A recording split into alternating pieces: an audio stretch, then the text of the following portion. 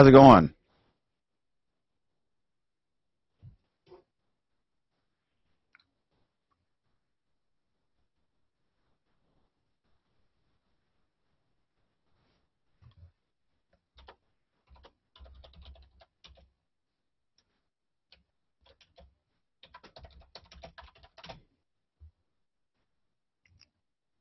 Jeff, you there?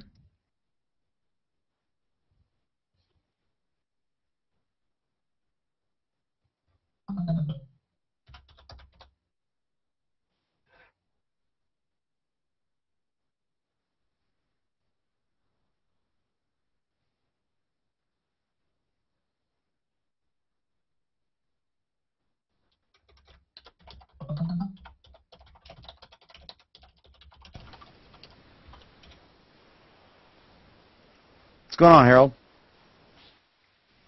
Oh, I was just watching Daria. They're doing just talking to a few people. They're all meeting there in New York. Oh, cool.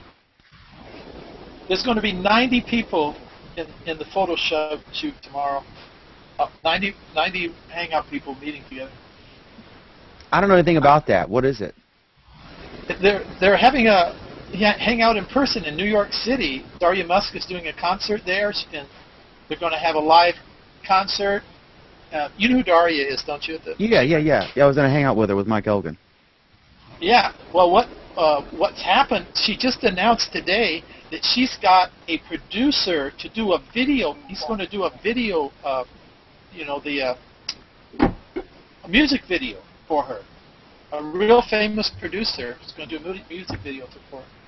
That's very cool. Yeah. All because of Google Plus. Yeah. So does it look like I'm on the space shuttle? Yeah, you look kind of funny looking. How updated? I'm doing it through my phone. I'm tethering through my phone. I'm in my RV in Half Moon Bay. Which phone do you have? I have an HTC Incredible. It'll work a lot better if you get more light. The more light, the better the picture is.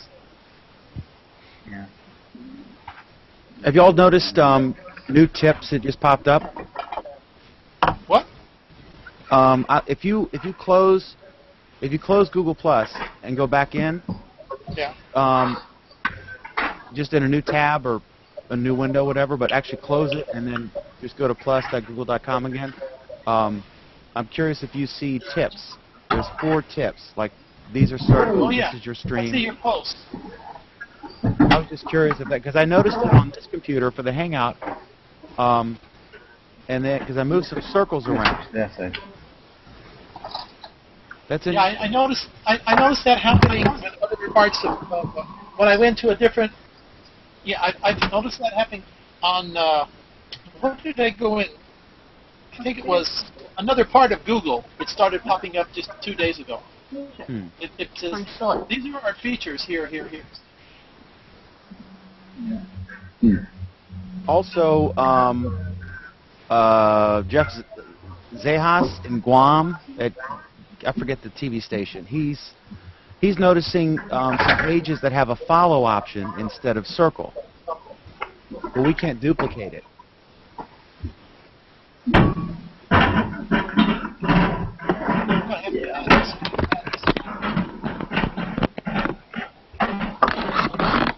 Somebody's making a lot of noise. You better mute him. That's me. I'm moving my camera. You can unmute yourself when you're done here. I know. I'm just checking something real quick. Digital darkroom for photographers. I'm putting together a list of people who have on-air hangouts. I just found this new girl. She just posted. Her name is Nicole Young. She's doing darkroom on air.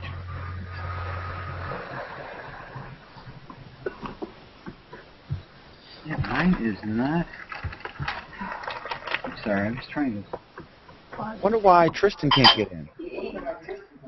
What have I done? I didn't.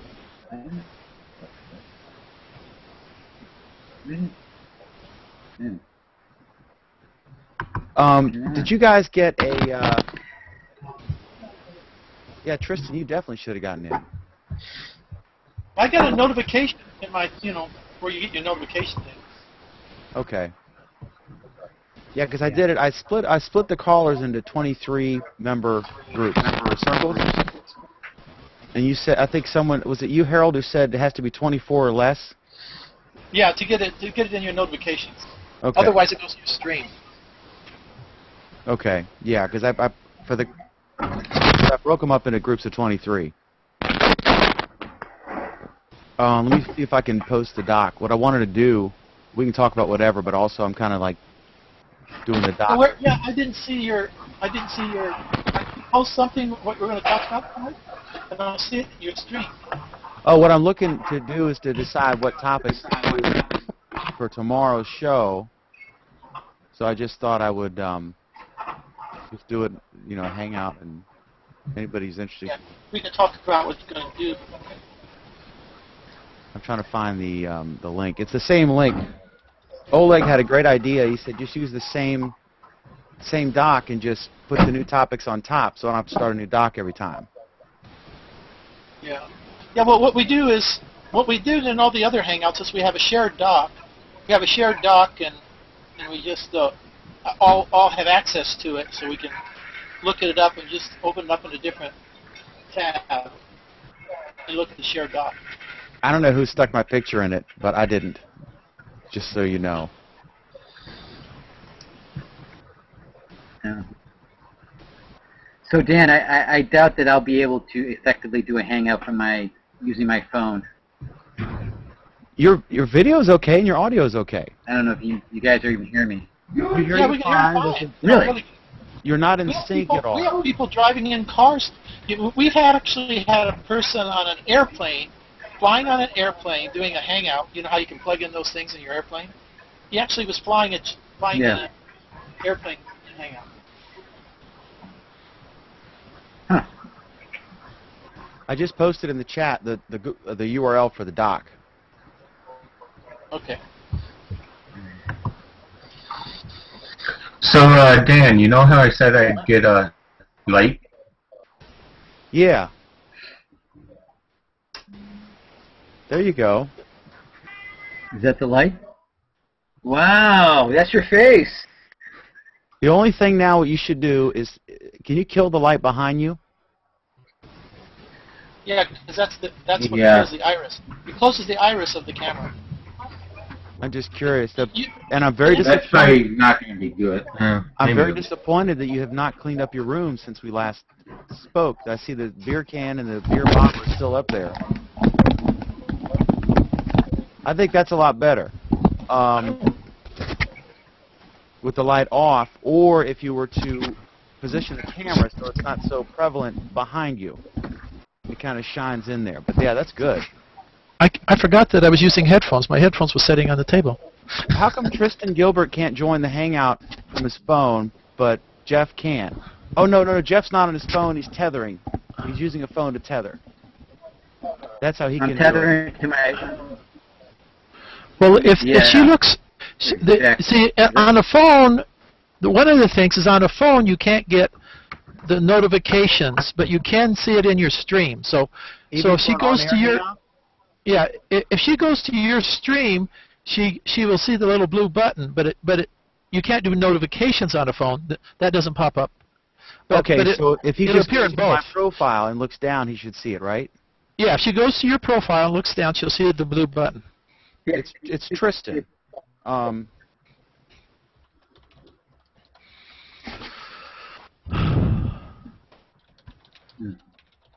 All right, hey, I'm gonna have to scoot because we're trying to do something. But you think this is doable?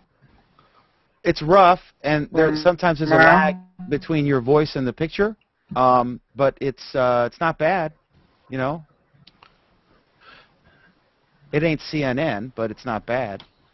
Yeah. One of the things that on the lighting thing. You know that presidential thing that they did with those people with the president, the Hangout? Yeah. Yeah. Yeah, I was talking to that girl and the one who was in it with her, and I was chatting in her chat room. What she said that they did is that Google came in and they put a couple little low quality lights in front of her. They said they're very low. I don't know if it was I think they were probably LED lighting or something like that. And then they bought her a brand new webcam. So they put in a high def webcam and a LED and some kind of a light. And that's why that's why everybody had. She said every single person that was in that Hangout had a Google employee at their house, and they practiced on Sunday. They did a fake with a fake president. They had a fake president there, and they did a practice on Sunday. But when they did the thing live, that he didn't know what any of them, whether the questions were or anything. So it was basically live for him. But all of them kind of had practice.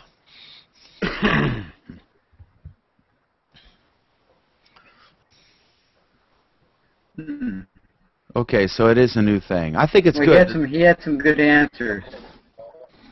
The president? He blew off Mozart's question.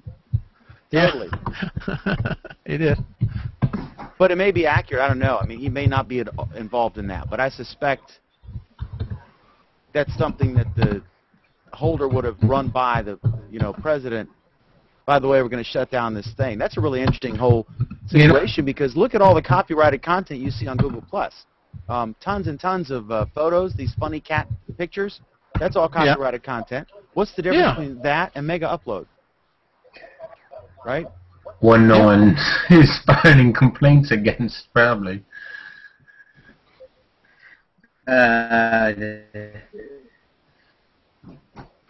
Yeah, I think it has to do with the movie industry lobby. All right. I haven't did any postings today. I usually post a few times, but I haven't today. I've been so busy.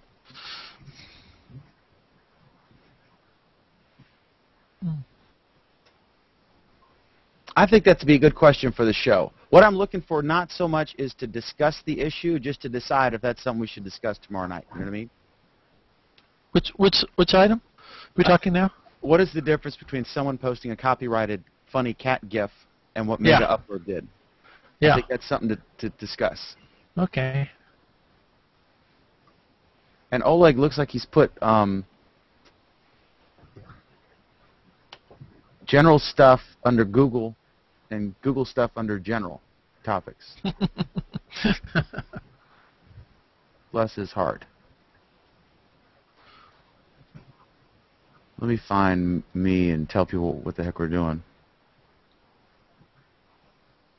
So is Prisoner using Prisoner, or is he using his real name? He's using Alan Prisoner First Hand or whatever his name is. Well, he said he wanted to. Did they let him change it, or I can't remember. I think he just had his name, right? And then now he can put in Prisoner, right? Right. Yeah. But you still can't do like just straight up Prisoner, as far as I understand. Actually, I'm pretty sure you can't do straight up Prisoner. Well, you can. Yeah, you could do it as a page, but not as an individual person. Right. I wish you could edit the post when it shows. Why does it put up multiple ones? You talking about the live on air Hangouts? Yeah, I see a post. Okay. Yeah. What happens is the second you turn it on, it throws it up for you to look at it. And then the next time you invite someone, it throws it up again. Oh. So, and then a third time, it'll pop up a third time when you go on air. So if I invite a group of 23, which I did, the 24 of us will see that post. But then I invited Tristan Gilbert. Yeah, well, like separately. in mine, I see it two. I always see it when I do it. I always see it two times. And then when you go live, I think it does pop up a third time. But when you just start it up, if you just start it up by yourself with nobody else in, you'll see it two times. Okay. So every time I invite a group or a person, it's going to pop up again. I don't think so. I think it just pops up once in their stream. It pops up once in their stream. But it's okay. It's in mine, but not in everybody's. Because I'm looking here like when I first did it, I posted to the group, the circle's 1, my circle, which is 23 people. Uh-huh. And I look there and I see that limited post shared with 24 people, 23 people including me. And then the public one, when I click public, that's public. And then I just invited Tristan because he said he couldn't get in. I didn't realize it was mobile. So I invited just him, and then I see it again, but it's just that post is shared with me and Tristan. So I guess every time I do it, it's going to pop up again. And you just have to make sure you're commenting on the right one that the public will see. Yeah. What a pain in the butt. I'm pretty, I mean, because well, you know, I should go to your thing and tell you exactly what I'm seeing. But I'm pretty sure like I'm seeing like 3 or 4 of them so far. And I'm pretty sure, if I'm correct, 1, 2, Okay, now it is 2. I'm seeing 2 of them. Yeah, all I see is the same as you do. I see 2 of them in my stream. There's one that has a date of, a time of 7:09, and another one, they're both 7:09. So it put them in immediately, both of them at the same time, 7:09.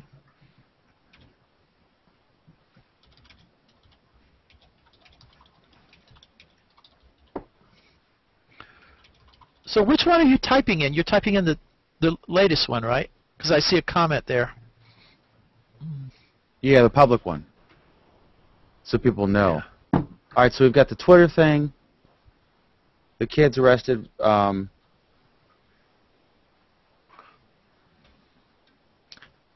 their tweets that they're going to destroy America, which means get wasted. And they thought that they were these 2 Brits were going to destroy America. Did you hear about that kid that said her, gave a fake name to the police and she got deported to Colombia because when she... Oh, yes. Yeah, that was interesting. Well, she actually would not... Even though they told her she was going to be deported, she still kept swearing that was her name and that she was this person. Well, she never changed her story. Well, as it was reported on Headline News today, she said that later on she tried to tell them what her real name was, and they didn't believe her, and then they deported her. Hmm. Well, I mean, that's just scary, though, that you can't they can't verify someone's identity even when they're telling them that telling them lies to such an extent that they get deported. I'm going to have to leave in about 15 minutes. I record American Idol, and then after about half hour, I start watching it so I can skip all the commercials. That's why nobody's in this Hangout. It's American Idol's on right now. Yeah. Yeah, it's live. All right, so Oleg has announcements. President's Hangout. Google rolling out a follow for pages instead of circling them, either a test or I guess it's a test. Google Plus updates, Hangout posts, locking, and invitees visibility. I'm not sure what that's about. I think that's Oleg. And then weekly email recaps. We've got new tips. I was in every single Hangout with the Google people today. I mean, they had like 4 of them. First there was the Hangouts for the Hangout people, the ones who actually create the Hangouts, and that I was with Gene and Lauren. They had a Hangout, and then they had 6 Hangouts for Google Business. They had 6 different people do 6 different Hangouts for Google with Business. And then I was in another Hangout for Google Photos today. They had a Hangout with the guy who runs Google Photos. Is this a good way to phrase this? What is the difference between all of the copyrighted funny cat pics on Google Plus and what Mega Upload did? Yeah, I'm watching you type it. Yeah.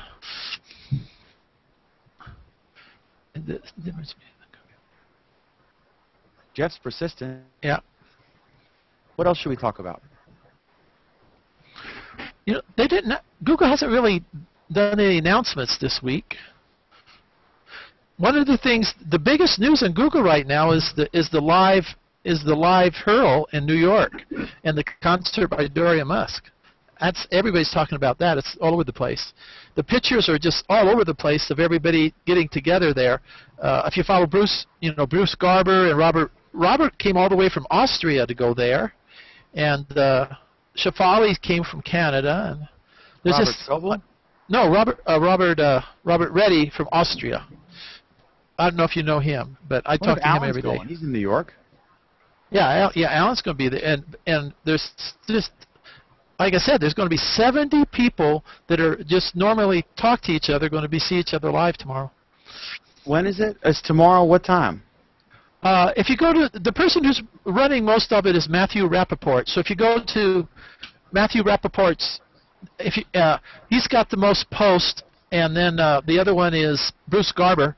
If you go to Bruce Garber and Matthew Rappaport, just look at their 2 profiles, you'll see what's happening tonight. But Matthew is the main one. He's running the big concert. Matthew Rappaport, I think it's called Hangout Gangs is his company. He does more on-air things than anybody on Google. I went over, if you look at his YouTube thing, he's got these things going like every day. He really uses the on-air Hangouts every single day. We should, if do you know these guys? You should get someone. Oh yeah, I know all of them. Yeah. Yeah, why don't you get one of them to bring a laptop or something, and join our Hangout for 5 minutes during the show, and just tell us, check in if they're still doing it.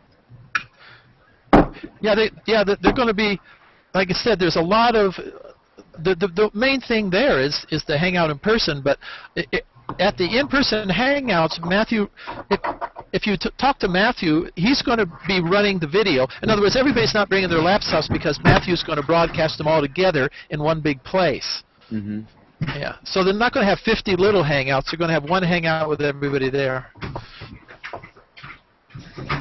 What kind of light are you using, Anthony? This new light, it's just a one of those lamps with 3 heads on it. From Lowe's? I don't know where it's from. I got it from my brother. Yeah, that's exactly what I have. I have a lamp with 3 lights on it, and I can just move them around.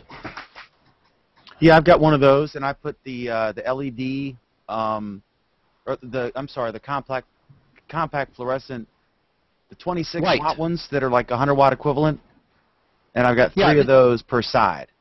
And yeah, but the difference is, the problem is you're yellow. If you go back and buy the white ones, you'll look more natural. I have the same exact thing, but I put in the white lights instead of the normal ones, and so you have a yellow tint on you. If you see the color on mine as opposed to yours? I don't think I have a yellow tint. Well, I'm talking about. Look at my face and yours. You see it's a little bit lighter. Yeah, I'm darker than you are, but I have a amber thing behind me. But I've compared it with. Yeah, what color is the wall then? It's a brown screen behind me.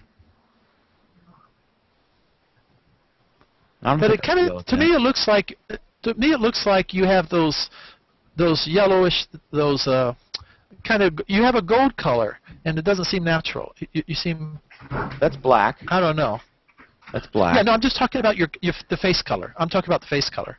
Only. Yeah, I mean, like looking at the red, blue, and yellow icons on that remote control you just held up. Yeah. I think the colors are the way they should be. Yeah, like here's this is a Kodak thing. Yeah. And then. Yeah, but see now look her face is lighter than yours. But what I'm saying, if you go over to Lowe's and look at they have these 3 lights in a little box showing you the different tint that you'll get, and this is the natural one like the sun gives you, and I was talking to Sarah Hill, and she says this is the best one for a natural color. It's basically called a white light instead of the fluorescent light. I think the ones I have are GE Reveal CFLs that are supposed to be the most natural. Is it? Oh, well. And I've got 3. I got the equivalent of 300 watts per side, and then I've got one above me.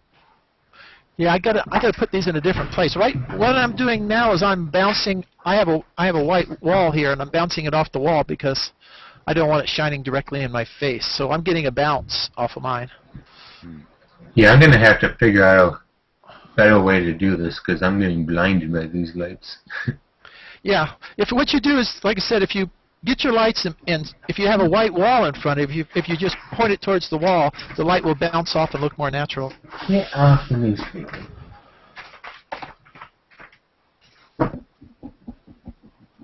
That's what all the people do. Like when I was watching them do the filming, they basically have the lights behind you, and then they have this big reflector thing, and they have this reflector thing in front of the guy, and they reflect the light towards the guy. They don't have the light shining right at him, but they have the reflector shining at him.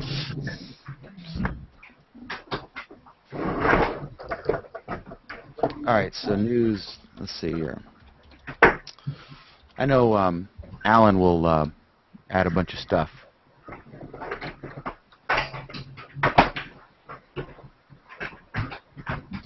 Yeah. Well, I guess I've given my recording thing enough time to record this. So what I'll do is if it's not too crowded, if you don't have enough people, I'll come in tomorrow. Otherwise, I'll stay out. I'll just watch.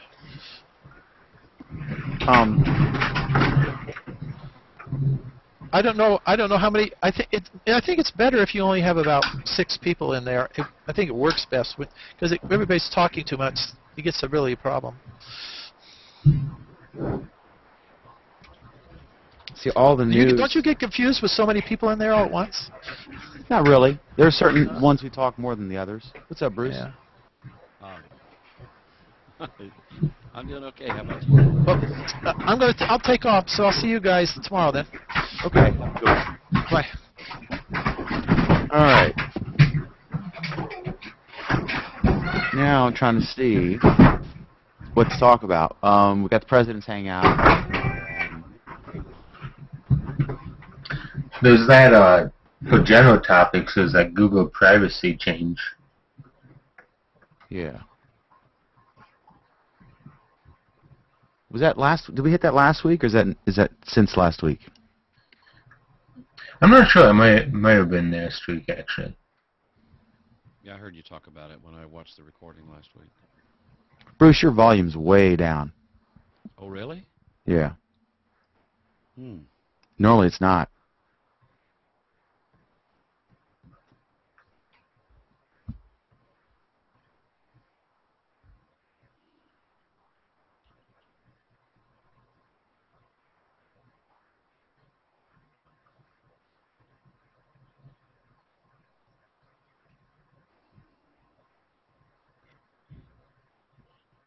How do I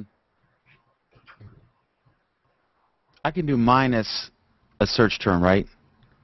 Look for every item of Google News that has Google Plus in it, but everything that does not have the word Obama in it. Yeah, just put minus Obama, no spaces. No offense to our new Google Plus user, but I'm trying to get the other stuff. Oh, 100 million users, obviously, that's news. Probably should talk about Facebook's IPO. Yeah, we should do that. All right, so we're looking for Paul Allen. Okay, my audio should be better right now. It is. Yeah, I've had an interesting experience since I last spoke to you. I know I had a couple things that I was doing. I did like the 12-night live streaming thing, and it had me occupied for 2 Friday nights, and then last Friday night was my anniversary, 40 years. And but the thing that I've enjoyed here recently, you had Mansour on, and he's the one who created that My Hangouts.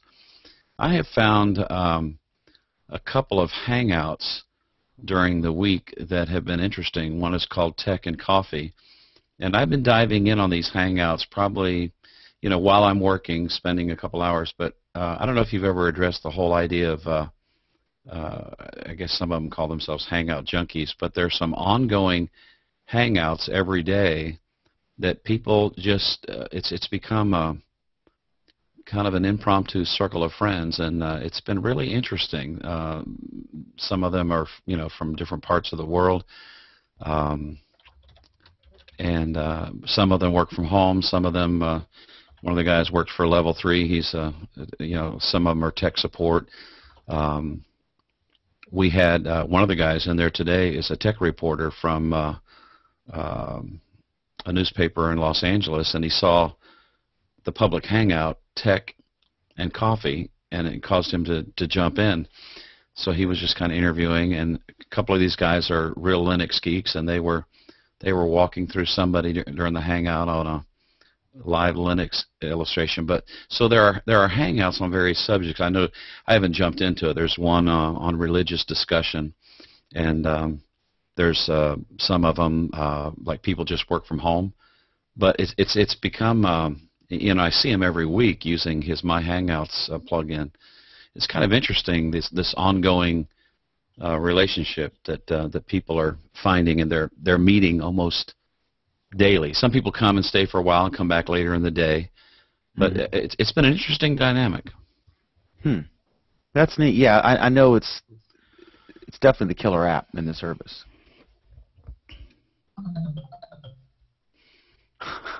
I see in Gawker, great headline, Google resorts to shamelessly whoring out Brad Pitt for Google+. One of the guys, you can see his boss, his supervisor, sits behind him in this kind of cubicle world, and he always wears these really bright neon-colored shirts, and he was sharing with us that his nickname is Skittles. Glorious neon 80s. Yeah. How are they using Brad Pitt? I didn't see that.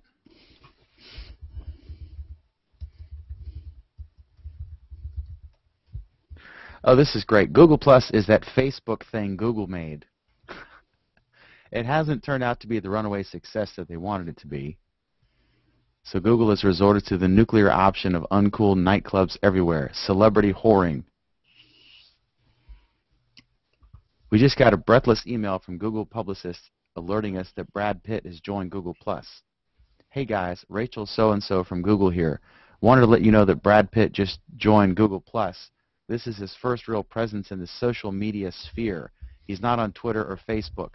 Pretty exciting stuff. Yeah, I just put in the link for Mike Elgin's post. He's pretty good about what he posts about Google+.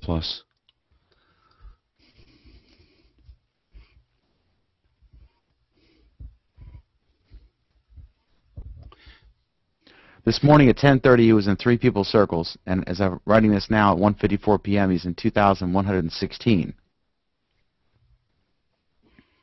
And what Mike Elgin says, the interesting thing about it is that Brad Pitt is not on Facebook or Twitter. Interesting. It looks like he's not on Google Plus anymore either. Well, apparently Brad Pitt doesn't even like to use Amazon, so I'm not surprised he's not on Facebook.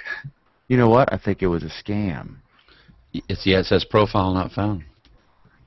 Well, it wasn't a scam because like Bradley Hoods, pointed it out, and it sounds like other Google people were pointing it out. He doesn't appear to be on though. I mean, why would he delete it? Because he hates they screwed up technology. Huh? I was saying how he a couple weeks ago said that he and his wife don't use Amazon, and I'm surprised that I was actually surprised when I saw that he was on Google Plus. So maybe he realized he didn't want to be on it. I don't think he really is. I think it was a scam and they got fooled because I don't see him. Maybe.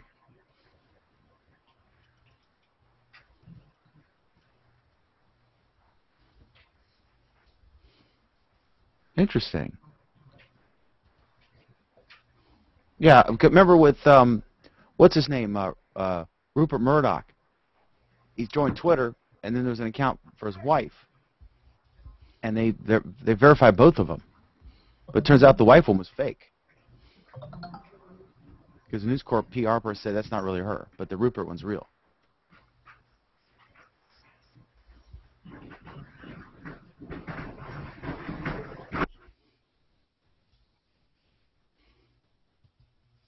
Yeah, I think they got scammed or he deleted it. That's weird.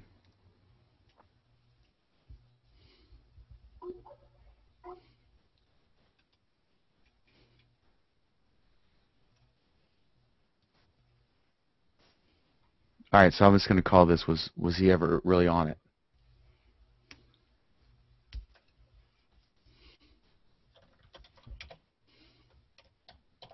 Just so we can put Brad Pitt in the topic so more people watch. SEO. I'll whore him out, just like Google.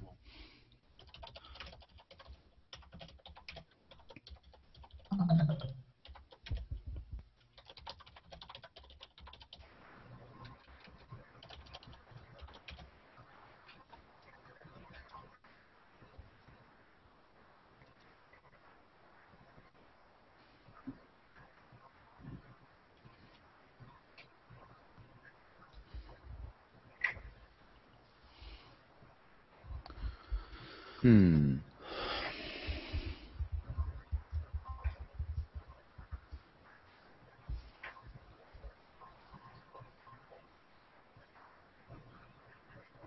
What did he say last time? How many people? He's saying now they're growing by more than 750,000 new users per day since the 19th of January.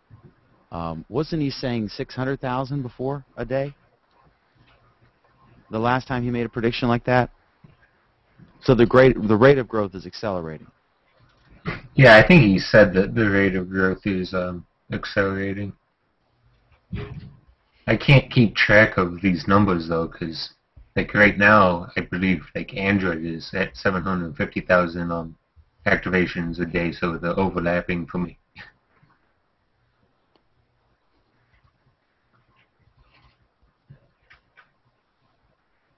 But he was also talking about how Facebook seems to be, well, no, it doesn't seem to be because they had to release the numbers for their IPO. How Facebook's numbers are, they're not decreasing, but the rate of increase is... Everyone's on it. I mean, how much can you grow? Who knows? They peaked in the United States. I mean, virtually everyone who's going to be on it is on it. They can grow overseas. They're probably at over 1 billion, right? No, they're at like 855, I think it was. Let me see. I think I have the page open, actually. He stands by his prediction. He says at the current rate of growth, they will hit 345 million by the end of the year, but he still thinks it's going to be 400 million.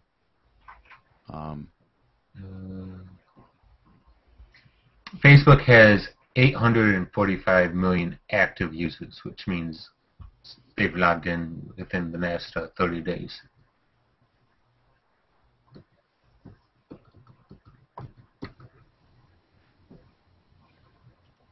By that definition, I guess Google Plus had 100% active users the first month, but not now. That's for sure. Right.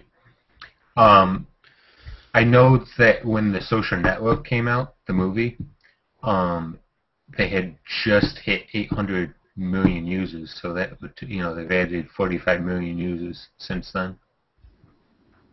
800 million members or users? 800 million active users.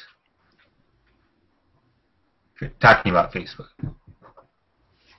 That was a great tagline in that movie poster. With 800 million friends, you're bound to attract a few enemies or something.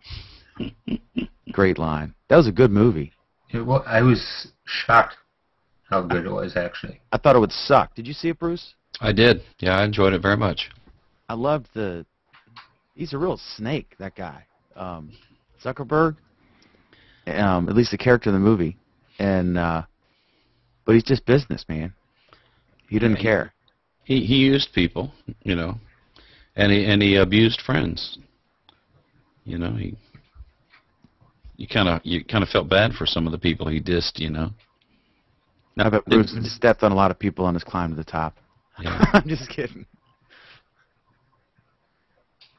Yeah, it's wild. But looks like Sean's going to be a millionaire anyway, though. I didn't understand the one guy who was his partner early. Yeah, that was Sean. Not Sean, the other guy. He's actually a British actor, but he played it. He's the one who said, "How do you manage to make all the girls mad at us?" The one he screwed out of the stock. Yeah, he was. I think he was his roommate. Yeah. Well, that's He had a percentage, and then they redid something, and they revalued, and he had, you know, .01. I mean, he had $10 of the stock. Nothing. Yeah, he got like screwed out of the stock. Like, But I think they settled. I think he sued, and they settled. So I think he made some money. well, that was Sean Parker, wasn't it? no, the Sean Parker was the Justin Timberlake guy. This was the guy who was I don't know. Oh yeah, okay. Like Peruvian looking, black hair kind of thing. Yep. Sean, he just get straight up fired, right? But he still owns part of it, doesn't he? Yep. No, I think Sean was part of it for a very long time, and like, I don't know. I'd have to watch the movie again. He stands to walk away with $1 million. I mean, I thought he had like a 10% ownership in Facebook. So what's the market valuation is what? Between 75 and $100 billion. And Zuckerberg owns 50-some% of it, 57%. Right? Was that Eduardo Severin, the guy you're talking? Yes. Yeah. Yeah. And what's funny is in the movie, you'd never know this, but if you see an interview, he's actually British. Just like House. When you first saw House do an interview and you were shocked, like, what in the world? This guy's not American? The guy who plays House, the doctor? Right.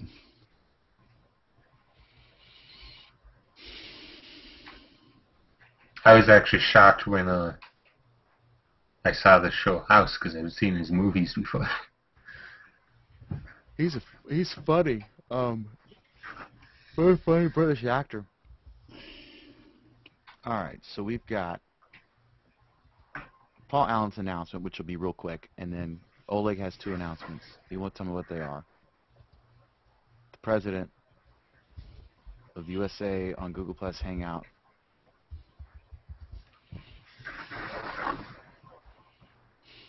Follow for pages. Let me find Jeff. I don't know how to pronounce his name. He's going to be on the show with us tomorrow, and I got to figure out how to pronounce his name, or it's going to be awkward. Who is this? Jason Salas from what TV station? In Guam. Our first Guam participant. How do you spell Jason's last name? Salas. I'm getting ready to post a link to his post. He's at KUAM. News anchor, KUAM TV. And he's kind of he's a cool guy. He's a geek like we are, and he's the one who found that follow thing on some pages, but we can't duplicate it. His pages, when he goes to a page, it says you want to follow, not circle. It's pretty weird. So they're either testing it, or it's a soft roll, or I don't know.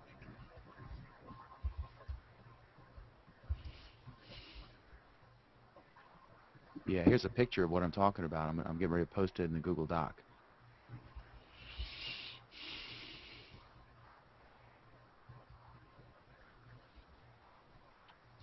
Yeah, I just posted it.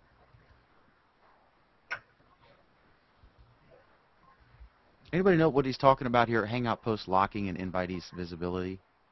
Is that just his observation, or is there a post on that probably?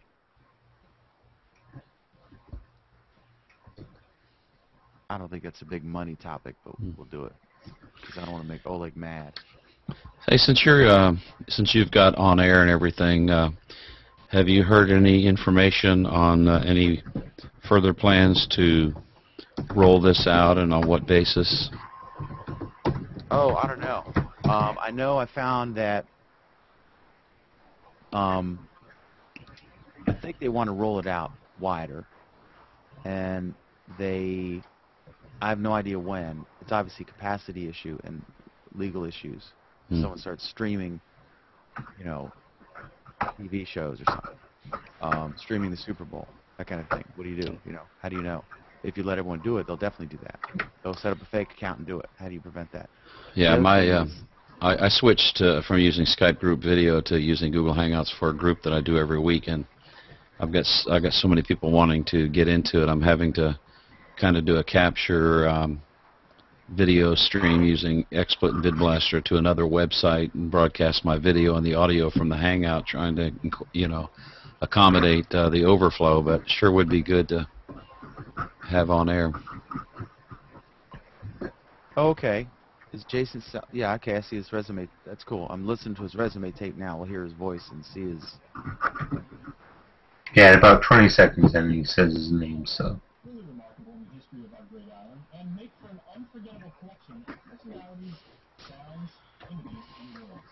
I'm Jason Salas, and we're pleased to have you with us tonight as you captain our unit. What's most interesting about this memorial is just about 30 yards to the west, only a stone's throw away.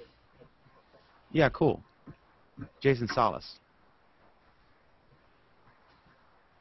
All right. So.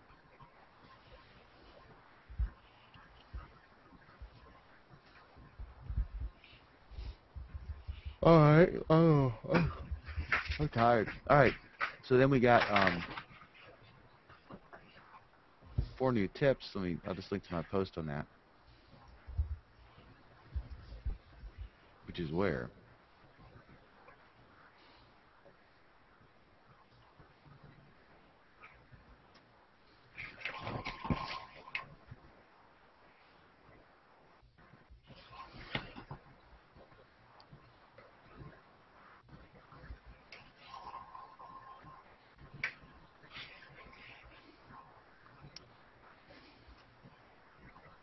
The last 12 months have been truly remarkable in the history of our great island, and make for an unforgettable collection of personalities, sounds, images, and words. I'm Jason Salas, and we're pleased to have you with us tonight as you captain our unit. What's most interesting about this memorial is just about 30 yards to the west, only a stone's throw away from a very real and very illustrious archive. I don't know what else to talk about. I know Alan will have stuff.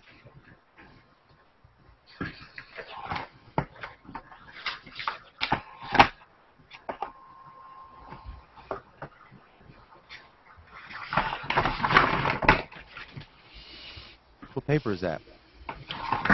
It's a free 6-month subscription to the Wall Street Journal. You're going to cancel after 6 months?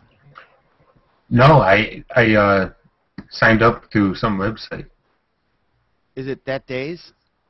Yeah, it's today's newspaper. Where are you? What state? New York State. Oh, you're in New York. That's why. Okay. So they deliver it physically or mail it? It's got to be dropped on the porch because it's in a bag. So. Oh, neat. Yeah, I've been trying to get a free subscription for a year. It's that hard. Yeah, they're that's a great rag. So's the New York Times. They're both really good quality. Almost better than my newspapers. Just kidding. Well, the Wall Street Journal is the most circulated, at least in the United States, and I think anywhere, right? I imagine whatever's big in China is bigger than anything here. Yeah, USA Today used to be the #1 paper, but then they scaled back. They used to be in a bunch of hotels, and I don't know if they paid the hotels or if the hotels paid them or if it was a free deal or what, but they ended a lot of that. It's really interesting. I did an analysis. I heard someone talk about newspaper subscription for the ombudsman for the Washington Post because they just upped their price from 75 cents to $1 for a copy. Right. They didn't announce it. They just did it, right? And the ombudsman said that still the most money they make is from the sale of the paper. And I thought, well, that doesn't make sense to me. So I actually did the math, and I looked at what we generate, and an issue of our paper will make in advertising. We give the paper away free. But in advertising, we make about 55 cents per paper, roughly. 55, 60 cents a paper in advertising. So if we sold it for $1, of course, our circulation would drop a lot, right? Because it's free, and then you're going to charge. Right. But that's interesting. That the gross revenue is 55 cents a paper, and then you got to pay commissions, right? So they would make more. And our paper's packed with ads. It's 50% or better ads. So it's very successful as far as, the ads. And you can do that with a free newspaper. If the Wall Street Journal tried, or Washington Post in this case, tried to put half of their content as ads, I don't think people would pay. No one would want to pay for it. Oh, ads sell papers. That's why especially the inserts, people love that. Right. That's why they all do more copies. They do more copies on the Sunday paper or Saturday, depending on when you get the big inserts. In fact, I was speaking to a guy I know in Lynchburg. You know him, Ron Godwin, Bruce. Yeah. I had a meeting with him and Jerry, and he used to work at the Washington Times. He was giving me some advice about my paper down there in Lynchburg, and he said that when he was vice president of the Times, and he said that they actually went to car companies and made deals, the dealers, and they said, we want full-page ads for your cars, like from Chevrolet or Ford corporate, and they ran the ads for free just because they wanted to put more ads in the paper, because they said ads actually would sell papers. People will get it for the ads. And Rupert Murdoch said that. He said local ads are content, just like stories, and that's true. If you have an ad saying what's at the restaurant special or the deal at the local whatever place, or that's just as interesting if it's in your neighborhood. An ad, it's just as interesting as a local story, really. A lot of people just look at the ads and don't even read the articles. I had never thought of it that way until Rupert Murdoch said it. SOPA supporter Rupert Murdoch.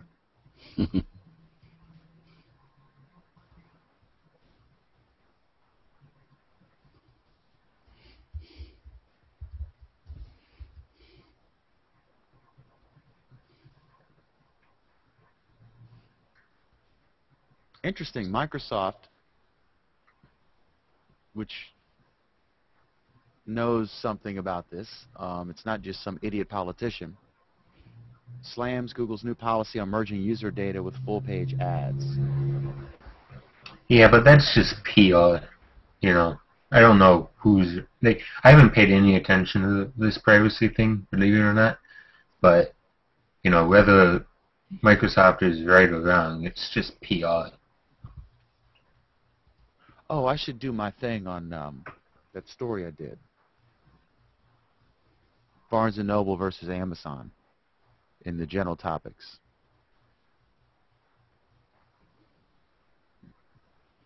Yeah, Barnes & Noble's has got some kind of announcement coming up pretty soon about their next e-reader.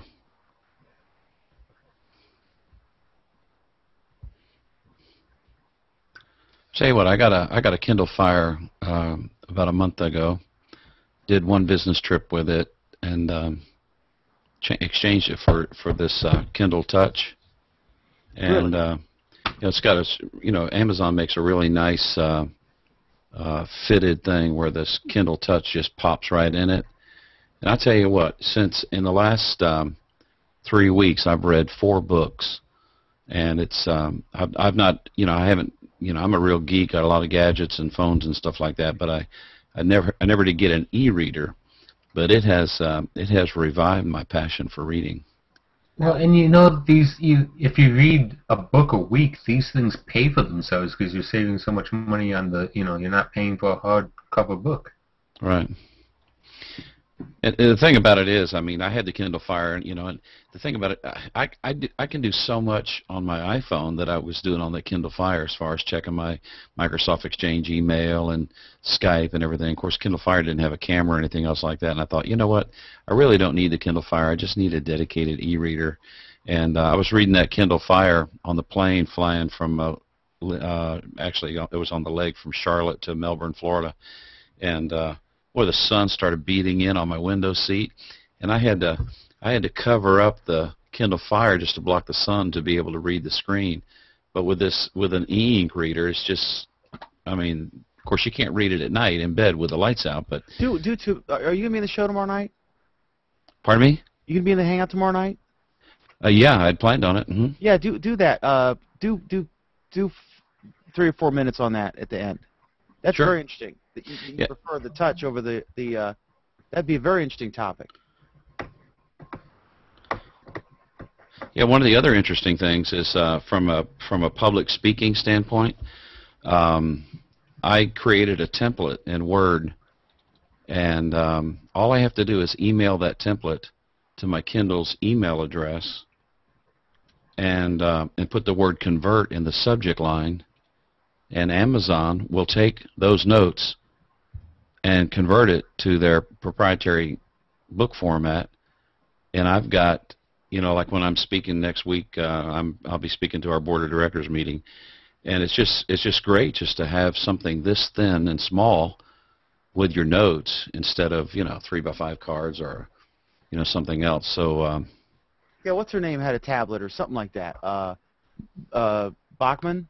right. She was giving a speech or doing something, and she was just reading from her iPad. It's awesome. Yeah, I've It's seen a like- lot of people read from their iPad, but if I mean, you can see how thin this thing is anyway, and it's so much easier to hold in your hand than an iPad, and it weighs probably less than half as much. So walking around on a platform or whatever, it's just a lot easier to handle this than it would be an iPad. And the other thing about speaking with the iPad, the iPad, you're going to have to set it so that the screen doesn't lock up on you, because then you got to push the home button and everything to get it back up. But that screen, since it's on, and you're walking across the stage or something else like that, it's this glowing light that follows you around. Mm-hmm. But with this, there's just, I prefer it. I think if I were, of course, I was a pastor for 35 years. I would speak from my Kindle Touch. I mean, if I were, doing that now. So, and I do speak from it now. Sure is lighter than a Bible. Oh yeah. I bet he's got 50 Bibles in that house he's in. So you liked it because the case and it was lighter versus the Fire? Well, I mean, I like this case, but that's not why I got the Touch instead of the Kindle Fire. I bought the Touch because it was a single-purpose machine, and I found myself with the Kindle Fire wanting to do a bunch of things that I normally do on my iPhone, and so it was conflicting. I wasn't as focused on reading, which was the main reason why I purchased the device in the first place. So. It's interesting. I had a teacher describe the computer to me as the first machine invented to do more than one thing. I think that's right, isn't it? Yeah. I can't think of. I mean, you can use, like, you could say an oven. You can bake cookies. You can bake, other stuff. But basically, it cooks. But it's really the first machine designed to do more than one thing. I can't think of another case. They had no idea what was going to happen when they started inventing the computer. I don't think they had any clue what would happen. Well, especially when they were, putting a 5 megahertz machine in one big room. Okay, so Bruce Turner returned his Kindle Fire and got a Kindle Touch. Why? That's the topic. Man, Jeff is persistent, buddy. Wonder if he's like pocket entering and exiting, if he even knows. It's pretty hard to join a Hangout accidentally mobily. I will tell you, if I have Windows Media Center running on this Windows 7 machine and try to open up a Hangout, I will blue screen 75% of the time.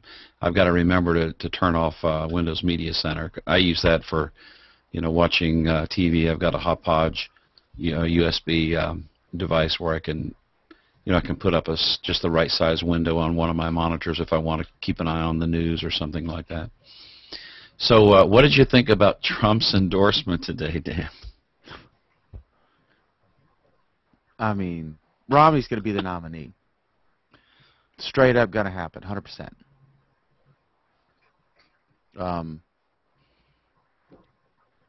And I don't think he can beat Obama. I agree. I don't think any of these guys can beat Obama. None of them. Paul will get, the 20% he always gets, if that. And then Gingrich is just, I love Gingrich. I've interviewed him. I've met him. He's a nice guy, very smart. I love him, but it's just a train wreck waiting to happen, This thing about the kosher, Romney hates Jews because, just give me a break. And then Bachmann just wasn't ready for prime time. And well, I'm a registered Durham, Republican, and it really concerns me the way the Republican establishment, along with the media, are mixing it up in this thing. We're in big trouble. When I would say, 6 months, 10 months, 12 months ago, I was feeling, pretty positive. But all of this infighting, which, people have, fostered the climate for, is just killing us with the public, as far as I'm concerned. Oh, please. No, it isn't. Look at what Hillary and Obama went through. Obama survived Jeremiah Wright, the birth certificate thing.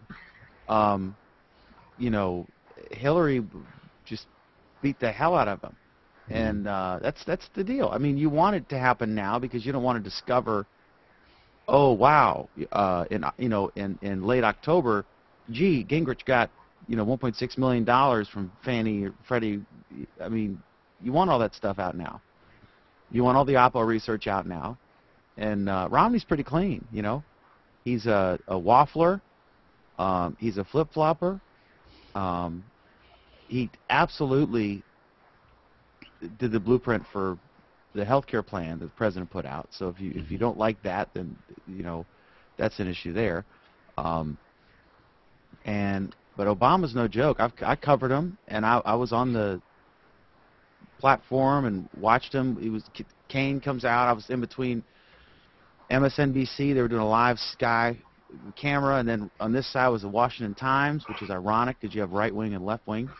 And Obama is killer in person, really good campaigner. Everyone knows that. He's the best I've seen. I've seen Reagan, Bush, the first Bush. I've seen the best, and Obama's up there with him. And Romney's good too, good-looking guy, clean as a whistle. But do people think that the guy who basically did in Massachusetts what Obama did nationally, that he's going to fix the economy, or he's an unknown quantity, should we just stick with who we got? I don't know. I can't believe we didn't get like a Jeb Bush or Chris Christie or someone, an A-lister.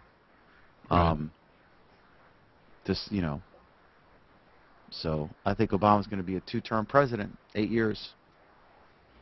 And frankly, the economy may improve by then, by November. If the economy improves, he'll win.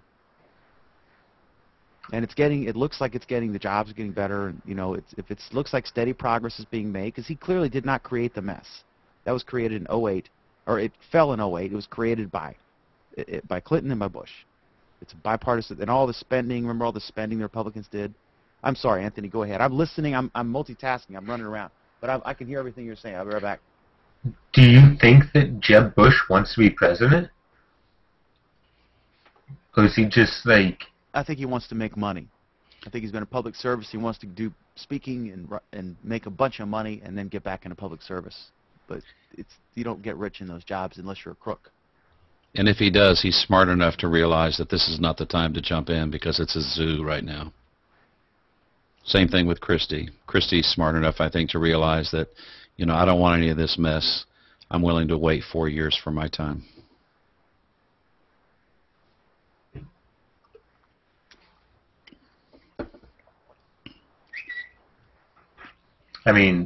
Love George Bush or hate him, this family, they know how to win elections. So I think if Jeb Bush, you know, and I think he probably will eventually decide he wants to be president. Remember, guys, that if you have a brokered convention, I wrote a big piece on this. Lots of research. If you have a brokered convention, in other words, someone doesn't win a majority of the delegates. In one of the debates, when I was live blogging the debate, I spent like an hour or two and wrote all these things, like the exact number of delegates they need, how they're chosen. I think you get 3 delegates, your national committee man and your national committee woman, and then the state party chairman. Those are 3 delegates, and then you get 3 per congressperson and 5 or 10 per senator in your state. And then, like in Florida, was punished because they moved their primary up. They were supposed to be the Super Tuesday, March 3rd primary, but they moved it forward to get more relevance. And so they cut their delegates in half. So there were only 50 delegates up for state, but all of them were apportioned. All 50 delegates were the winner-take-all primary for Romney. Some states aren't winner-take-all, like Iowa. It's not. It's interesting. So Paul hasn't won one yet, but he still has delegates, right? But in Florida, Romney got 50 delegates. But if you have a brokered convention, like if it's NASCAR, where they're all accumulating delegates as they go, right? Even if they haven't won, you could still technically win the cup in NASCAR without winning a single race, right? If you get a lot of seconds. So if nobody has a majority on those delegates are only pledged to vote on the first ballot for their nominee that they're sent there by, right? After that, if no one has a majority, they're all free to vote for whomever they choose.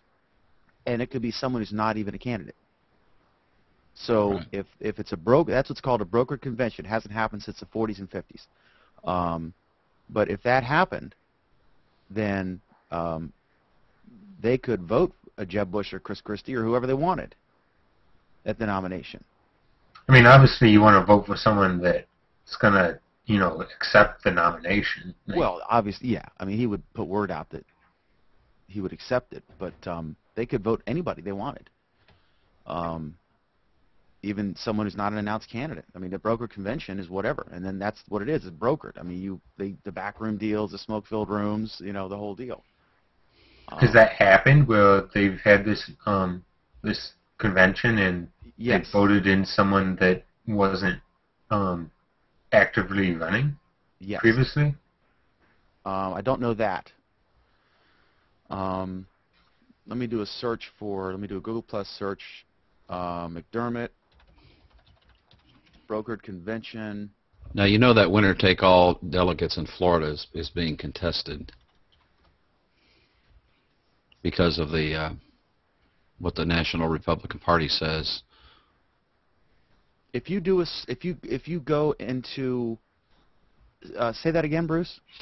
Well, you know, according to the National Republican Party, any primary that's held before April, whatever it is, the delegates have to be apportioned. It can't be winner-take-all. Florida says, basically, screw you, we're going to do it anyway.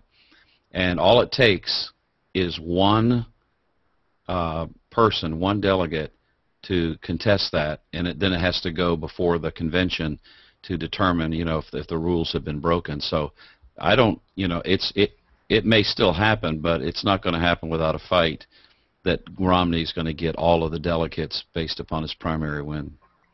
It's only 50. It's a small number. There are if you go into Google Plus and do a search, McDermott brokered convention. The second post from January 23rd, it says, I'll be live blogging tonight's GOP debate, and I have a picture of the 4 candidates. I've got some facts that are really interesting. Florida holds its Republican prime. The NBC debate was the first to be broadcast on a major network during weekday prime time. Florida has 50 delegates total. The RNC stripped Florida of half its delegates because they moved their primary ahead of the... there are 2,286 total delegates. 1,144 are required to win the nomination.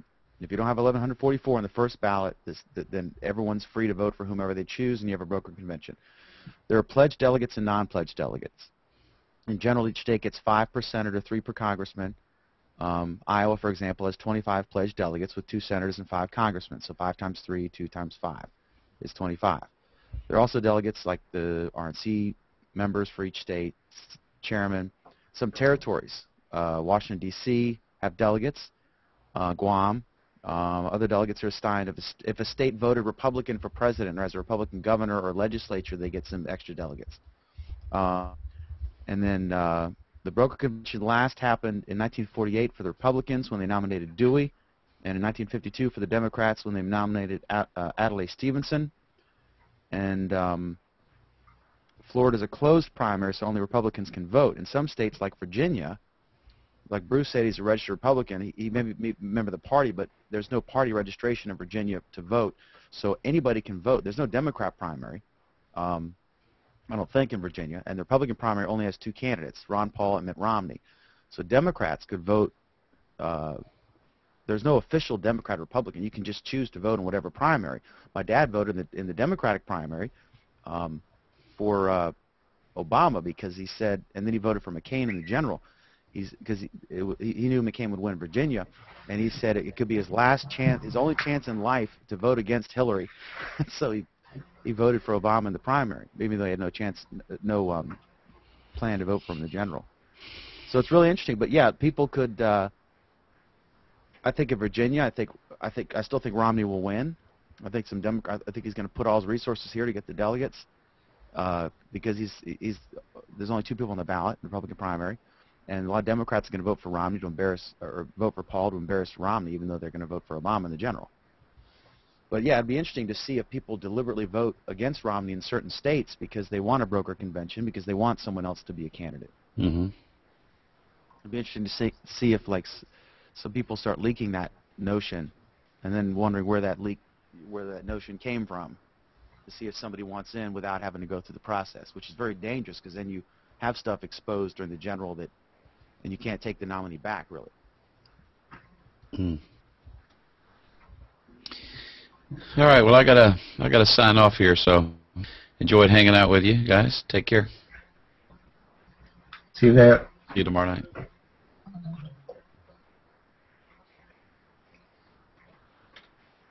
Anyway, that's how that works. I'm a policy wonk, so it gets boring.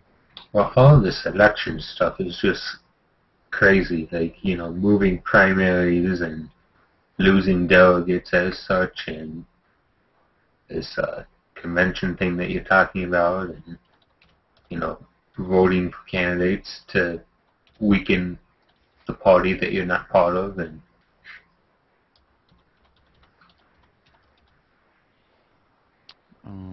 I'm telling John here, user McDermott report. Yeah, if anyone wants, all my Hangouts on air, they're at the user account, not the same one as Google Plus Week. The user account is McDermott report, McDermott report. That's the YouTube user for the on-air Hangouts, because that's the one that is affiliated with my Google Plus page.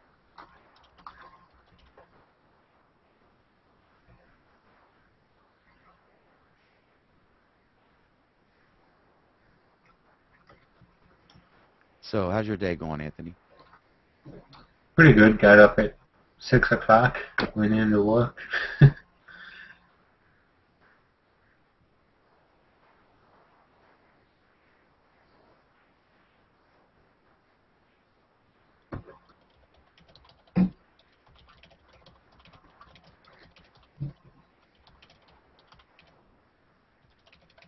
So when Florida moved their primary, was that something that the citizens of the state had to vote on, or is that just something that the Republican Party? I don't know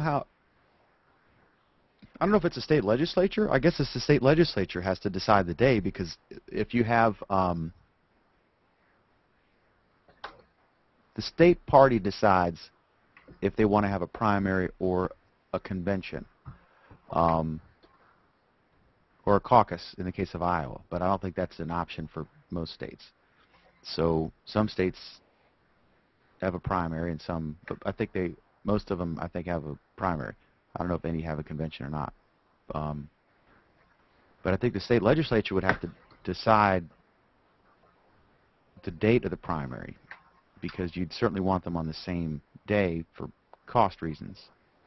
I mean, if you live in the state, that could be something, for the citizens to get upset about, that they're losing half their votes because the legislative wants to move the primary.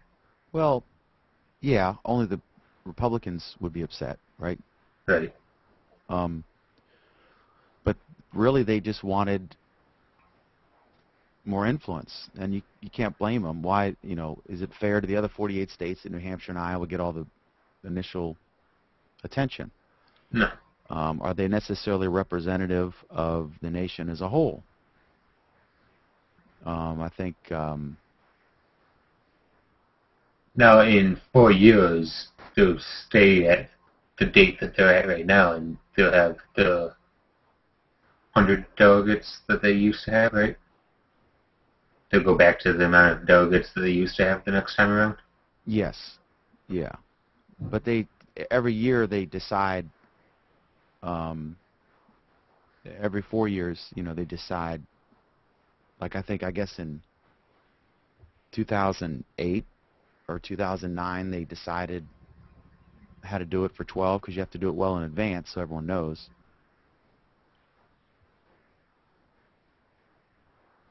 But it is a complicated process how they do it.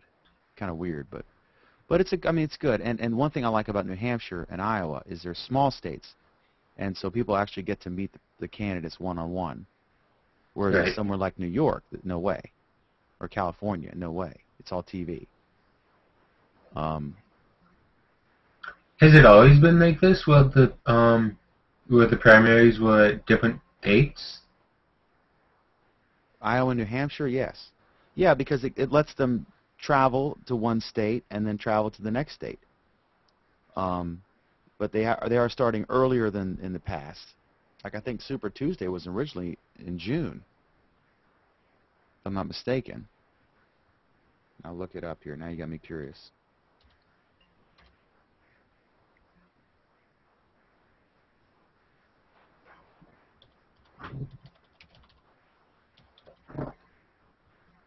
Yeah, I remember it was funny. It started, I think, in '88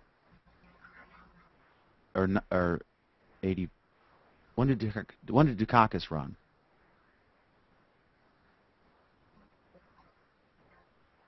He was '88, right? I have no idea. I think the Democrats wanted it to produce a more conservative nominee, and they ended up getting Dukakis, which a Massachusetts liberal, which was funny.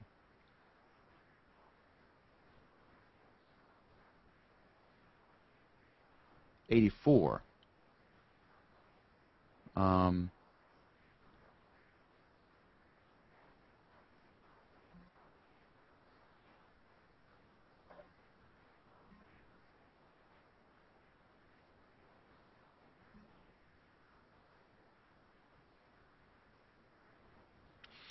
Okay, it was in March. The phrase Super Tuesday was next used to describe the primary elections that took place on March 8th, 1988 in the southern states of Texas, Florida, Tennessee, Louisiana, Oklahoma, Mississippi, Kentucky, Alabama, and Georgia, leading up to the '88 November election. Southern Democrats came up with the idea of a regional primary in an effort to nominate a moderate candidate who would more closely represent their interests. Their plan ultimately did not succeed, as Jesse Jackson, Al Gore, and Michael Dukakis split the Super Tuesday primaries, and Dukakis was subsequently nominated. Yeah, so I don't think Jesse Jackson, Al Gore, and Michael Dukakis were the Southern moderates they were searching for.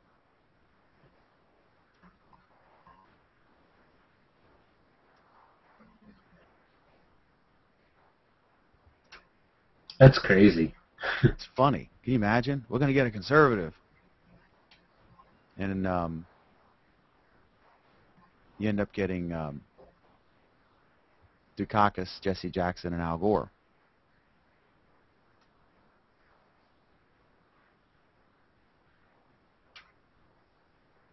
Now, the Republican Party, do they control who runs for their nomination anyway? I mean, like, I'm trying to figure out how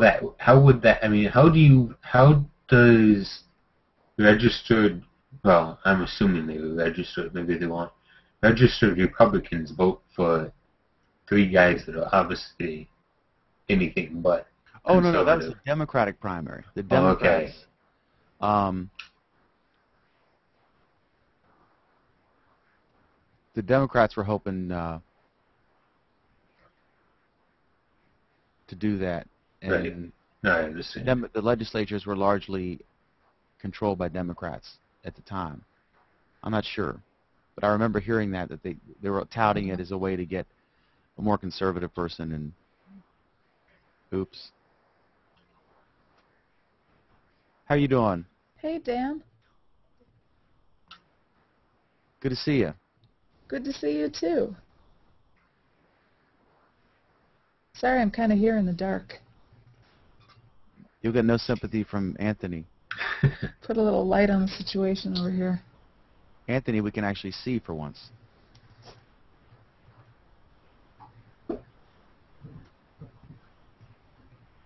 Yeah, you look like a little like you're in the middle of a cloud, or Look at all hazy and everything. yeah, Yeah, is that the webcam? it's a mix between the. Well, yeah, I think it's mostly the webcam. I think this webcam is just pretty bad. Yeah, it can really vary based on the webcam.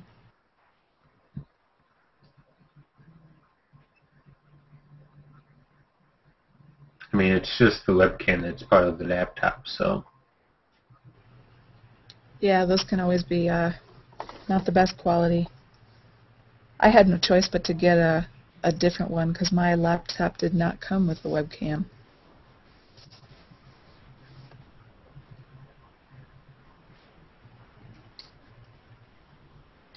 Of course, I bet you my laptop webcam is a lot better than the webcams I got from my ISPs in like 1999. Oh, yeah. I don't even think I had a webcam until maybe 2006 or 2007 when I started using Skype.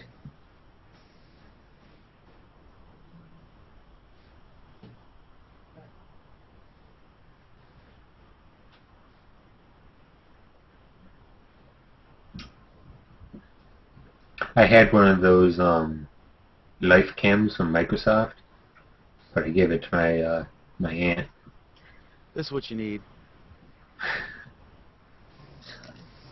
That's what you need, Anthony. And this has a light. You can, How expensive is that light? The light on this? this is not much. I got it at B&H. It's best core. It does great. I mean, I'll show you what it's dimmable, right? I'll just turn it on me here, so you're looking at it from the right angle. It's great. Like if you're interviewing a politician or something, it's just enough.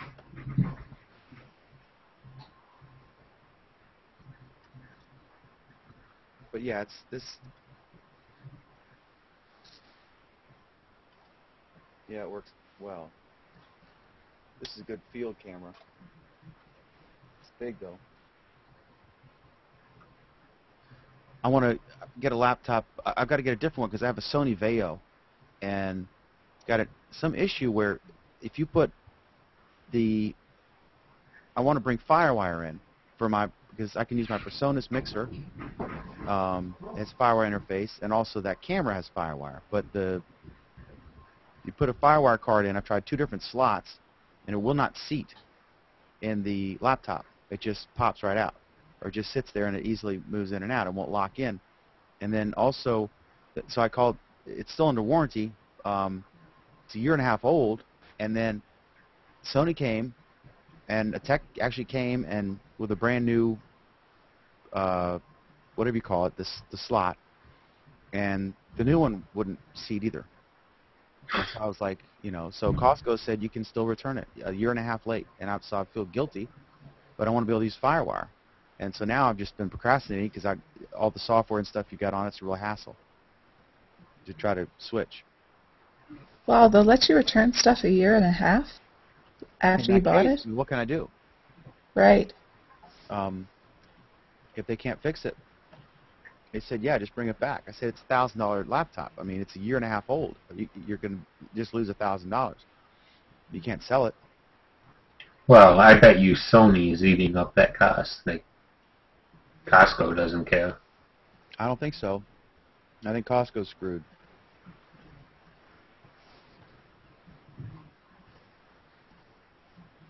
But I don't know for sure. I mean, this isn't something that Costco does typically. They don't take back broken computers after a year and a half, right?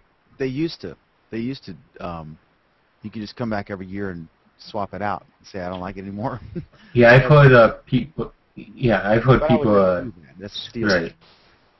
I've heard people that work at Walmart's electronics department say that people do that all the time.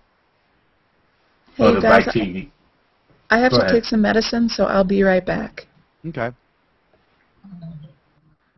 Another popular thing to do in the electronics department is buy a TV for the Super Bowl and then bring it back on Monday.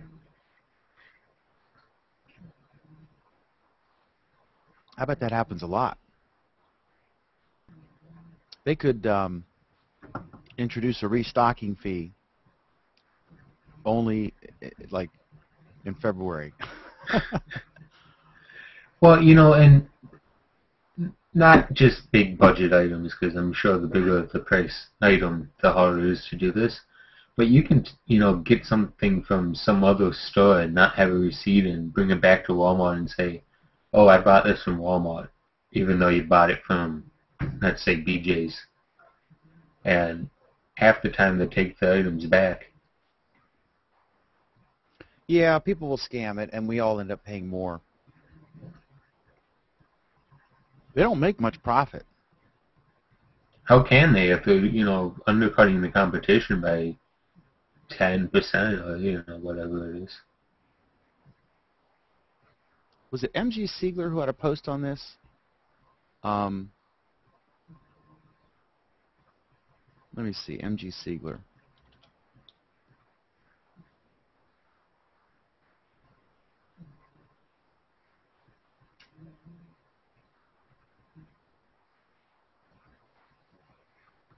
MG Siegler's post called Think Profit. He starts out when Steve Jobs took the stage at Macworld in 1998. He did something unusual for the first time in any presentation he'd ever given. He ended with a slide reading, "Oh, and one more thing." The phrase would, of course, enter Apple lexicon in the subsequent years, but what was hidden behind the first "one more thing"? Think profit. But he talks at that's the preface to the post, but really he's talking about money. He said Amazon's earnings. The company posted a record. Amazon posted in Q4 2011 $17.4 billion in revenue, but only $177 million in profit. Compared to Apple, so Amazon grossed $17.5 billion, but only made $177 million in profit. Apple posted $46 billion and made $13 billion in profit. That's huge. It is. And you compare it to Walmart. Where's that number? Walmart pulled in $109 billion and only made $3 billion in profit. So Walmart made like 3% profit, which is typical. I remember once Sam Walton's book, he said if we do 4% or 5% or whatever, he'll do the hula on Wall Street. And they did, and he did. He put a hula skirt on and did it on Wall Street. So really, I mean, you complain about stuff, and I hate some of their pricing scams, but they're only making like 3%.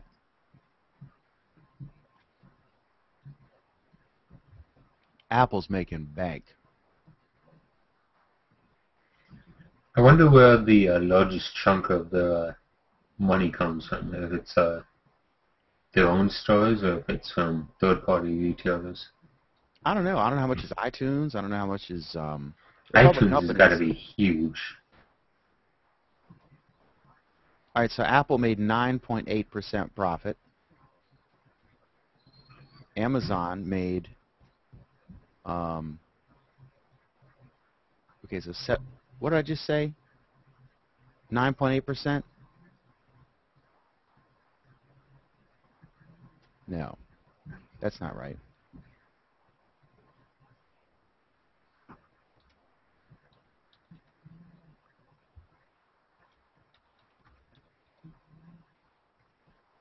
That's not right either.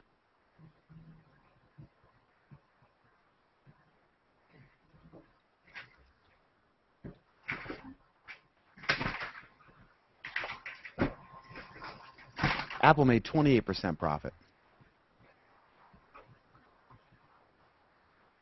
28% is good. Amazon's profit,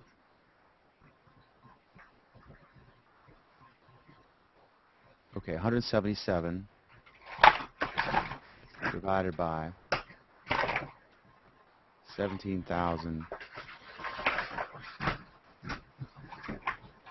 Amazon made 1% profit. So 28% is more than 1%. A little bit. Walmart made 3.3.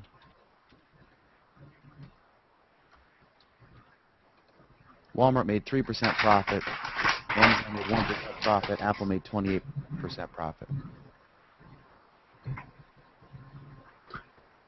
Of course, well, Walmart to a certain extent can do this, but Apple, has everything produced overseas, so that cuts So down does the Walmart, cost. yeah. But just to put it in perspective, Walmart did over twice the revenue that Apple did. But Apple did 6 times the profit. Yeah, I'd take Apple's business plan. Can you believe that Walmart's huge. Can you believe that Apple did 6 times the profit that Walmart did? That's amazing. That's the most spectacular statistic in there, and he didn't even have it in the story. It's incredible.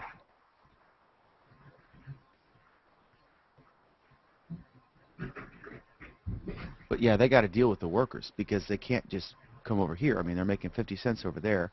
They're making, what, 15 bucks an hour or more over here? Like, I don't know what you have to pay factory workers to assemble phones. Right, neither do I.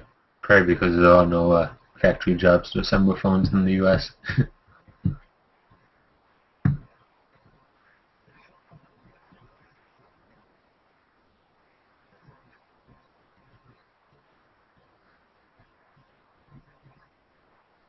So what do you think about this Kodak bankruptcy? I think it's sad. There's a great story on Reuters about the Eastman Kodak Company and how they did.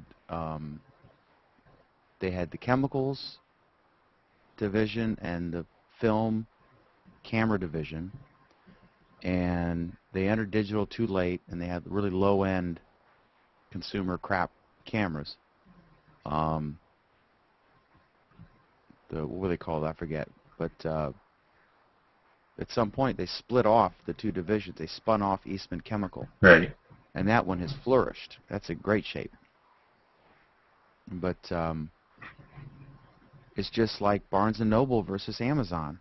That post I did, that you've got to adapt. I mean, Barnes & Noble has 700 stores, 705 stores, about 600 and some campus bookstores, but they really don't count. And the story was about they're not going to stock Amazon books in the physical stores, but they'll still sell them online. Right. And I said it's crocodile tears because they're still, I mean, Barnes & Noble even sells their Kindle on Amazon. So they still have a relationship. It's just a publicity thing. But you got to adapt. The Kindle's kept them going. But it's just, I mean, what's a Barnes & Noble to you? It's a showroom for Amazon.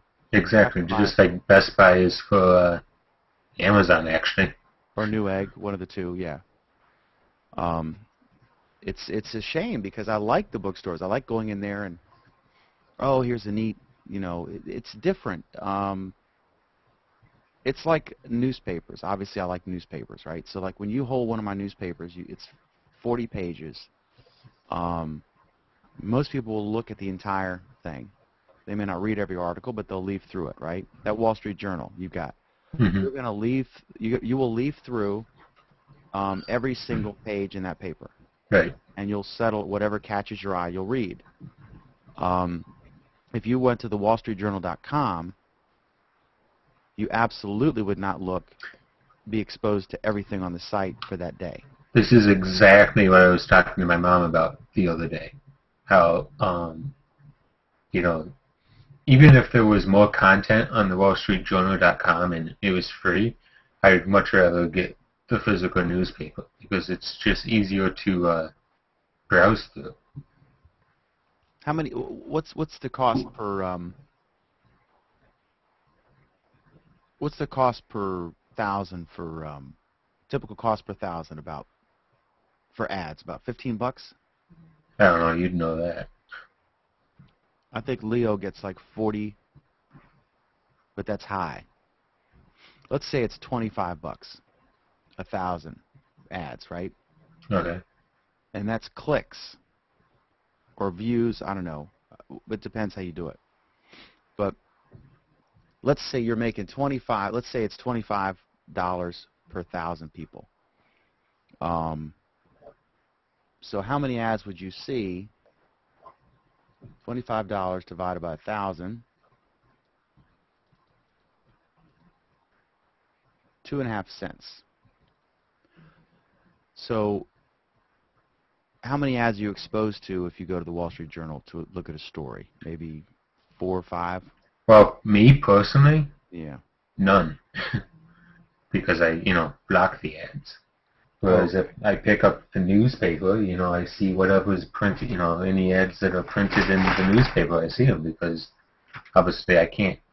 Like, I'm not going to go hire someone to cut out the ads in the newspaper, right? Yeah, but the difference is, see, if you go to the Wall Street Journal, even if you don't have an ad blocker, you would only see the ads on that page.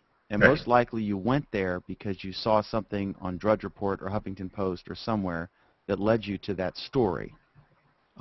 Except the New York Times or the Wall Street Journal are the rare sites where people will go. It's a destination. It's not just to read a story. But you're not going to read, you're not going to be exposed to the hundreds and hundreds of ads you would see by buying the paper, right? So Right. that's the difference. When that paper is in your hand, you will literally look at every single page in there. You would never see that many ads on their website. And so the money's just not there. They probably made, like I said earlier, I did the math, and we have about 55 cents per paper in advertising. 55 to 60 cents every paper I print.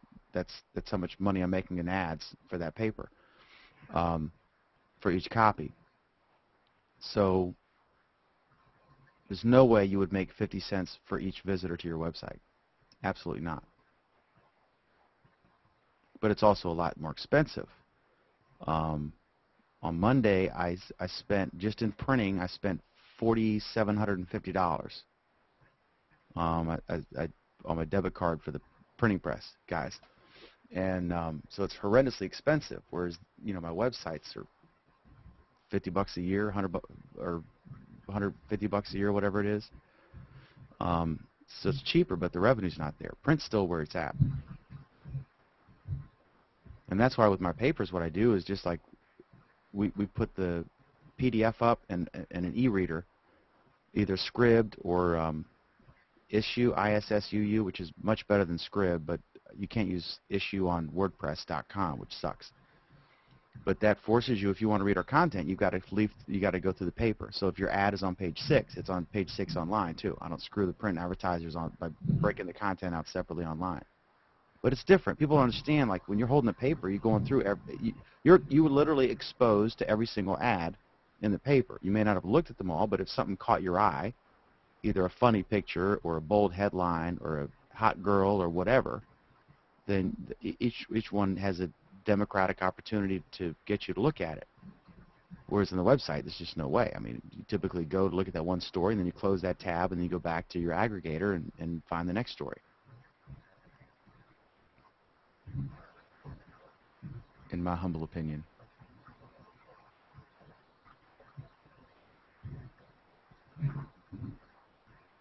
So I think we're going to have a good show tomorrow night.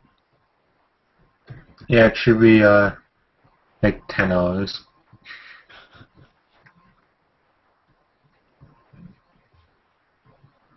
We'll try to keep it under 6 hours. I'll tell you what, that one show, it wasn't it wasn't the show, but it was like, what, 6 hours long, the show, the after show went? The Elgin one? I think that was a record. That was absurd. I mean, but it wasn't him. I mean, he was so good. Right. But we had all the regular topics, and then we had a bunch of stuff with him, and he was so interesting. I didn't realize. I guess it was it Windows Magazine? He was the editor of that in the 90s, and then. Yeah, that's impressive. He's not some new guy. You know what I mean? He earned his chops over years and years. And I'll tell you what, he was on This Week in Tech. Mm-hmm. Like 3 days after your show. So. Yeah, he's got game. He's a really smart guy, really nice guy, but he knows his stuff. He's got very interesting insights based on years of following the industry. You can't beat that corporate knowledge and history.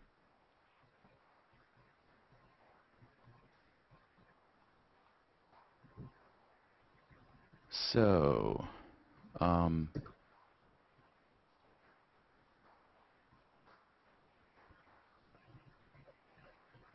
that is interesting. Apple made 6 times more profit than Walmart. My God.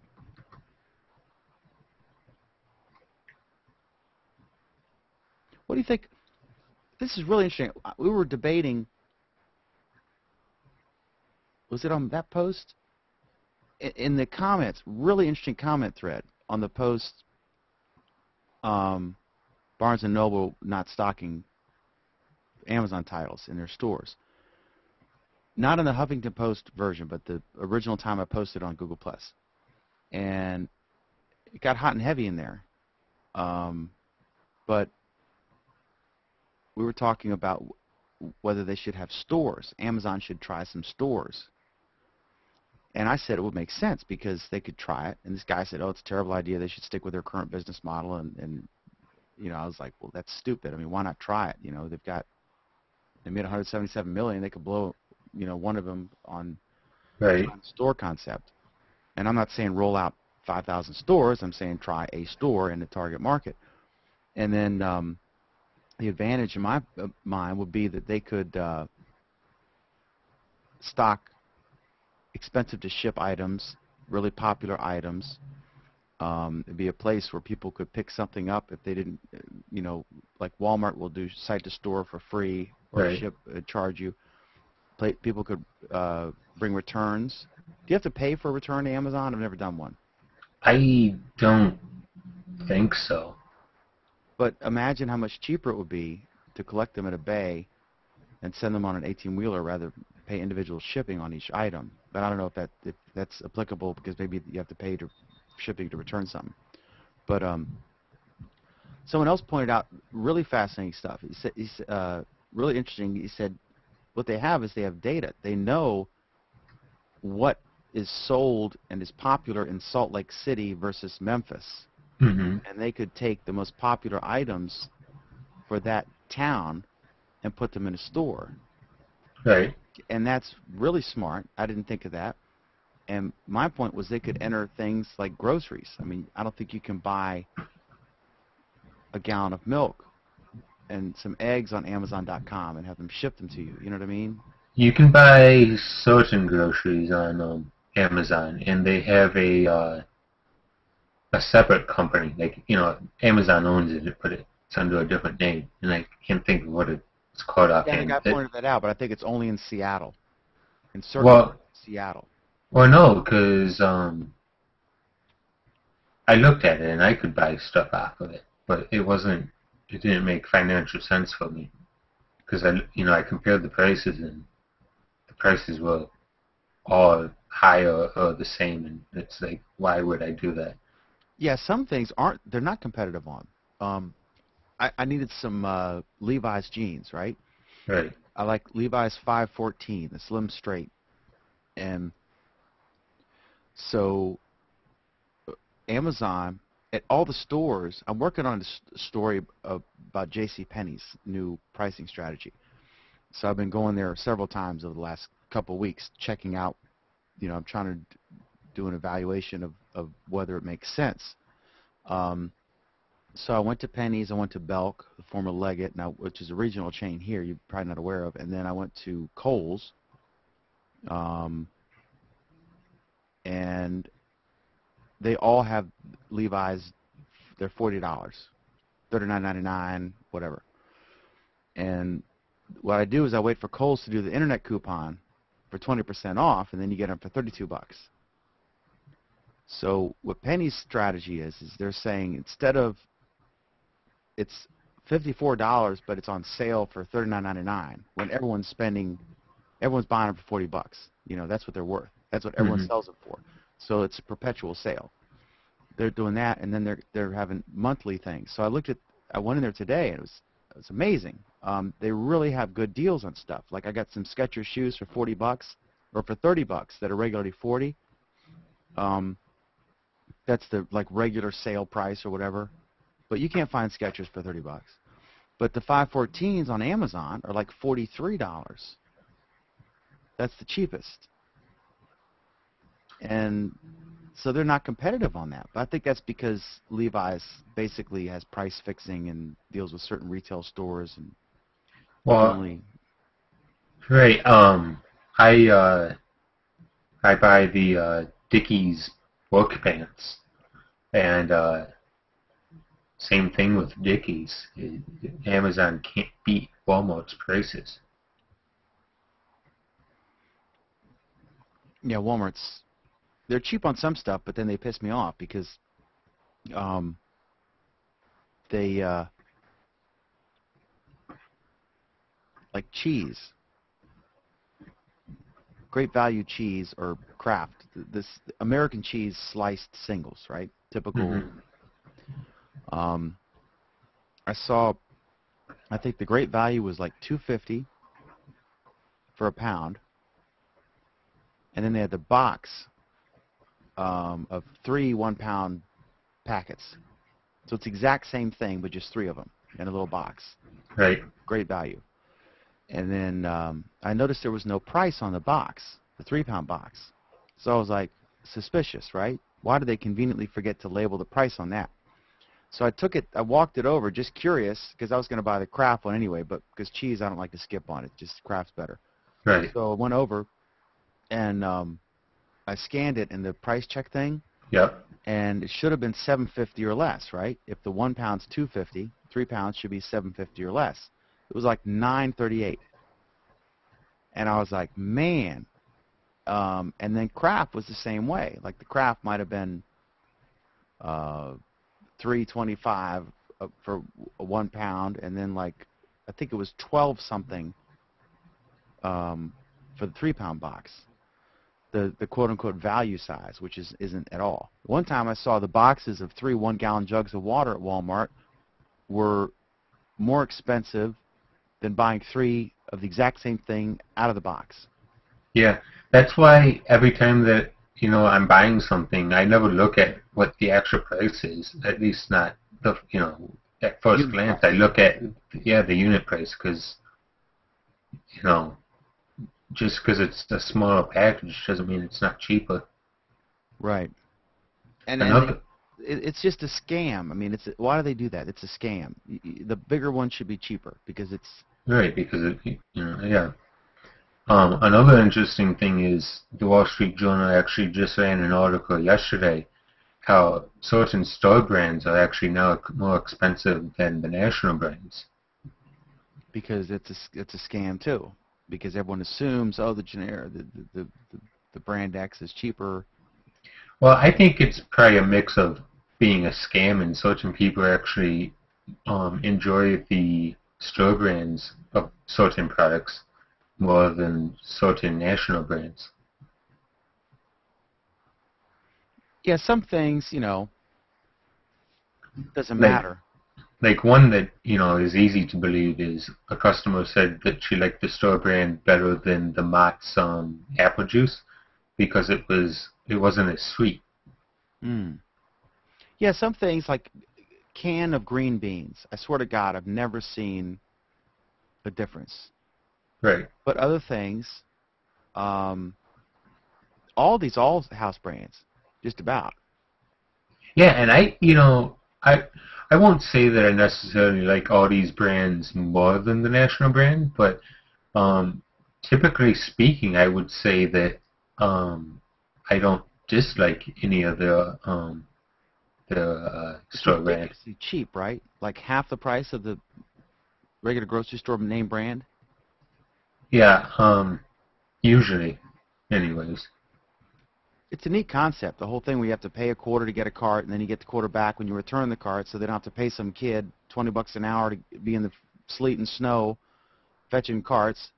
And it's a mindset thing though, because at least me, uh, I put a quarter into the shopping cart thing, and do I need that quarter back? No, but I still bring it back because it's the mindset. It's not It's funny. it's not the financial impact. I don't think And there are no bags. that drives me Yeah. nuts. But Yeah, that's a pain in the ass. No shopping bags.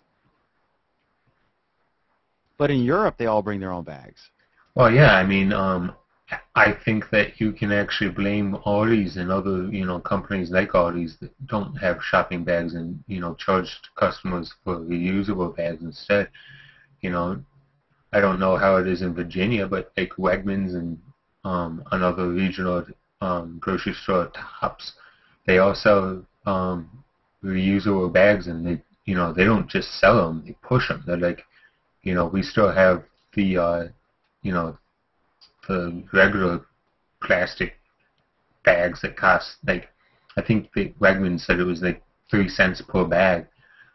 So it's expensive, and it makes sense both for the environment and for the companies to be selling these reusable bags, and they push the environmental impact on the customers to get them to buy them. And Well, what they should do is give you is if you really want to do it, raise the prices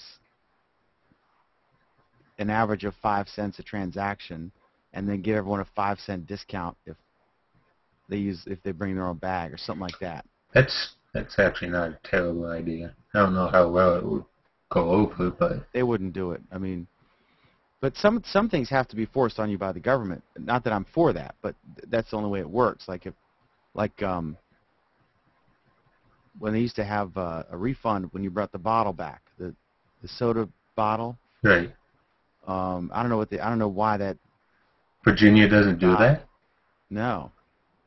You see now, New York State, for as long as I can remember, they had the 5-cent deposit on the cans and soda bottles, but I want to say like a year, maybe a little bit longer than a year ago, they added a 5-cent deposit on water bottles.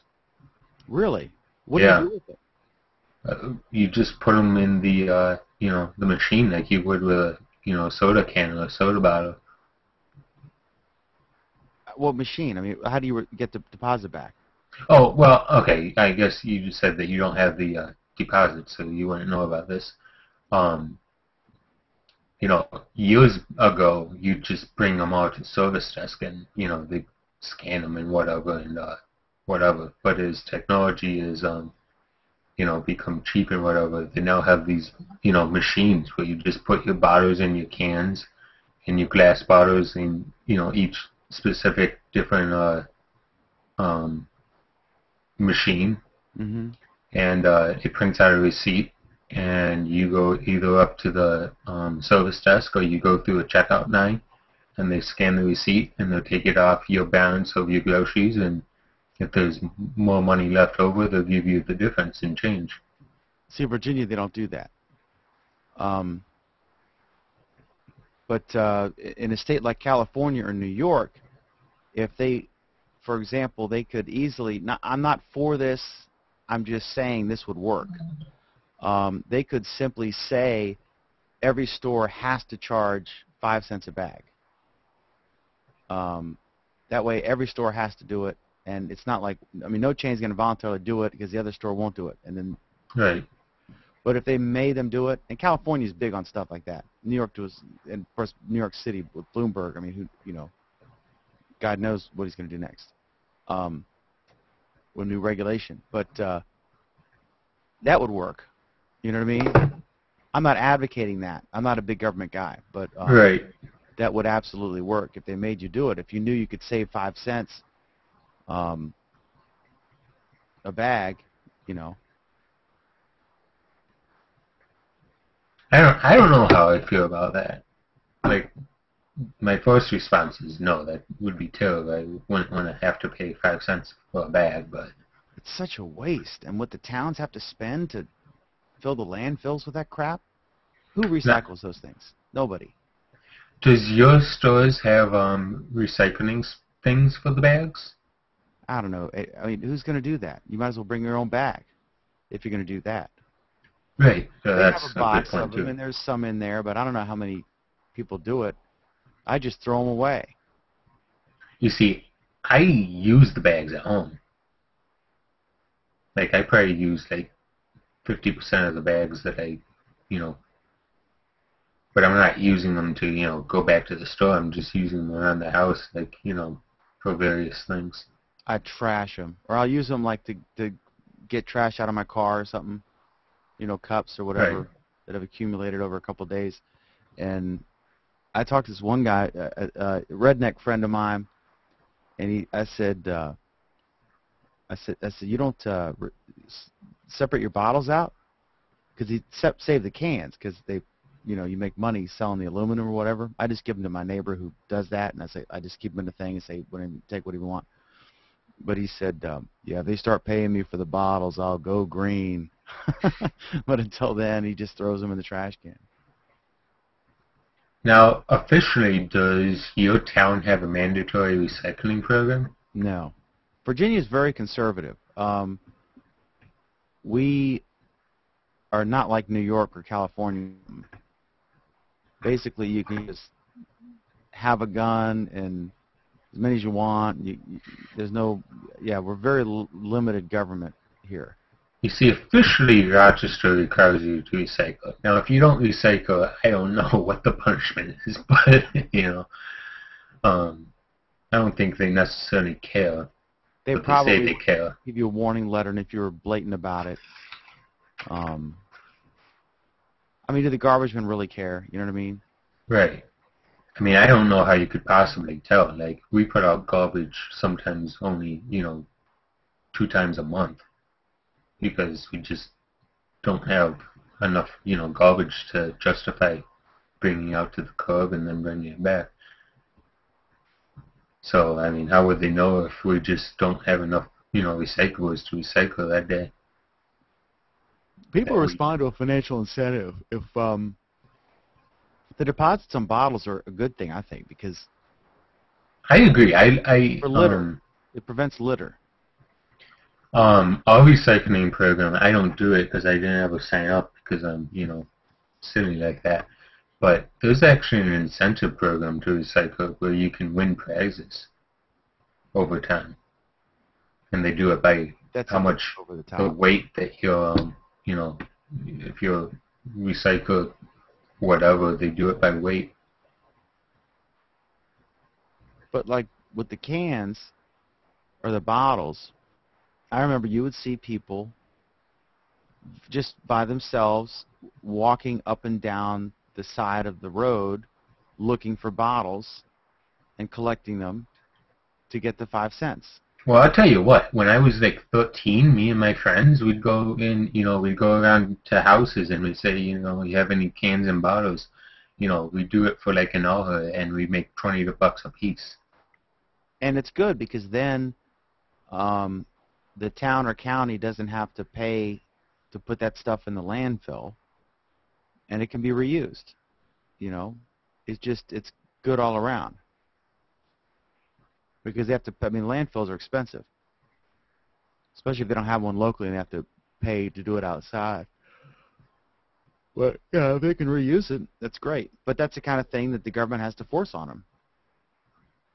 Because if they don't, Coca-Cola is not going to voluntarily do that. Because then Pepsi won't do it, and then everyone's going to buy Pepsi. Or if one food chain does it voluntarily, then another chain's going to advertise that you don't have to pay the 5 cents a bottle or whatever it is. How much is the deposit now? It's 5 cents, which seems to be the national average. Yeah. There's at least one state that does 10 cents, and then I believe that California has whatever cash. What? Let me look.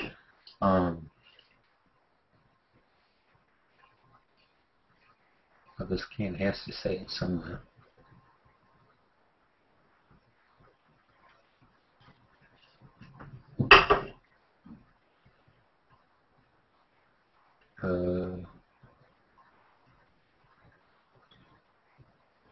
Yeah, it says California cash refund. I don't know what that means. I don't think that they're charging $1 for a bottle, but...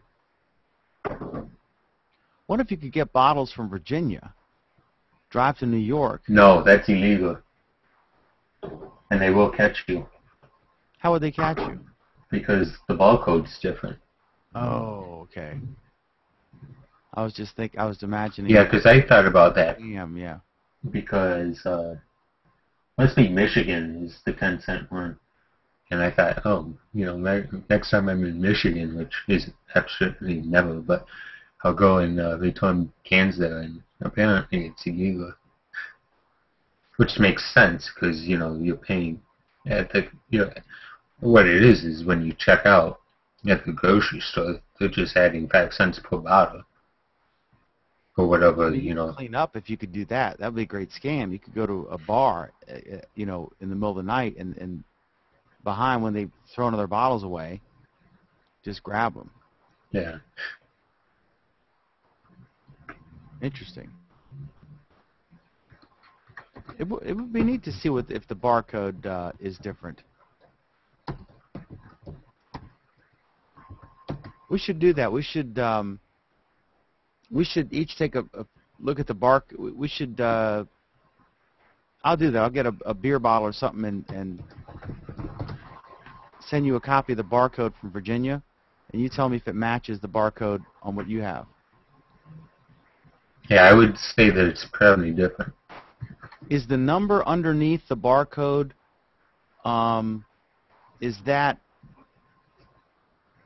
that's a unique number that matches what the barcode is, right? Say that again?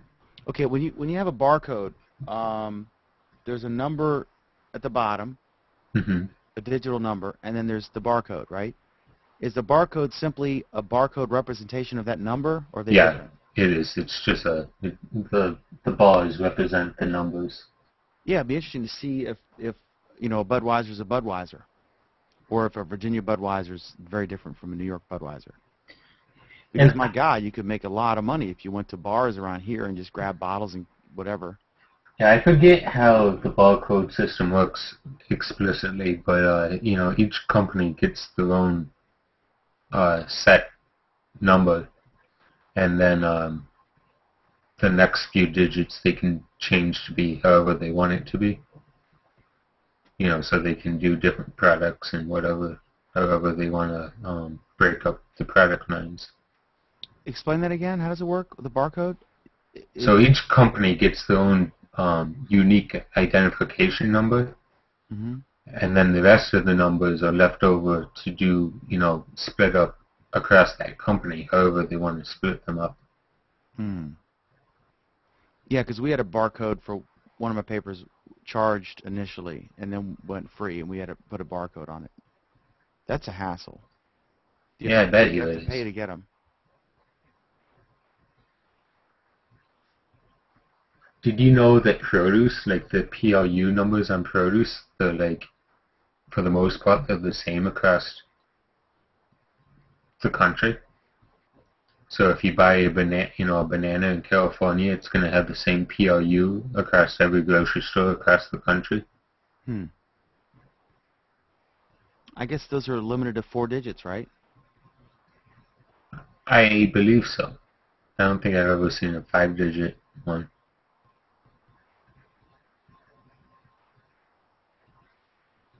Isn't green pepper 2334?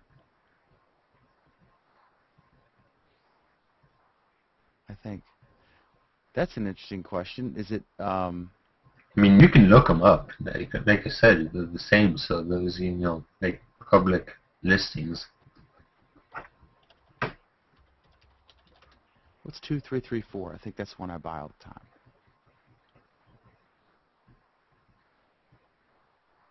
No, 4065 is a red pepper.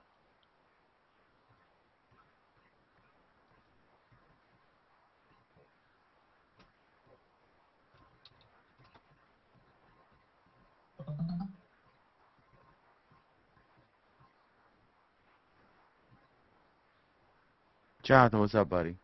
What up? Okay, let me do this.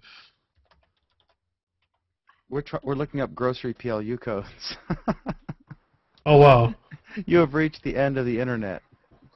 No, we were just curious because I was trying to remember. He brought it up because he works at Wegmans, and Hold on for a minute. I gotta stop this.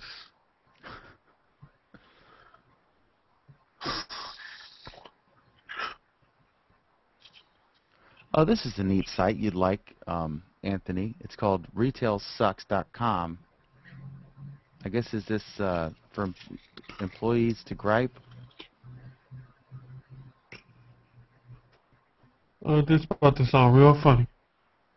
What is that on your ear? Let's say something. A crazy thing went wrong. Are you trying to pierce your ear and save some money in the process or something?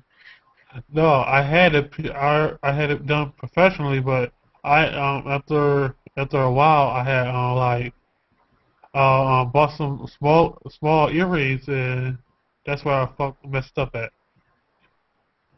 That's funny.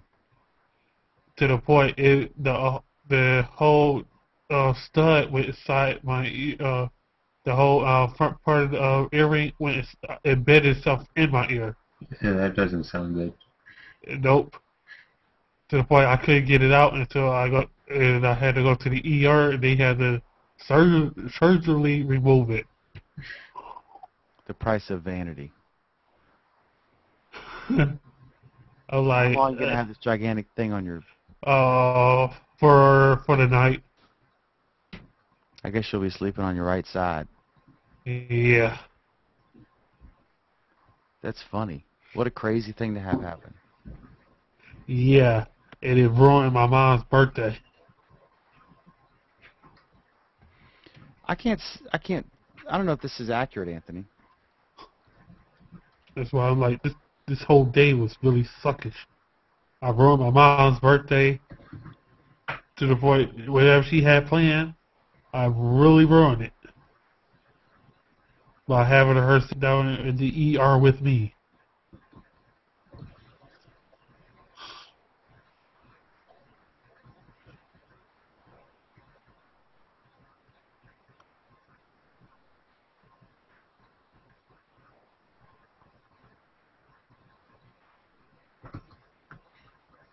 I'm trying to find one that I buy all the time. We're trying to. He said that PLU codes are the same at all grocery stores.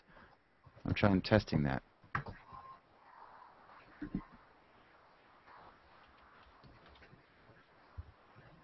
Obviously, this is not a thrilling topic. 4082 is a red onion.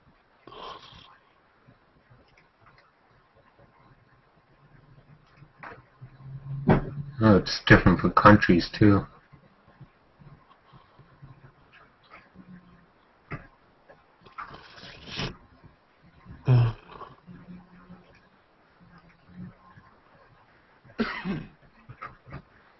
So you had surgery. Yep. What did that little dumb move cost you? I don't know. Do you have insurance, or are you gonna have to pay for it? I had insurance thanks to my mom. Yeah, you're right, Anthony. 4663. That's white onions. That's what I when I get them. Yeah.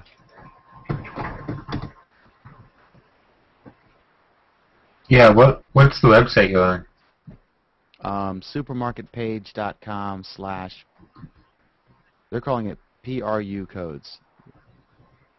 Well, I'm at. I'm sorry. I'm sorry. Would you? I went to PRU codes. ImagineThat.com. Oh, PLUcodes.com. See, the green pepper, I don't know if that's the same, though. They say the green pepper is 4681. I don't know if that's...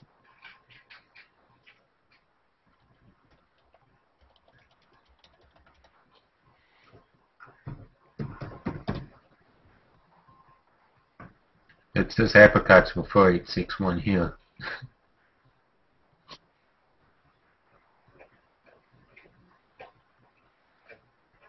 Do they actually have a list? There's got to be a list somewhere, because obviously,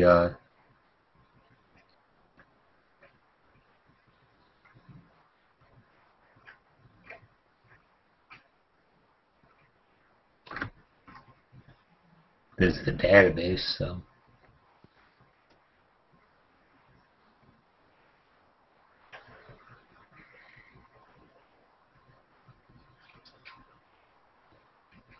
That's funny. The PLU Code website has a section called Hot Topics. What the hell could possibly be a hot topic about a PLU code? The News Center. Issues monitoring. What issues would they monitor? What a boring convention they would have. It's very serious business.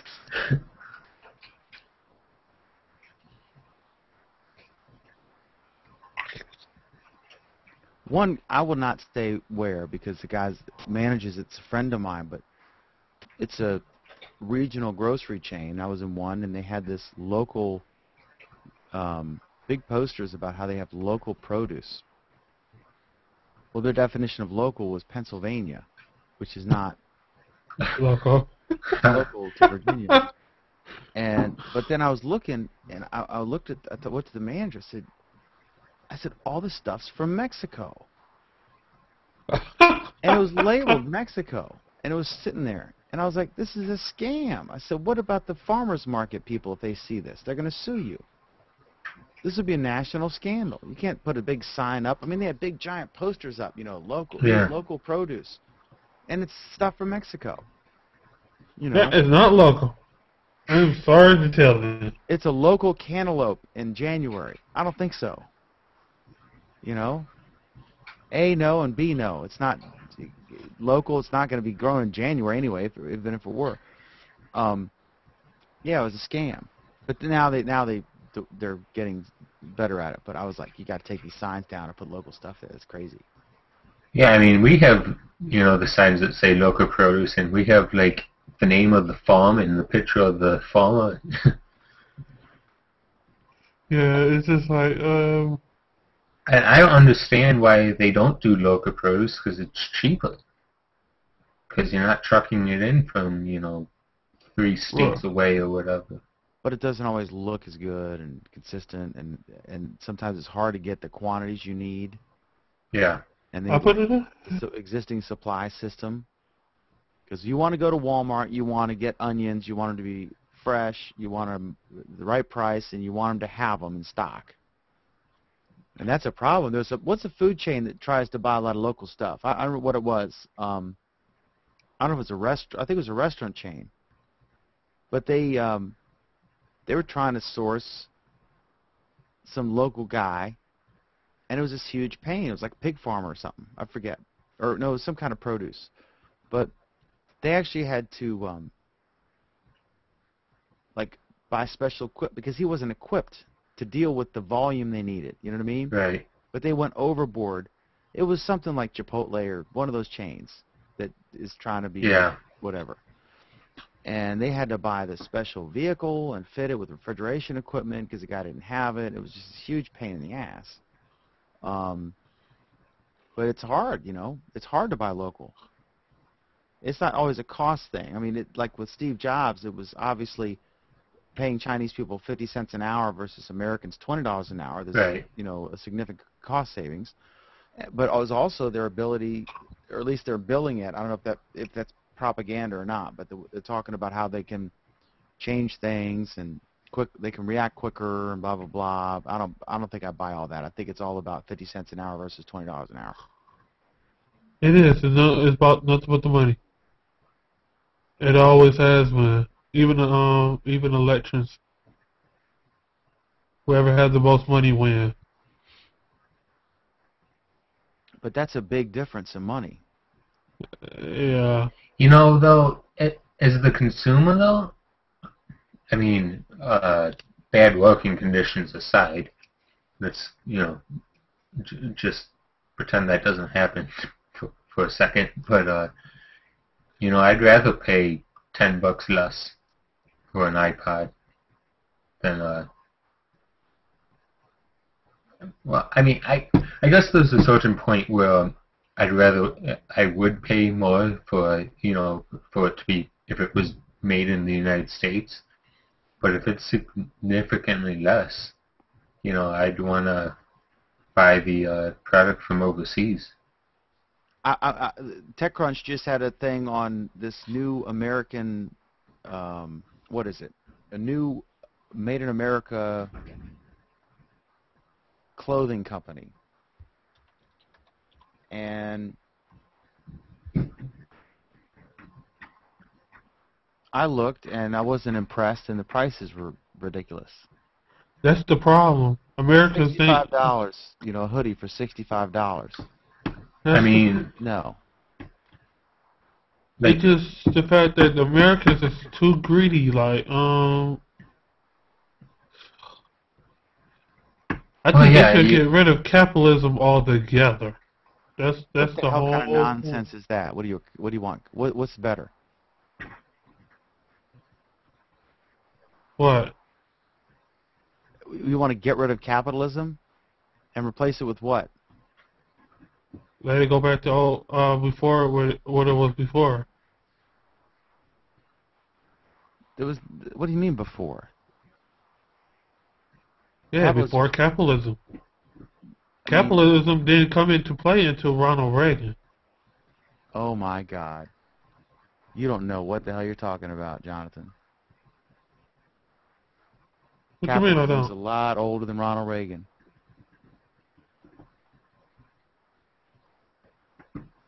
All right, let me look here.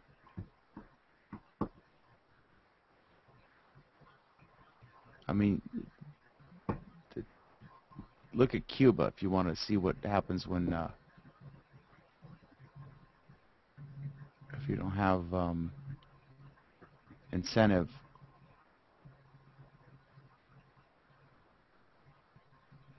The thing is, even if you wanted to buy, like if you go to Walmart and you wanted to buy a screwdriver that wasn't made in China, I mean, you don't have the option.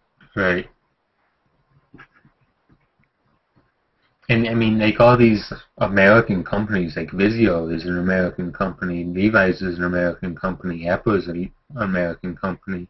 Even the American companies are not, you know, producing anything in the United States. Obviously, there's exceptions, like, you know, Ford and Chrysler and, you know, all these car companies make things in America, and even Toyota has American factories, but yeah, okay. Here's this news. It was on TechCrunch. Birth of an American giant. Basic clothing sold on the web. It's really, it's a weird story. It looks like a press release. Eric Schonfeld wrote it, but it looks more like a press release than a story. you see, that seems to be an issue occasionally with TechCrunch is they will take these press releases and try to fit them into news articles, and sometimes they don't do a very good job. But like he starts out, nothing is made in this country anymore in terms of actual manufacturing. America's increasingly at a disadvantage. Blah blah blah blah blah. And so they got this store. They've got it's American Giant, American-Giant.com, American-Giant.com, and they have sweatshirts and hoodies, or sweatshirts, I guess, right? Mm-hmm. So they have 4 items, ranging in price from $59 to $89. A crew neck sweatshirt for $59. I'm sorry, hell no. Yeah, I mean, clothing is just too expensive. That's a $10 item at Walmart, right?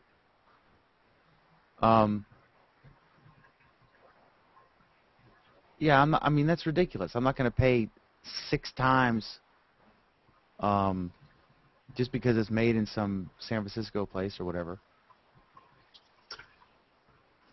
Just like American Apparel. I mean, that stuff's overpriced, and it's weird fashions. I mean, trust me, I agree. I've never understood why people pay so much for even, like, you know, Old Navy isn't necessarily crazy looking outfits, but they're definitely expensive. I found them to be dirt cheap, but the first time you wear it, you wash it, and the T-shirt doesn't say anything, and then the second time you wash it, there's no sleeves. Really cheaply made stuff, but when the stuff's on sale, it's not bad. The pennies, the J.C. Penney thing, I'm going to write this. I almost blasted them. I almost did a post that the new pricing thing is basically a scam. Well, it's got to be. I mean, it's not. It's not. In fact, I'll show you what I bought.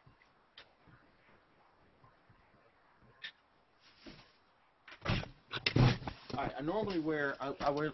All right. Oh my God, we're having total chick conversation about what we bought. Let me get rid of this. Oh wow! You bought that camera?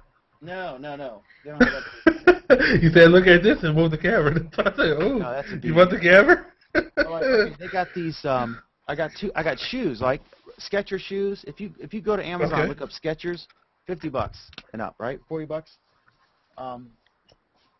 They had what they're doing is they have their everyday low prices, which are basically the old sale prices, but just all the time. But they were all the time anyway. Like Levi's, $40 everywhere. But marked down from $52 on sale for $39.95. But every single store has them for $40 all the time.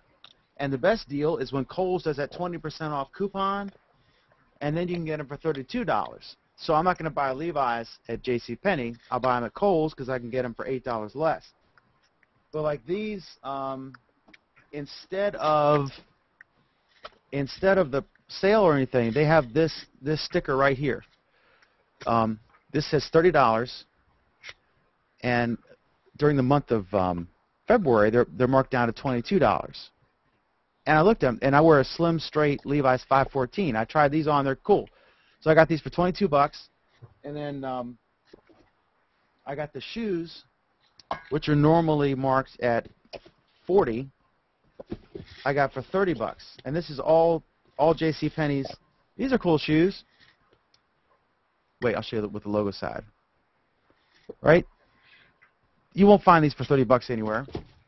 So JCPenney's the monthly deal. That's all each month they'll have new stuff, and it's not like crap. I mean, it's like a good wide assortment of like different things that some are house brands and some are name brands like Skechers, but that particular model of Skechers you can only buy at JCPenney, so it's made just for them. You know what I mean? It's a scam. Right.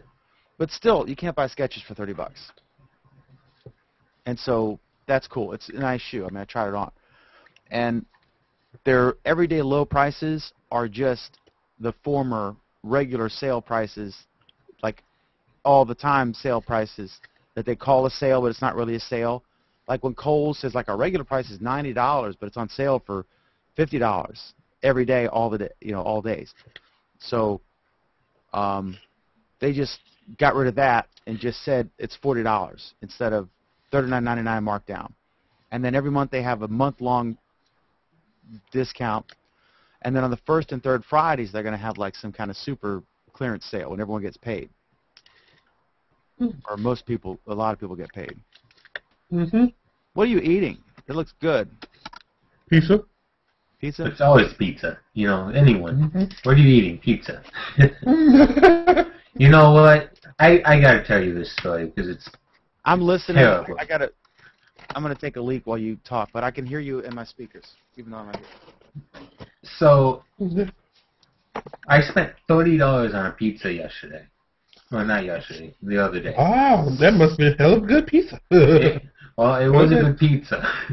It had shrimp on it. It had shrimp on it, Alfredo sauce, some garlic, fresh mozzarella, artichokes, and grape tomatoes. It was probably one of the best, if not the best, pizza I've ever had in my life. Wow. Anthony. I'll tell you what, though, never again. Not $30 for I'm actually sitting over here eating pizza in Michigan's famous thing called chili cheese fries. Well, yeah, I mean, yeah, I've had chili cheese fries.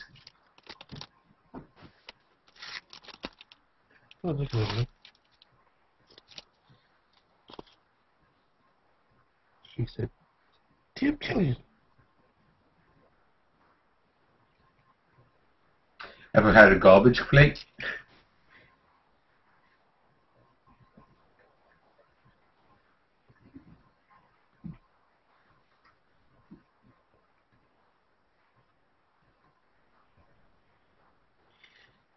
Oh boy, that's not good.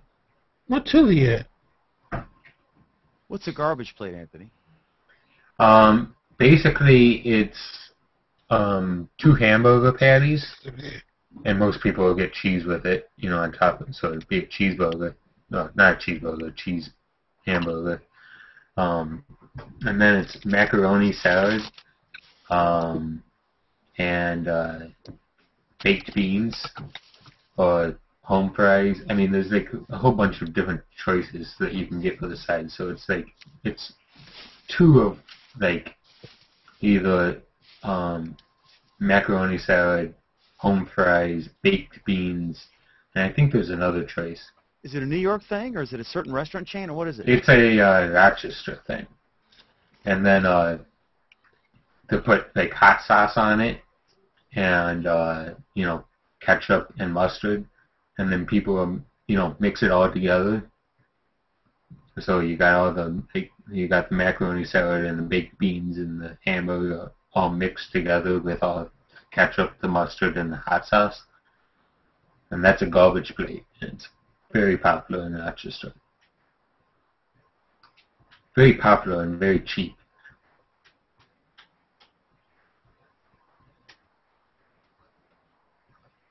There's a thing in Lynchburg. It's awesome.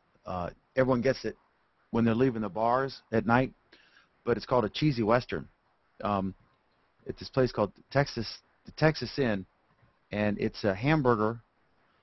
You go in there. It's this old diner type place. And they got the flat top grill, and they got the hamburger patties already cooked, stacked up. They have a little pan. They put some oil in it, put an egg in it, break the yolk of the egg, and then put a burger in it, a cooked hamburger patty in it. Cook it up, cheese on top, and that yellow relish. Oh my God. Oh yeah. Really good. It's good with onions too. See, it's all these bar foods, you know. Like, you know, people come out of the bars and they don't care what they're eating. They just want cheap food, and then, you know, over time they forget that it's bar food and they start buying it, you know, at any time of the day.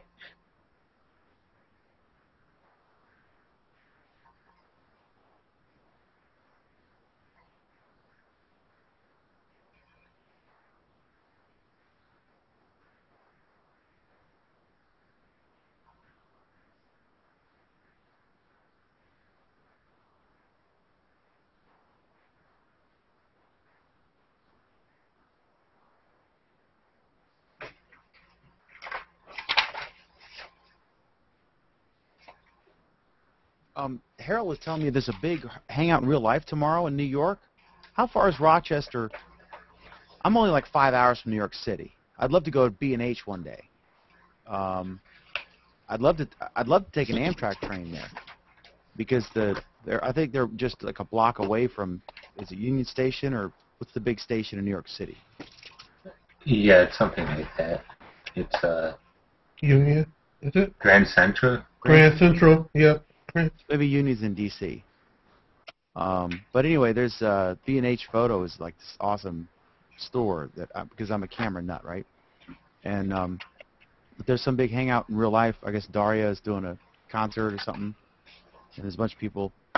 Harold's gonna try to get one of them to do a quick couple minutes with us to describe it during the show tomorrow night from the thing. But yeah, I'm hoping Linda. I hope Linda can go there. Everybody wants. Where's Linda from? Are you peeling off your bloody bandages in our hangout? Are you eating your pizza? I can't tell what that is. No, ketchup. Ketchup on your pizza. No, on what it was supposed to be my chili cheese fries, but it turns out to be cheese fries. When I look at it like, oh, they done fucked my order up. How's that Atkins diet going? With your cheese fries and your pizza. Hey, never knock the cheese fries. Yeah, but when I order chili cheese fries, make that be the one that they send me.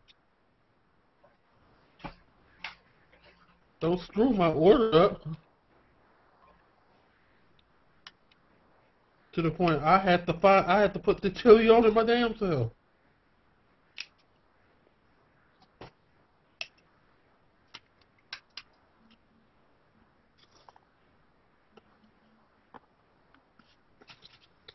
New York's got some great pizza.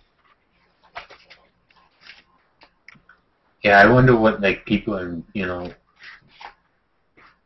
like the middle of the country eat, cause You what?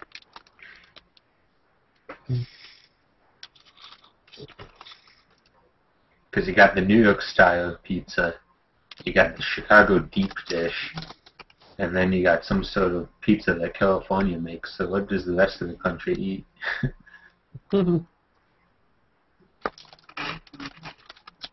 I make it myself. So Dan McDermott's way. There you got it. Your bread machine will make a terrific pizza dough.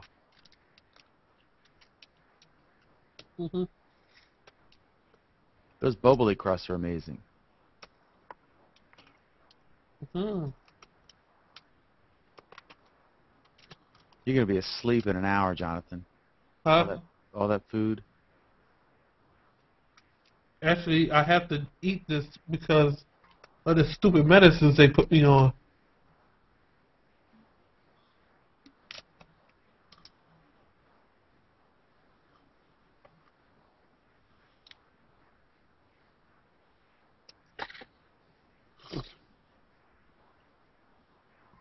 Type of medicine they put me on, like they don't want me to come back. Like, so I'm in pain.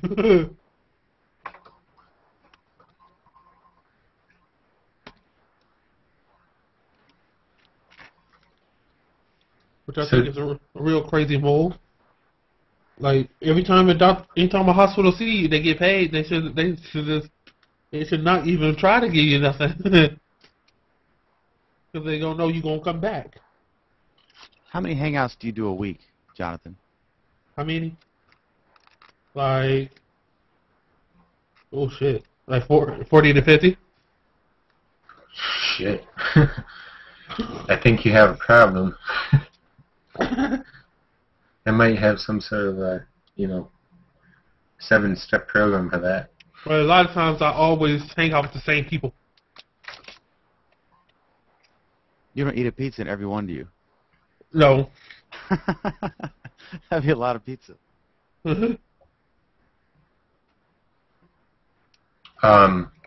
So Brad Pitt's profile page seems to have shown back up, but it might be a bogus one again, but it's still verified. Oh wow. He has 9 people in his circles, and oh no, he has 1 person in his circle, and he's circled by 9 people.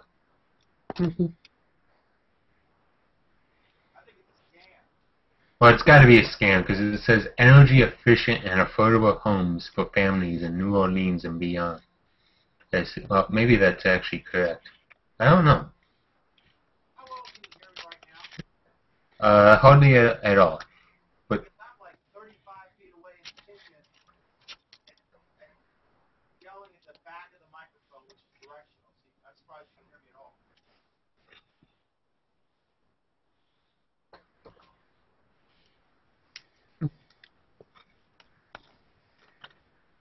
yeah, I do not know what the deal is with this Brad Pitt profile, though.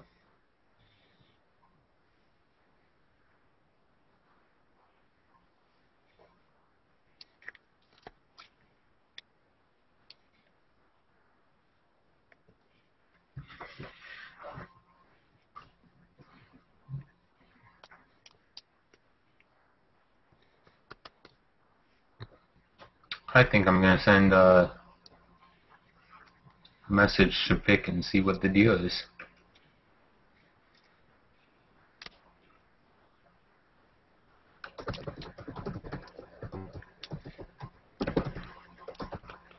They need to get Bieber on here. He's got 16 million Twitter followers. He could increase Google Plus's active users just by by putting a couple posts a day up. They should pay him like $1 million to join Google Plus. Who's that? Justin Bieber. He has over 16 million Twitter followers. You could literally increase Google's user base by like 16% in a week if he would just post a few things on here. You get a bunch of kids, but still, I mean, it's numbers.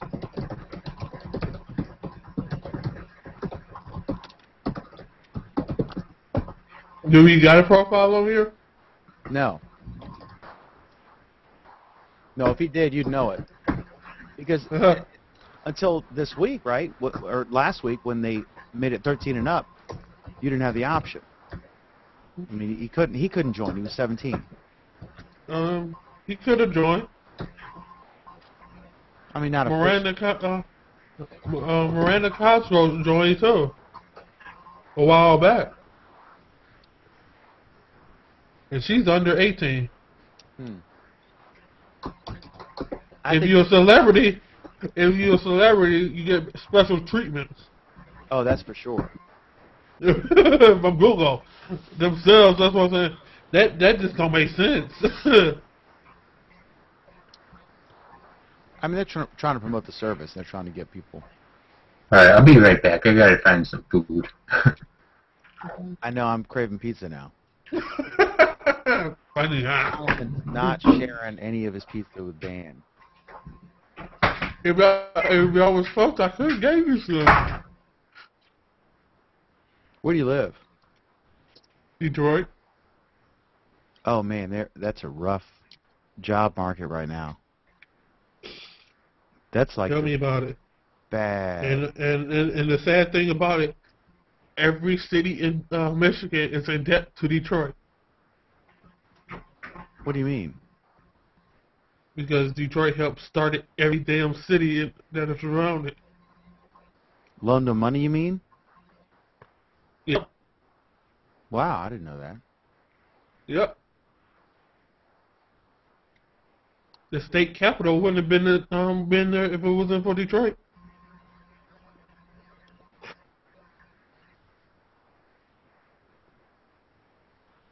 Yeah, it's a rough time. I think you have like the cheapest housing in the country right now. Cleveland.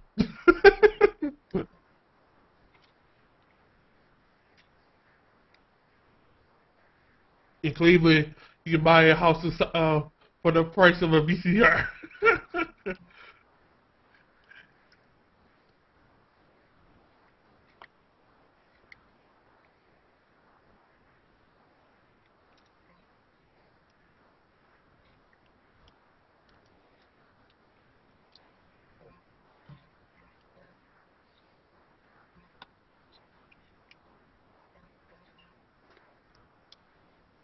Wow.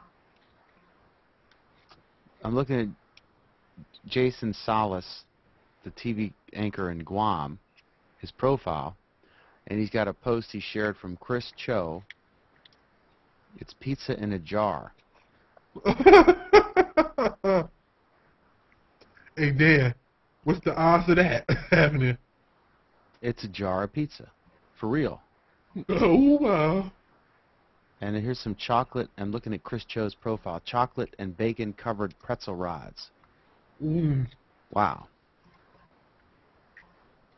So it's pretzel wrapped in bacon, dipped in chocolate with nuts. God, that looks really good.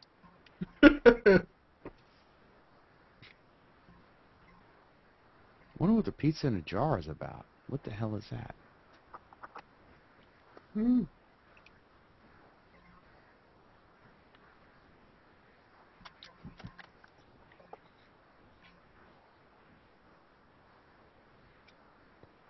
That's bad. Pizza in a jar. Let me Google it. You know, the Detroit is known. Detroit is known in so many different ways.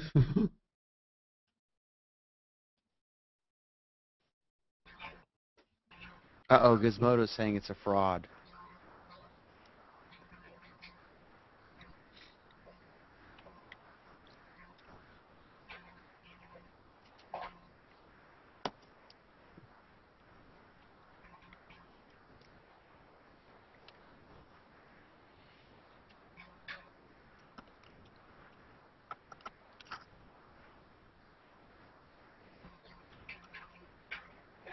Oh, it's not a fraud. It's just some op-ed to get hits.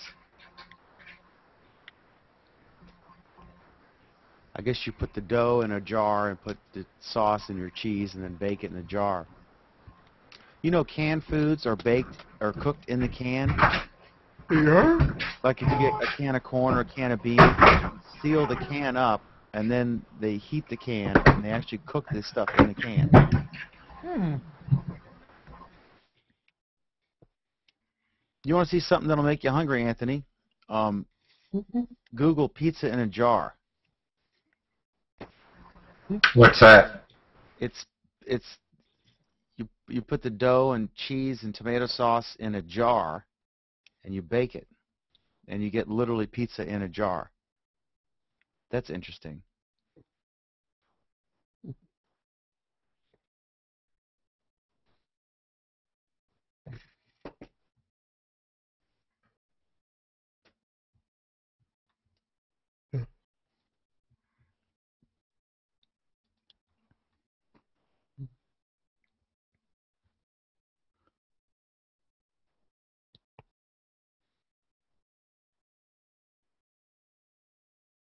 And hey, Dan, you know what Yeah. I did earlier today? What'd you do? I got a chance. I was watching. I got chance to watch some of the old reruns of Tech TV. Oh, really? Yeah, it was like memories. Like, man, I miss that channel. Why did G4 bought them? They completely ruined that whole idea of Tech TV. Because right now, G4 is not about tech no more at all. Well, you know the reason that G4 bought Tech TV was for the subscribers. It wasn't, for the content. They just wanted the footprint. Yeah, it was well, I don't know. I don't want to say numbers because I don't know what the numbers were. But the reason that they bought Tech TV was for the much larger subscriber base that Tech TV had. Oh, It's just, I mean, even Oprah couldn't just start her own channel, and she was like one of the most powerful people in media. Right. She had to make a deal with Discovery, and they changed their health channel over to Oprah Winfrey Network. It's hard. Like we talked to Comcast because we want to do a TV channel here in Warren County in Virginia, and they said they wanted us to pay them. I said, so you'll pay an out-of-state company for the right to carry their programming, but if a media organization locally wants to do local stuff for the local audience, you make them pay you. And he's like, yeah, like 50 grand minimum. For how many hours? I mean, to have a channel. Oh, wow.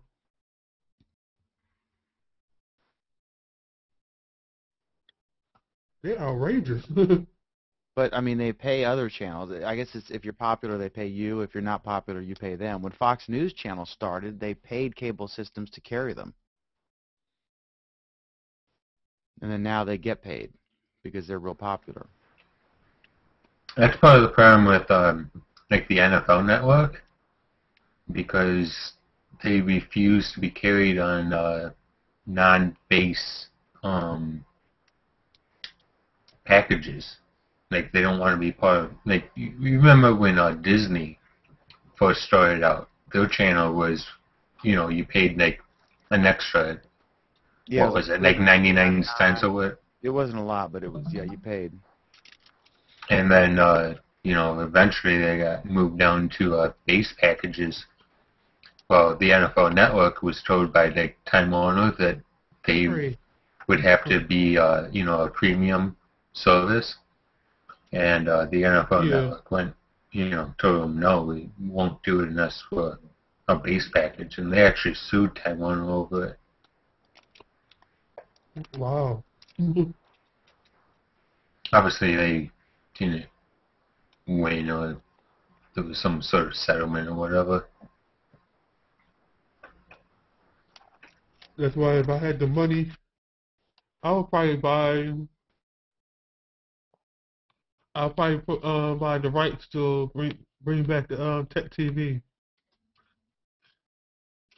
Well, you couldn't. I mean, Leo doesn't need it now. Huh? Leo doesn't need it now. I know.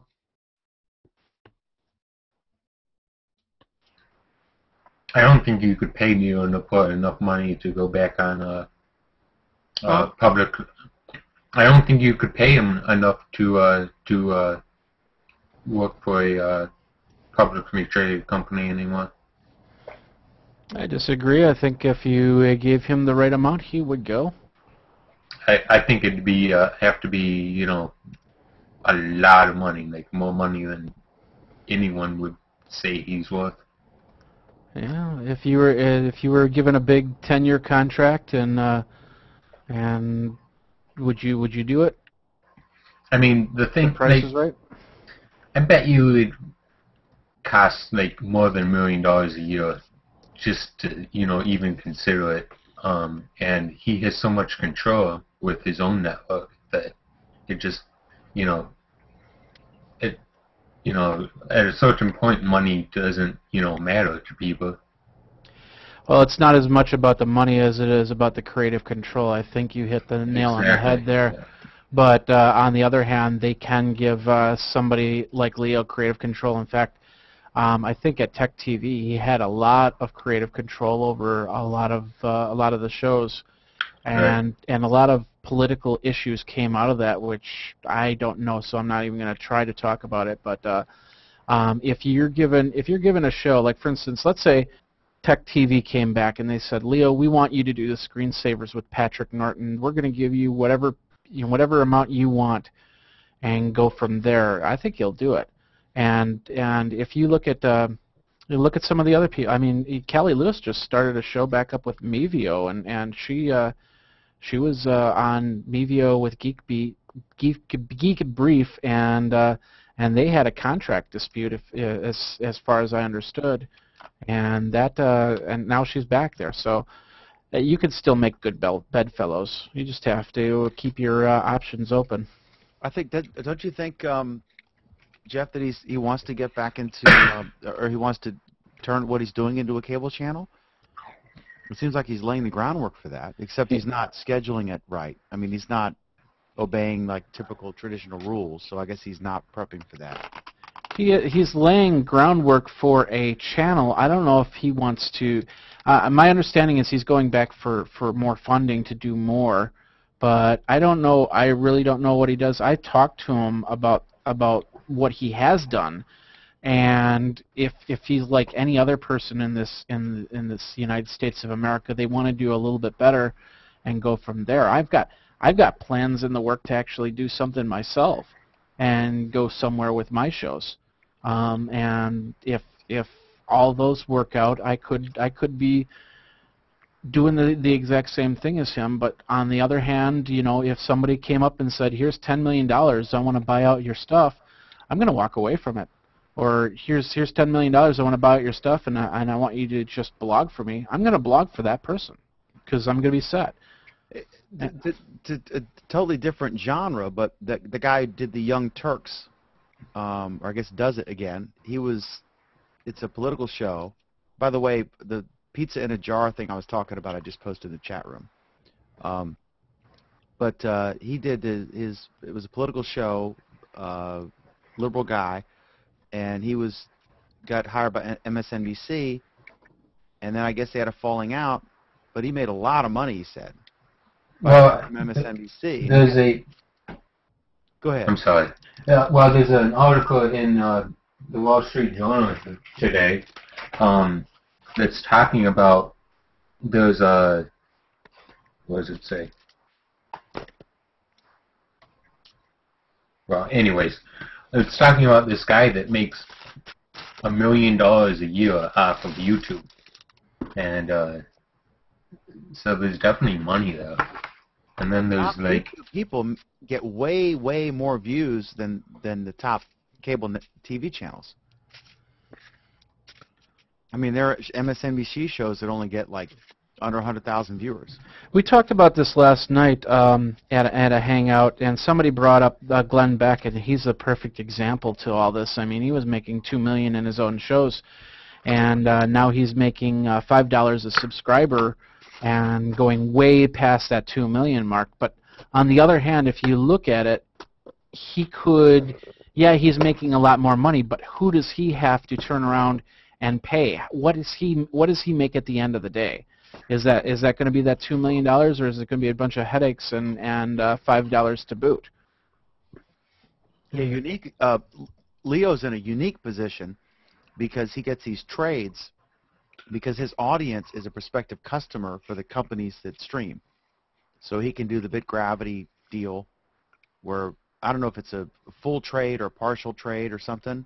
Do you know that for a fact? He said it. Yeah. My understanding is that BitGravity deal is extremely cited towards actually Leo for whatever reason. Because, I mean, anybody who's a potential BitGravity customer is probably a viewer of Leo's shows or on his network.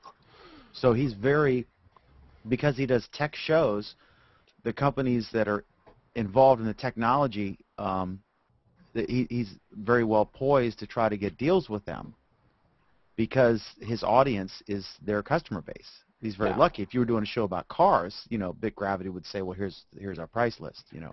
I'm not going to get too much into this, but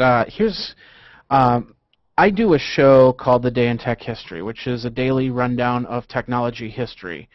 And I've been doing it for 2.5 years. In October, I found out that Twit Studios decided to start a Tech History Today show. And I was, at first, I'll admit, I was a little set back on that because Leo and Tom both knew that I was doing a show like that. And, in fact, Tom actually helped me out. One year, I was at CES like 3 years ago, and I said, yeah, I'm doing this tech history show. And he goes, here, we did a tech history show on CNET. I'm giving you everything that I had. And he gave me the whole document. So in a way, I felt kind of shafted on this, but in the way I felt like, you know, they're just trying to do something to keep people there. But yeah, here I still do a tech history show, and Tom's tech history show probably gets about 2 to 3 times more audience than I do.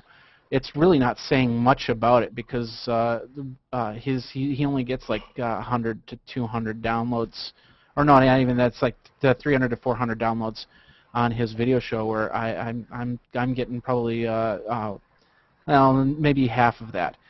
And so what do you do? I mean, do you sit there and just complain about the fact that it happens, or do you just try and make your show better? And I think the answer is make your show better.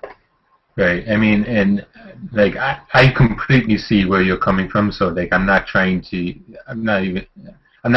attack you in any way.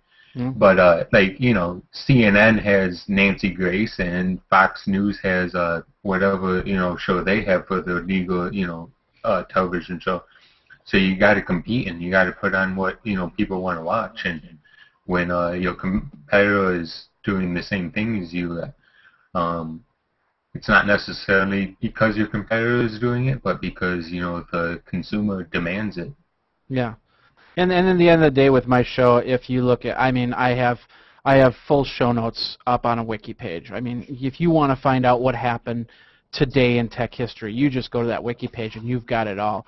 I've got all the audio. I could build it up, and I could literally turn around and say this site is now for sale, and this is the price tag. And I've got 3 years worth of audio, or 3 years worth of audio. 3 years of data, actually more than 3 years of data collect, 5 to 6 years of data collection behind it. So there's something in the site. Not that I'm really looking at selling it, but you know, if somebody came along with the right price, I'll do it. How do you monetize it? Yeah, I got sponsors. Cool. So I like, for instance, I'm going through. I'm actually putting up posts for the next 3 days. I got Mozy Pro on as a sponsor, and a great backup solution. We got Citrix and GoToMyPC comes on as a sponsor, and GoToMeeting comes on as a sponsor every now and then. I've had Carbonite on as a sponsor. I've had Audible on as a sponsor. It's just trying to find the right people that can give you a sponsorship. Have you talked to Netflix about sponsorship?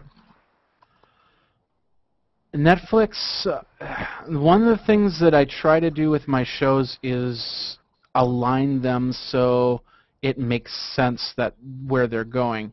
Right. I don't know if Netflix would do well on a tech history show, although my other show, I started a new show on January 1st called iPad 365, which is an iPad app a day for 365 days. I suppose Netflix would be something to go on there. But once again, I look for CPM as over CPA or CPC.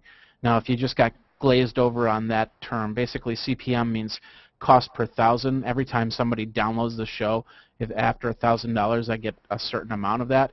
It's like $10, $20, $30, whatever you set as the CPM. You have CPA, which is cost per acquisition, which means that you give them a code, and then they go to a site and they use the code, and then you get something out of it. And then, of course, CPC, or cost per click, which means go to my website and click on here. We do that in the newspaper business. We have some ads, but you don't make as much money. The cost per thousand. Yeah. Or the cost equivalent per of click, cost per action. We have some, like for DirecTV, Dish Network, if they call an 800, it could be if they call an 800 number and stay on the phone for at least 30 seconds, or if they purchase the product, you know, you get $20 or whatever it is. Yeah, like you to a lesser extent have the same problem that I do with Google Plus Week, in that yours is sort of time perishable, but not really, I guess, because it's history. But well, mine, Dan Tech History, I did a weekly podcast. I still do a weekly podcast of tech news, but I'm going to tell you something. I'm putting into the show, but if one person listens to the show, then I'm happy. I have the other shows that have evergreen ability to them, and they're going to make the most out of it. So the iPad 365 show the numbers have been just ramping up daily, and it's amazing how many downloads I've gotten in this first month, and I expect the second month I hope to have the numbers triple by the second month, and go from there. But anybody that does straight up news, wow, I can't see that model anymore without something else. Yeah, we do it weekly, and but we'll get anywhere from a low of 1,000 to a high of 4,000 on YouTube, and then I don't know how many people are watching, like the Hangout on Air, and then on Justin, and then now I'm just started doing an audio podcast. Okay. And that's small, maybe 50 so far, but I just started it this last week. What's the audio podcast on? No, just the audio version. I'm trying to make it Google Plus Week. I just open the show in Vegas, in Sony Vegas Pro, and then save it as a MP3. Okay. Or a wave, and then convert it. I forget what I do, but just trying to make it as convenient as possible. But basically, it's like, who wants to watch Google Plus Week from 3 weeks ago? You know? Yeah. So Tom Merritt has that problem with his numbers. Your clock ticks. If you don't get your content out, then you're in trouble. I spent hours doing my regular weekly show. I would be up till 3 or 4 o'clock in the morning simply because of the fact I'm trying to upload my show, and the servers are having a problem. And I know that every second that I don't have my content up there, it's becoming irrelevant. And you actually see the money tick away. Yeah, I've got Comcast Business, and I got the mid-level, so it's $100 a month, but I get 30 down, 10 up, and it is fast uploading to YouTube. I mean, my show is like 500 megabytes, and it might take 20 minutes, 15, 20 minutes. It can take hours. Damn. See, you ate that pizza and the cheese fries, and now look at you. That's crazy, because I got Comcast and I got 50 meg down, and it's up. Where are you? You're in Detroit? Yeah.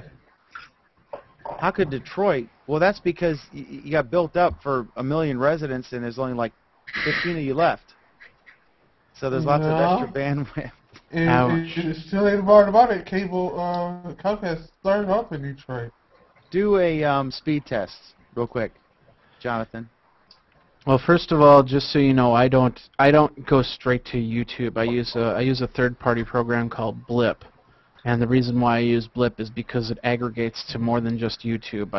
It actually goes to over-the-top television, and that's probably one area that you're missing right now, is the people in over-the-top television land.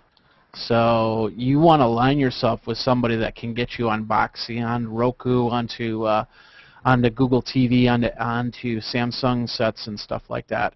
I used to use Blip, and I found that the players sucked. A YouTube player will go right away, but there was like a lag with the Blip player embedded in a web page, and that if you start there and then it sends it for you to YouTube, the quality is not as good. Maybe but that was like a year or two ago with Blip. I was on. Here's my story for video. I was on. I just had this conversation this morning because Mevio. I'm not happy with Mevio right now because they just locked a whole bunch of content creators out of their content, and they basically imprisoned their content creators. It's something that we've talked about for years, and we knew it could happen, and it did happen. And I am so not. Anybody that's on Mevio right now, I feel sorry for you. I feel bad for you if you can't get in. Isn't he it's Dvorak and the guy Dvorak, from TV? Yeah, Adam Curry used to be on it. He quit. I think he's got a 10% stake on it right now. But yeah, Dvorak has a part of it. But yeah, there's a lot of people that cannot get into their Mevio accounts simply because they didn't make the numbers or something like that. But they can't get their content. They can't pull their content down so they can move it somewhere else. And it's part of their contract agreement. Well, I was on Mevio 3 years ago, and I was doing Blog World New Media Expo, and I was going to do this big old thing, and I told my audience, come watch my special media feed because I'm going to do Blog World, and I'm going to post up all the video once I get it done. And I spent hours in my hotel room at the Riviera getting it all done, and I had a very slow computer, but I got all the video processed. I went to upload it, and Mevio just completely crashed. And I called up their tech support or emailed the tech support, and they came back and they go, well, yeah, the guy that's supposed to be fixing it won't be back till Tuesday. And this was Thursday night. This is a national site. This is a national site, and if you're talking expirable content, Blog World is here and now. So the sooner I get my video up, the more views I get, the happier everybody is. And I couldn't put anything up until Tuesday. So that night, I went and I closed out my Mevio account and I opened up a Blip account and I never looked back. Wow. I didn't. Yeah. That's. I figured if Dvorak was involved, that it was because I know John. I mean, I'll ask him about that. Yeah. Well. Go into more detail, and I'm gonna. Well, I'm gonna take a leak, but I can. My speakers are on. I can hear you the whole time, right? But tell me exactly what you mean when you say, like, if you don't make the numbers, something happens, and I assume like you can't delete your previously posted content, which they have spent money promoting ostensibly, and so I could see that's a matter of contract law. You can be pissed, but don't sign a contract if you don't like it. Exactly. Explain the detail, what you mean if you don't make your numbers, what happened, and why the sudden bad taste. Well, I'm not exactly sure what happened in their case. All I know is that one day they apparently were locked out of their accounts, and they couldn't get in. They couldn't get in to do anything with their accounts, and go from there. So really, I don't have any more information than what I have right now, except for the fact that some people, and this was on, I think this was reported on TechCrunch. Let me find it really quick. Lockout. And they might have some more information here. I'm not seeing it offhand, but here we go.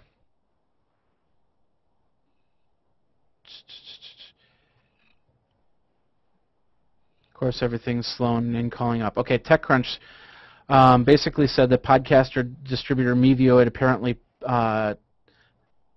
hosted a number of well-known webcasts, including GeekBrief.tv, which is Kelly's show. And this weekend, Mevio suspended a large number of their customers, which the service was free, but there was no viable way to pay for the service, asking them to request producer access in order to gain access to their show pages. So technically, my channel is probably one of them, but I don't even go to the channel, so I couldn't even tell you if it is or not. I could care less. Yeah, I do have three or four episodes up on Mevio, and they probably haven't been looked at by a human being in a couple of years now. So. Where we go? Yeah. Those links. What's that? I said those. Dan. Yeah. Click on that last link. To what? That's my speed test. Okay, mine was 24 down and 8.25 up. Look at mine. Let me look here. I'm on the Hangout. 51 down and 5 up. So I got you beat up, but 51 down, my God. Yeah. Where were you testing, though? See, server Chicago. See, it depends where I test. Test to a local server, Dan. And they said Chicago is the one you're supposed to test it from if you're in the Midwest region, because that's where all the internet servers are at. That's pretty tight, man. 50 down. Wow. But what's up, Alan? Not much. Saw you were still hanging out. Figured I'd stop in and say hi. Gracious with your presence. Getting ready for tomorrow's marathon. Yeah, what Jeff, was that? You're getting ready for tomorrow's marathon. Mm-hmm. So they that sucks. They just ended the free deal and said you have to pay now to get access to your stuff, or?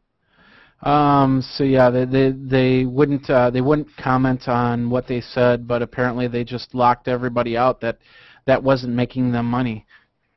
And I've actually, it was really interesting because I saw a lot of Mevio people kind of repoising themselves into a second area, such as blip.tv, and saw a lot of shows being posted onto both. So either they knew that was what was going to happen, or they were just preparing so they could do it, or maybe they just wanted to get on Blip so they could get things on YouTube, which is another thing. Mevio doesn't push to YouTube.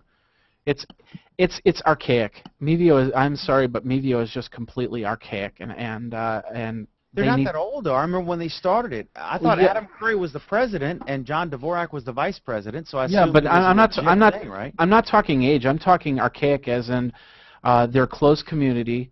Their content doesn't go any farther than Mevio. It doesn't push to YouTube. It doesn't push anywhere else. Look at Revision 3. If you look at any of the shows on Revision 3, they have YouTube channels. They have Revision 3 channels. And they got their content in 4 or 5 different places. Mevio has it in one place, and they've got it's a company-controlled player, and it really doesn't play well with anything else, and just it's horrible. I'm looking at a 32-inch Vizio TV, and it's I bought it at Sam's Club, and it has a Twit app on the TV, so I could watch Leo's shows on my Vizio TV built into the thing. Yeah, I mean, that's the key. It's about footprints. Yeah. And is that a Twit app powered by Mediafly? I think it is. That's the main company that does those, right? Like, yep. You pay them a fortune, but they get you everywhere. And on March 31st, they're going to be closing that down. Mediafly's closing? Why? Yep. Because they're focusing on corporate accounts. So you have Mediafly.com, and then you have what's called onair.mediafly.com, and that's where you could give them your RSS feed, and then they'd push you through their channels. On March 31st, they're closing that, and because they're closing that, people like Leo have to find alternate solutions. So, and Leo talked about it last week, and I think he said in so many words or less that they're taking it in-house, which is what they need to do. It could be a business opportunity for them, really. I mean, not as much of a business opportunity as it is just an ability to control your content on that level. I mean, if you think about it, I could quote you. Anybody that does a video show, if you're on the over-the-top television solutions, your stake will raise. I mean, if you had 1,000 people watching your show on the internet, and you get on the over-the-top television solutions, I guarantee you will be at somewhere between 3,000 to 5,000 viewers within 3 weeks, and that's simply because of the fact that people want things to watch. And they want things to watch on their TV. They don't want to sit in front of their computer anymore. They want to sit on the couch, and we're telling them, hey, cut your cable, get rid of that stupid $100 a month bill. And so they cut their cable, or they're forced to cut their cable, and then next thing you know, they're wondering, well, what do I watch? Well, you get these little over-the-top television things for $100, and you hook it up to the internet, and you're all happy. So they do that, or they give it to their grandma to try and send them pictures or something like that, and grandma's going, well, that's all well and good, but what else do I watch? And they flip through the channels and they find, oh, Twit's there. I think I know this Twit thing. I can do this and watch a little bit of it. And like I said, numbers just, they shoot off the roof. Are YouTube, okay, like our show with Alan, who's here, and Oleg, like I said, on YouTube we do 1 to 4,000. 4,000 is great. 1,000 is a little low, right? So somewhere in there. That's archived over a week. And then it grows after that. But basically it's a weekly show, so you figure what do you get in a week. And then you're saying that if we went with like a blip thing as well. Sorry about that. It's okay. So if we went with a blip solution as well, that would. How do you? No. What I'm saying is this: the average person. How do I put this? If you like to sit in front of your computer, I tolerate sitting in front of my computer. There's a lot of people out there that don't want to sit in front of their computer, that don't sit in front of their computer. In fact, out of the 300 million Americans in the United States, you got to wonder what percentage actually sit in front of their computer on an average day past their work day, and how many people sit in front of the TV. Now, if you don't have your content geared to go on a TV, then you are missing out on tons of possible viewers. And it's just a numbers game at this point. I mean, how many computers are out there as opposed to TVs? And if they can get your content on the TV, they might be more apt to watch it on TV. Sounds like it'd be a lot easier to just try to get CNN to hire you or MSNBC or somebody. Good luck with that, my friend. And if you can get that, you let me know. Give me a call and give me a job. But this is exactly why you're seeing Netflix creating their own original programming. This is exactly why you're seeing Google creating their own original programming with YouTube. Another conversation I had about a year ago was about the TV itself. And the funny thing was, I remember, and I was told I was wrong on this, but I remember when I was growing up, we had one TV, and we had that for 20 years until it died, and then we bought another TV. And of course, my family was always frugal that way, so it really doesn't matter. But when I bought my first, I bought my first TV, and I had that TV up until about 4 years ago when I upgraded the TV, and I had that second TV for only a year because it was a used TV anyway, and then I got rid of my TV for a couple years, and then I got this, I got a 26-inch TV in my living room because I was doing all this over-the-top television, so I figured, I might as well get a TV so I can compare it. So I bought a TV a year ago. Yeah, a year ago, 26-inch TV, just a small little LED one that does 1080p, and it really does nice, and it still does a great job.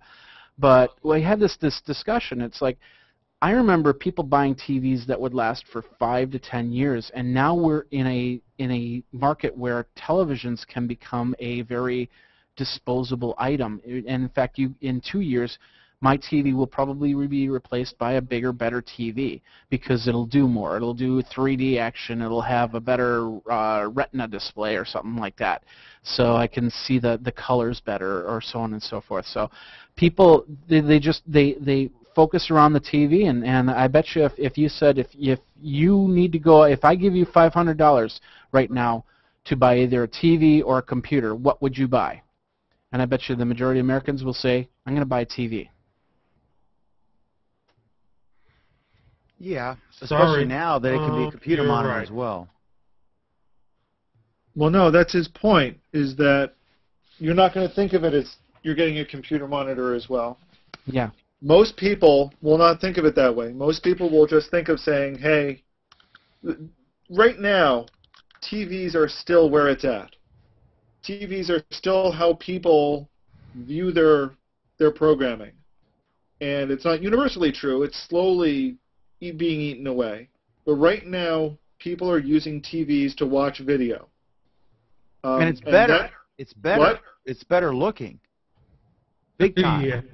If I look, I mean, if I go on my TV and I go to Netflix.com and I watch Lost, and then I go to my Vizio TV and use the built-in Netflix app, and my TV has Ethernet port on the back and Wi-Fi built into the TV. If I watch Netflix on the television set, not through the computer, it's dramatically better looking, like a local major network HD channel, compared to what's on my computer.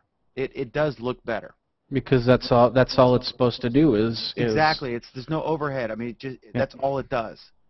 So then you buy a $300 TV and a $100 over-the-top television solution, something like a Roku or a Boxee or something like that, or an Apple TV, and then you've got your content all to your TV. So then you say to yourself, well, why am I sitting at a desk hovered over a small computer monitor when I could be sitting on my couch watching TV?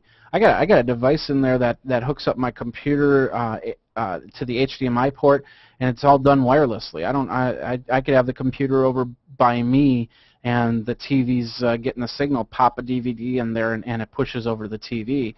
And I'm still sitting on my couch. I'm not sitting on a chair, doing this. And that's what Google and Apple and Netflix and all those guys are betting on right now. Yep. That's the bet. And until I get a recliner in this room and a 50-inch TV so I can really relax, I'm going to go over my couch. AOL just announced today that they're going to do a Huffington Post live TV streaming thing for 12 hours a day. Who's AOL? It's some company. Are they like a network guy? Computer guys? Army of losers? No, I'm just kidding. Who are they? I'm a blogger for Huffington Post, so I have to be nice. But so you have to promote them. Okay. No, I don't. Wait a minute. Wait. Are you a paid blogger? Or No. But I'm saying that like they run my stuff, but they're, I don't know. It sometimes. This is like how I have to be nice to you, Dan, because you let me on the show every week. Yeah. But you're still not nice to me. But I still let you on the show. No. That's nice. Sometimes they'll put stuff. It's fun, but sometimes they bury it, and sometimes they'll promote it. Like I wrote an Andy Rooney piece right after he died that I guess was good because they stuck it on it was on the front page of Huffington Post for like 2 days and got 1 million views. But there's no money in it. It's just fun. But I don't do it that often because it's. Why don't you get money for it? I mean, it's. I put links like follow me on Twitter or Google Plus. Like this story I just did yesterday about the Barnes & Noble pissing contest with Amazon. And I think it's just that. It's stupid nonsense that they're not going to stock Amazon books. Amazon publishing print books in their stores. And my headline was crocodile tears from Barnes & Noble over Amazon exclusive distribution deal. And my point is that they still, I mean, they're still dealing with Amazon. I mean, they sell the Kindle on Amazon. Mm-hmm. And they're going to still sell Amazon ebooks on their website and Amazon print books on their website. They're just not going to stock the Amazon books in the stores. And they said that there's as much of a demand for them anyway, which is true because I don't know any Amazon publishers that one guy is famous or whatever. But it's just a PR thing. Yeah. It's, the whole thing was they have to adapt or die, and the Kindle saved them. But I did this big story on Huffington Post, and I talked to Business Insider, and they didn't want it, and then Washington Post, I talked to those guys, they didn't want it, and then so I put it on Google Plus and sent it over to Huffington Post. So I didn't write it specifically for Huffington. Okay. But and then at the end of it, I say follow, circle Dan on Google Plus, and here's a link, and then.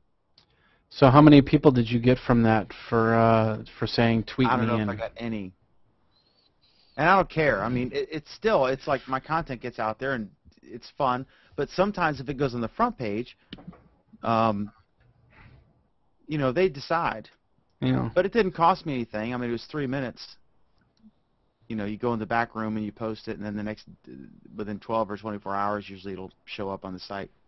I don't mean to sound so jaded, but I just in 2011 has been one of my worst years of getting clients and doing business, and we've had a lot of struggles with sponsors that were pulling back, and they didn't have any reason to pull back. And there was a point halfway through the year that I was doing the same thing. I was writing posts for other people and doing it for cups of coffee. And at the end of the day, I went home and I had an electricity bill that needed to be paid, and I had a phone bill that needed to be paid, and I had a car payment that needed to be paid, and I wasn't getting anything out of it. So when you put your post on Huffington Post and they say, well, yeah, you'll get all this and this and this, and you don't see a return on investment of at least 100 tweets, is that really fair? I mean, it's still your hard-earned time and money and stuff like that. Like I said, I might be a little bit jaded on it, but I don't know, because a lot of people just forget about a post. I don't make Within my 3 to living 6 from months. this. I do this for fun and Yeah. because it's interesting. Um, I'm a newspaper publisher. That's how I earn my money, and so I don't make a dime from Google Plus. Okay. Every 2 years, I'll get a $100 check from AdWords. Okay. I'm actually thinking about stopping the ads on Google Plus Week on YouTube because there's no money in it, and I'm wondering if some people are not watching it, or they'll click out of it because of the ad. But I actually spend money to promote the show that dramatically exceeds the pittance of revenue, you know. So I don't care about that. But Okay. it's not my living, you know what I mean? Yeah. Yeah. But if I can write a blog post, and if Huffington Post with their 50 million unique viewers wants to run it, and get it to more eyes, I write because I want people to read what I write, and it's fun, and you get Okay. the interaction. So we have different goals to that degree. But Yeah, but you didn't get the interaction. You just said that you didn't get any Twitter followers out of it. You didn't. oh, I don't know. I mean, I mean, I've gotten, I think 300 or 400 new people circled me on Google Plus in the last day. Yeah. And I think they did that to me too, and I haven't really been up on Google Plus that much. yeah, so I don't know what, but I don't know. I mean, if you write something you think it's good and interesting, and more people read it, then that's.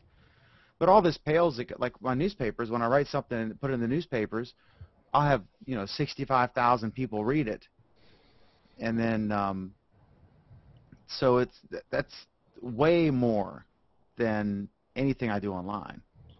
Okay. I mean, a good day online on a website would be three or 4,000 or 6,000. I think our best ever day was, I forget, 6 or 8, 9,000 people Okay. on one of my newspaper websites. But And I'm not trying to bring you down on that. I'm just trying to put it to reality, because here I am, and I'm not complaining by any means with what I'm going to say here, but nice cat. Anyway, so I have. he really knows how to meow. Holy Moses. Yes, and he really does every time I'm on a Hangout. He's a frequent companion for the show. So anyway, I'm not making any. Pest is what he is. Yeah. Sorry. It's welcome. Don't worry about it. So, but anyway, I make my living off of the content I create, and there's a lot of people that say, well, I'm just doing it because I'm doing it. And there's a lot of people that create content, and then they turn around, they see that it's how tough it is to actually move forward with it and monetize it and go from there, and then they stop doing it. And I see that, and it's like it's so frustrating to watch a good show disappear because they don't have the faith in that.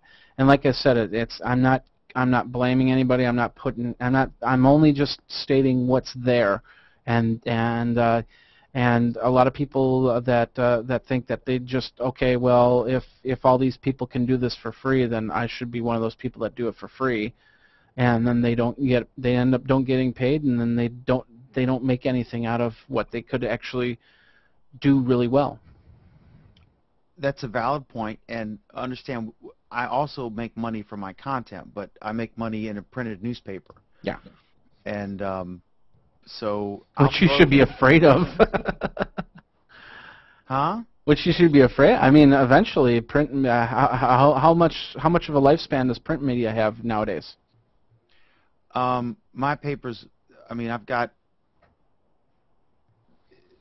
one that loses money, but very little, and one that's break even to profitable, and one that's very profitable. And the one we're switching some things around, so I'm gonna have two that are good profit, but the ones it's the #1 paper in the county by far. It's bigger than the other 3 or 4 papers that are sold here combined, and that's the one that pays the bills. But so what's your backup strategy? Well, I mean, we put on the web that we make it available online, and but in its intact magazine newspaper format. So if you want to read it, you have to read it in the 40-page PDF or the online viewer, and I just save 18 cents. I don't have to print the paper. Do you think that that in 5 years that paper will still be in its doing as well as it's doing right now? 5 years, yes. Yeah, because it's got local stuff. I mean, CNN and Drudge and Huffington Post, they cannot touch me in Warren County, Virginia, with our excellent coverage of the town council meeting and the county board meeting and the school board and stuff like that. Okay, what about advertisers? I mean, everyone reads it. And there's the thing. I mean, that's really in a lot of ways the future of some of the print media. Oh, good Lord. is really hyper local in a lot of ways. You're going to see some of that online, but you're going to see the advertisers moving in there as well, and that's where people like Dan are going to be having the market. It is the hyper local reporting and tapping into national and international feeds for the national and international news. I'm just going to play devil's advocate because, and I know where you're going with this, and I understand it, and I in a way I do agree. But right now, what mainstream media is telling them, and I went to what's called a brands formation meeting about 8 months ago, and they talked about, well, where should you be advertising? And they said, well, is it going to be print media? Is it going to be radio? Is it going to be TV? Or is it going to be billboards? Or is it going to be internet? And they ranked everything. And right now, with that brands formation meeting, which doesn't really mean a lot in the world, they pretty much put print media down towards the bottom. And if advertisers keep getting told that print media is dead, print media is dead, print media is dead, eventually they're going to believe it. And even though you might have a thriving paper with lots of news and lots of viewers, you might have advertisers that say, no, I don't think I'm gonna advertise in your paper because they say the print media is dead. I think it's going to come down to show me the viewers. You know, it's going to come down to, okay, Dan can tell you exactly what his print circulation is, and he can tell you exactly how many newspapers he's got to pick up at the end of the week to go to recycling. Okay. The same way that an online local forum will be able to tell you how many unique viewers are coming to it. That's harder for a radio station to do. They can only do Nielsen estimates. That's harder for a TV station to do. They can only do Nielsen estimates. And neither of those are going to be as hyper-local as either the newspaper or the local website. You know, the Patch, or I forget what the other hyper-local websites are these days. The thing is this. You can get, I mean, Obama, I cannot out CNN on coverage of Jay Carney's press conference at the White House. I can't beat them on that. I can't out Syria, Al Jazeera. I cannot do better coverage. But you can cover the local town board meeting. Local town hall better. Those guys aren't there, and it's the only place you can get that content. And if people want to know the sign ordinance, they said that you can't have those flags that they put up that say open. The town decided there was a big huff with the town merchants that in downtown, and they're struggling like every downtown is, right? Like Jonathan's in Detroit. I mean, we'll get no sympathy from Jonathan about struggling merchants, but they said that those are illegal. And the open signs, the neon signs you buy at Costco or Sam's Club that say open, that they said that those are technically illegal. And there was this big to-do about it, and the town council had this big blow-up thing, and all these people, we had excellent coverage on that. Mm-hmm. And you can't get that anywhere else except my newspaper. And we're not after Ford. I'm after Royal Oak Computers, and I'm after the local realtor, and I'm after the local pizza place. And they know because we have a rack in the pizza place, and 300 people in issue will pick it up and read it. And they're picking them up off the tables all the time in mangled form. They know the people are reading it. So it's not a hard sell. It takes a couple years to build a paper up to make money. You're going to lose money for 2 years. But here's the problem, Dan. I'm listening. I'm off camera, but I'm listening. here's my concern where it comes to your competition, so to speak. It's the website. It's the hyper-local websites that are cropping up, like Patch.com. And what they're doing is Did I just freeze? No. No, you're fine. And what they're doing is they're getting, the average guy who likes going to town meetings because, he's got nothing better to do, and, he likes being a pain in the ass, and he likes showing off about himself. And he's going to those town meetings same as your reporter is. And he's going to be writing it up and posting it on, I can't even remember what part of Virginia you're in right now. That's how tired I am. But he's going to be posting it on his, Lynchburg.patch.com. Yep. But they're not in the small towns because there's not enough. They are in the small towns. Dan, they are in the small towns. They're not. They're not in Lynchburg. They're not in Warren County. They're not in Frederick County where I am. They may not be in your small towns yet, but they're getting there. Huffington Post is going community based, so there's going to be a Lynchburg, Virginia Huffington Post eventually. So I totally agree with you. But the thing is, it's about the quality of the content. No, of course it is. Google Plus Week, I've carefully nurtured since July a very good quality panel. Folks like you. I mean, I wish you would do it more often, Jeff. I wish you would come in there because you're a very interesting guy. And I like a debate like we're having now, where we have differing opinions and we're trying to work through it, right? And Alan and Oleg and you are brilliant minds, and people tune in to watch. Let's not go that far. Well, no, you are. I mean, you have a perspective. You have years of covering this stuff, and so you people like to watch you, and you wouldn't have any viewers or listeners if you didn't have something to say that was more interesting than others have to say. I mean, come on. So the only problem with that is that when I started doing Geekazine.com, I was writing 1,500 word articles on tech-related stuff, and all during that time, I had people turning to me and saying, "No, that's too much. People don't read it. They got short attention spans." And next thing I know, I'm writing articles that say "See Spot Run." And literally, if you look at some of my articles, that's what it says, "See Spot Run." It doesn't say that, of course, but it says it to that effect. We hear that we're in an ADD society, ADD, ADHD. We need to take some sort of pill to make that disappear or something like that. But nobody wants their content. Nobody wants to read that 1,500 word article, or better yet, you remember when your mom used to write an article or write a letter to your aunt, and she'd have like a 10-page letter she'd fold up and put into an envelope and send to your aunt.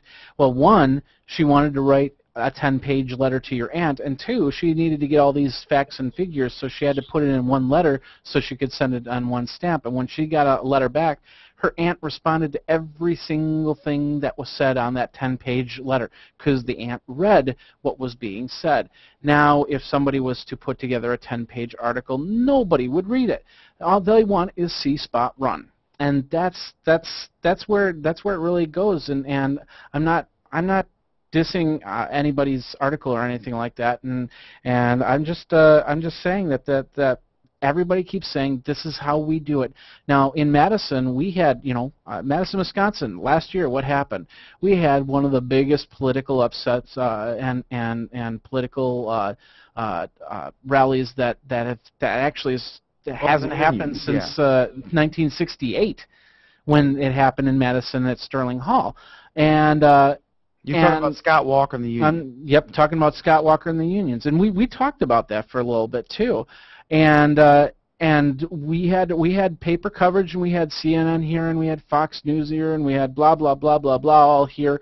But then we had the little independent article writers, and there's 5 of them in the Madison area that went from nothing to something simply because of an event like that. They don't have paper backing. They wrote on their own, and now they're writing articles for CNN or Fox News or somebody else like that. So, but Jeffrey, here's the deal. The difference is footprints. With a print, I hear what you're saying, at some point, more people are going to want to digest it online, and we offer it online in its entirety for free, right? And we give the paper away for free. But with a website, you have to decide to go to it. With my newspaper, we're in hundreds of places. You walk into a 7-Eleven or a pizza place or a realtor or whatever, you're going to see my rack sitting there. And it's free, and you can pick it up while you're waiting. You can read it. You're waiting to get a haircut, you're reading my paper. Okay. And it's almost like every time someone opened up Firefox, Chrome, or Internet Explorer, you had a little picture of the thing there. They could just click on it, right? But that's not the case. They have to choose to bookmark it or whatever. So we're in a county of about 35,000, 40,000 people, and we go through 9,000 copies, and on average you get about 2.4 readers or 2.2 readers per copy. So it's about 25,000 people will read the paper out of 40,000 people. Now, out of that 40,000 people, some are infants and can't read, some are adults and can't read, some are senile and can't read. So basically the entire county that can read reads the paper, and because it's everywhere. I mean, it's everywhere. In one grocery store alone, we do close to 2,000 copies. Okay. And so as excited I get about, having 10, 11,000 followers or whatever on Google Plus or on Twitter, however many hundreds, or Facebook, nothing touches when I write an article in the print paper, how many people will actually read it. I mean, 20+ thousand will actually read it. And we can move to those things, but it's all about the quality of the content. And just like people tune into Google Plus Week because we have Alan and Oleg who will argue with each other with intelligent points and debate, just like we're doing now, and it's compelling content. I could just as easily move those online, with the print, with the writers, because we have excellent writers who have, intelligent observations about things, and it's quality. I mean, who's going to do a better job, the Wall Street Journal reporter or the Patch blogger? I mean, come on, that's the thing. And if you whoa, Dan, content producers and move them online, and you can still do it. Here's the question, though: it's who's going to do a better job at reporting your local story, the Wall Street Journal reporter or the Patch reporter? Well, in my case, it's the Warren County Report. And just to give you an idea, Jeffrey, if you want to look, go to warrencountyreport.com, WARREN, warrencountyreport.com. I believe that's the newspaper. You can see an actual copy of what we're talking about. I believe your numbers are right and everything like that, but that's not what I'm getting at. Well, I mean, if you want to see the kind of article. No. I understand. Let me ask you this question. 5 years ago, how many pages did your paper have? We started I started online first and then went to print, which is odd. Normally it's the opposite. I think it's always been 40 pages. It's been occasionally 48. And it's still 48 now. It's 40 now. It was just there was no extra revenue in it, and it was an exercise in vanity, and so I just scaled it back down because it's okay. I'm not a philanthropist. No. That's understandable. Next question: has your paper gotten thinner within the last 5 years? Has the width changed? Okay. No, it's the exact same size, and it's over 50% ads. Has your print changed? Has your print size changed? The physical width and height, no. The print size, like character font size, you mean? What do you mean? Sometimes we'll vary it. It'll go anywhere from 9 to 10 points based on how much space we have. The local paper here in Madison, Wisconsin, 5 years ago was about about an inch wider. Had probably about 10 more pages to it, and they had a different font and font size. They switched font and font size because they found that they could go 1 point smaller, and with the new font, people could actually read the paper just as well as if it was the 1 point bigger.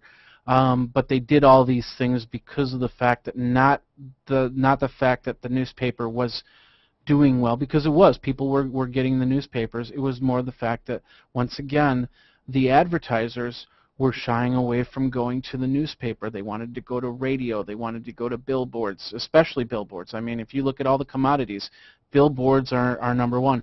The only papers that seem to do well with advertising were Centric's papers.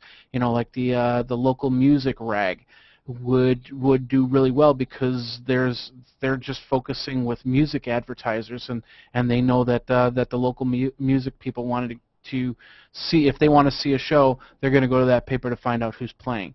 So they had to make some tough decisions, and we actually, at one point 5 years ago, we had two papers. We had a morning paper and we had an evening paper. That evening paper became a weekly periodical in the morning paper. And a lot of people were upset on it, but that, you know, we couldn't support two papers. And then all of a sudden the width of the paper got smaller, and then all of a sudden they changed the point on the paper type graph. So my point is not the fact of popularity, because I could have 1,000 people coming to the paper, but if you've got your advertisers that are turning around and saying print is dead because they told me so, then what are you going to do? And if you're getting advertisers for your paper, hey, that's all well and good, but you know, you just plan for it. I'm just going to say it straight out. Plan for it.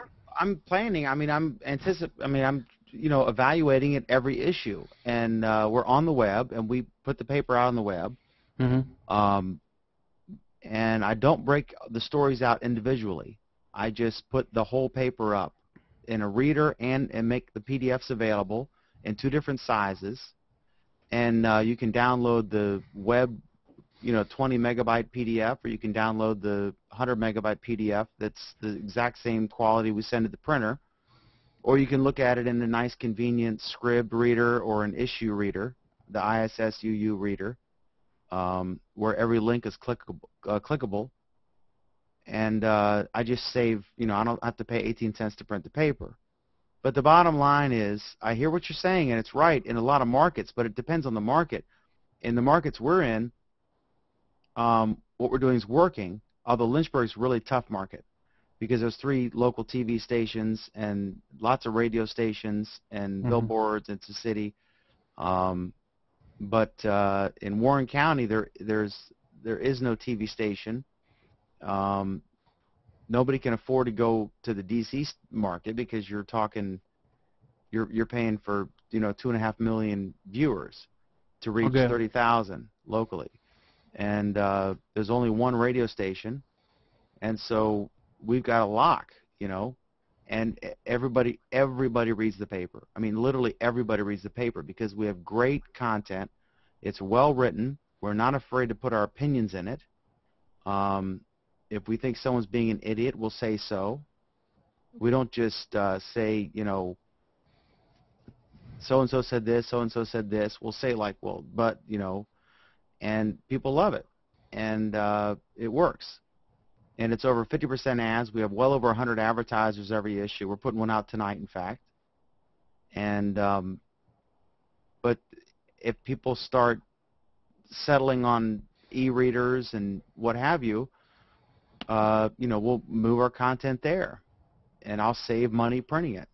But if you went into a laundromat or a pizza place, and there was a really good publication sitting there for you to pick up for free that had great content about your neighborhood, about the fight about the speed trap on the street 2 streets down, about the new pizza place, a profile of a pizza place that just opened up, about the big fight about the signs in town council, and you couldn't get that content anywhere else, and it's pretty looking and there's nice pictures on the cover, you're absolutely going to pick that paper up if it's about your local neighborhood. Because, I mean, as much as I love CNN and Fox News and Reuters and Al Jazeera and PBS and NPR and all that crap, the one thing you can't find is good local content that's written at a professional quality level by a competent reporter who can wade through the BS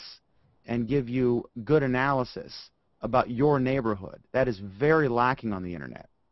Yeah, but the problem is that you're arguing one point and I'm arguing a different point, and we're not reaching to the same issue or same thing here. You're arguing on good content, and that's all well and good. And what I'm saying is that even though you might have good content in your paper, your advertisers will get conditioned to not pay 20 cents a square inch anymore, and they will walk away from a paper, even though it could be the most read paper in the world. They might walk away from it because people are telling them that print is dead. And no matter what happens there, it doesn't matter how many good words are in there. If you've got no advertisers to support your paper is going down. Most of our advertisers are in every issue, so they qualify for the lowest rate. To give you a specific number, a 4-inch by 4-inch square full-color ad in my newspaper costs, in any of my newspapers, they're all the same rates. Yeah. A 4-inch by 4-inch square full-color ad costs you $50, and 20,000 people will see it. Will that be $50 in 5 years?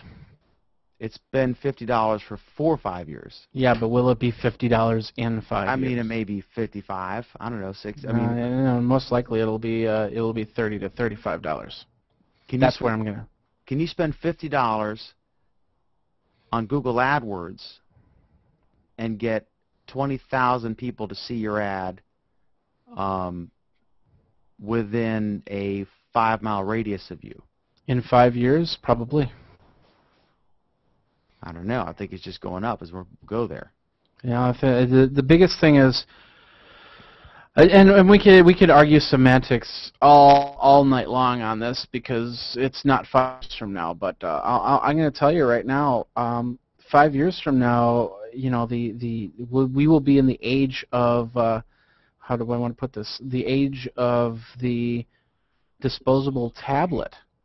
You know, if you ever watched the TV show Caprica or Battlestar Galactica, they had little pieces of paper like this one right here, and instead of writing on the piece of paper, it was basically a computer, and you would touch and the piece of paper would populate.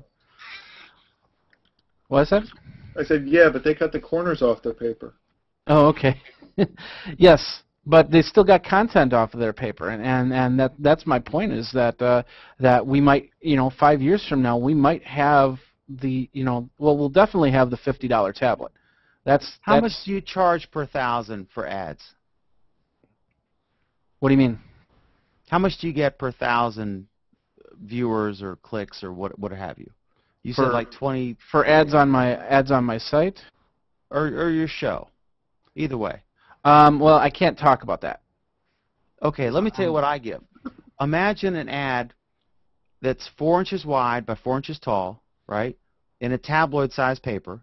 Okay. It's a large tabloid. So we're talking 8 column inches. $50 full color.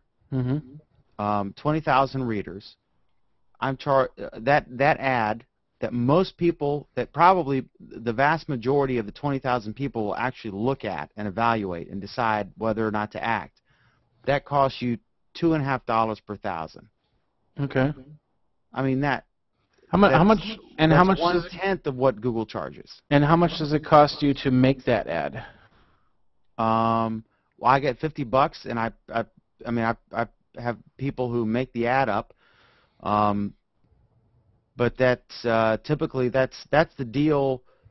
If you run all year, if you just run a single ad, then that would cost you about $3.50 per 1,000. If you just ran it one time, it's a little more expensive if you just run an ad one time versus running. Yeah, but Dan, I think the question is, how much does it cost you to produce an ad? Yeah, when it's all said and done, how much do you make off of that ad? Do you make $1 off that ad? Do you make $5 off that ad? You don't have to answer that question because that's an internal business thing. But this is where I'm going with it. In 5 years, your $50 ad which probably nets you $5 to $10 somewhere around there after everything has been paid and all the employees have been paid and the printing of the paper has been done. If you're lucky, $5 to $10. Now I'm thinking about it. In 5 years, that's going to be $2 to $3 simply because of the fact of the price of printing that paper, the price of your employees, all those little factors involved on the print paper. Like I said, we could go on all night about this, and I could be absolutely wrong because we don't know what's going to happen in 5 years. We don't know what's going to happen on December 21st. I mean, I could. For that matter. That doesn't make sense to me because like you can just raise your rates incrementally over time. You know, you give them a 5% increase every 6 months or a 10% increase annually or every other year or whatever, and they're not going to moan and groan that much, especially if they're getting a return on their investment, and that's what it is. They know, you know, most of our advertisers have been with us for years. In fact, almost all of our advertisers in the paper, you could look back, like you can go to our site, look at the current issue, and go back a year, go back 2 years, and you'll see almost all the same advertisers there. They're not philanthropists either. They're business people, and they're not going to waste their money. So the bottom line is, does it work? Now, the disadvantage of print is it costs a whole lot of money. On Monday, I just paid, for printing, I paid $4,750. Mm-hmm. 3 days ago. I spent almost $5,000 for printing. So it's a lot of money. Right? That $5,000 will buy me the website for the next 30 years, right? Okay. But the advantage of having a print product is you can have footprints. You can have it sticking in the gas station, in the laundromat, in the restaurant, everywhere, the grocery store, in a rack. And they can see it and they can pick it up. It's in your face. It's just like an ad. If you want to go into the Martin's grocery store, you cannot enter the place without seeing Copy My Paper, or Food Lion, or 7-Eleven, or whatever, any business in town. And the advertisers know that, and it's a good quality product, and it's got loyalty. People love the paper. They get, well, I mean, my delivery people will have it grabbed out of their hands as they're walking into the place. When they restock, people will come up all excited and then leave disappointed, walk away angry because it was a restock, it wasn't a new issue. That's how beloved it is, because the quality of the content's good. And when people know that, the advertisers know that. So I think we're insulated from the digital revolution to a degree, but also we're embracing it. And I love it when someone reads it online instead of picking a paper up, because it's better for the advertisers. But there just is not, as you and I have discovered through our web content efforts, there is not as much money to be made online as there is in print. And people can print all they want. But the fact is, any publication like the Wall Street Journal, the New York Times, the Washington Post, any of those guys, they make a pittance online what they do in print. Even Politico, which is nationally known, and they have their print newspaper, which I think actually has a smaller circulation than I do. I bet they make more of their money from the ads in that print newspaper than they do on their website. In fact, I talked to a friend of mine who works at Politico. He's a well-known writer. He used to work at the Washington Post. Okay.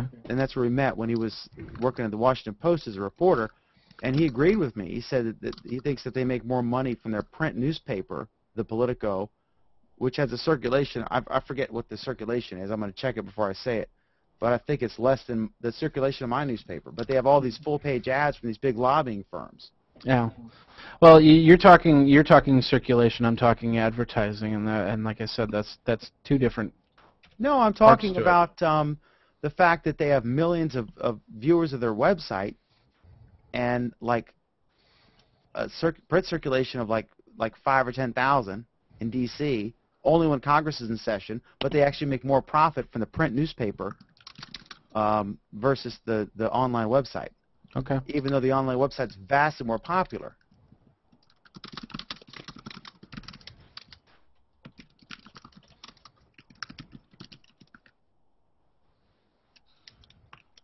Okay, their newspaper circulation is 32,000, and their website viewership is probably way, way, way more than that.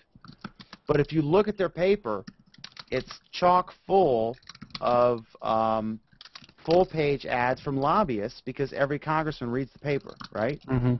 I'll guarantee you, if you look at the numbers, at what their rate card is, I'll bet you they make 90% of their advertising revenue from that 32,000 copies of the print paper versus, you know, 32 million people that look at the website. Because that's where the money is. I mean, trust me, I know. That's the business I'm in. I got 3 newspapers. I know, and I have like 50 websites, and I can tell you all the money's in the print. And the print subsidizes all the newspapers. Because it's so expensive. Like a Huffington Post makes money largely because they get free content from, you know, suckers like me, to prove your point.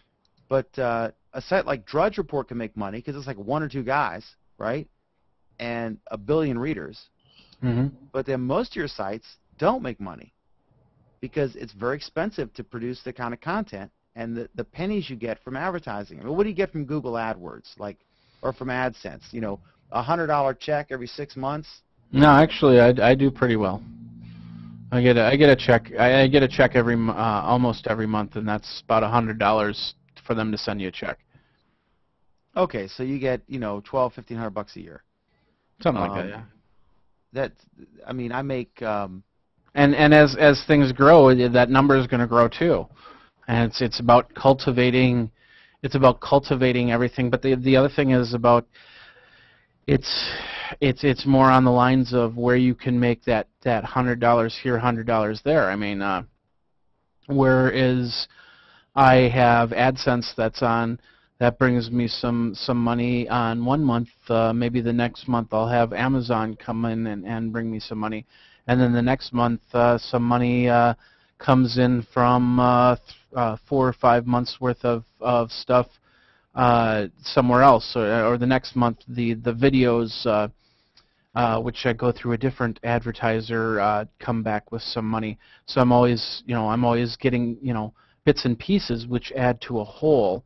And I think that with any type of entrepreneur that does what I do, that's what you do is you look for the $10, $20, and then you just add them all up at the end of the day, and you come up with your regular salary.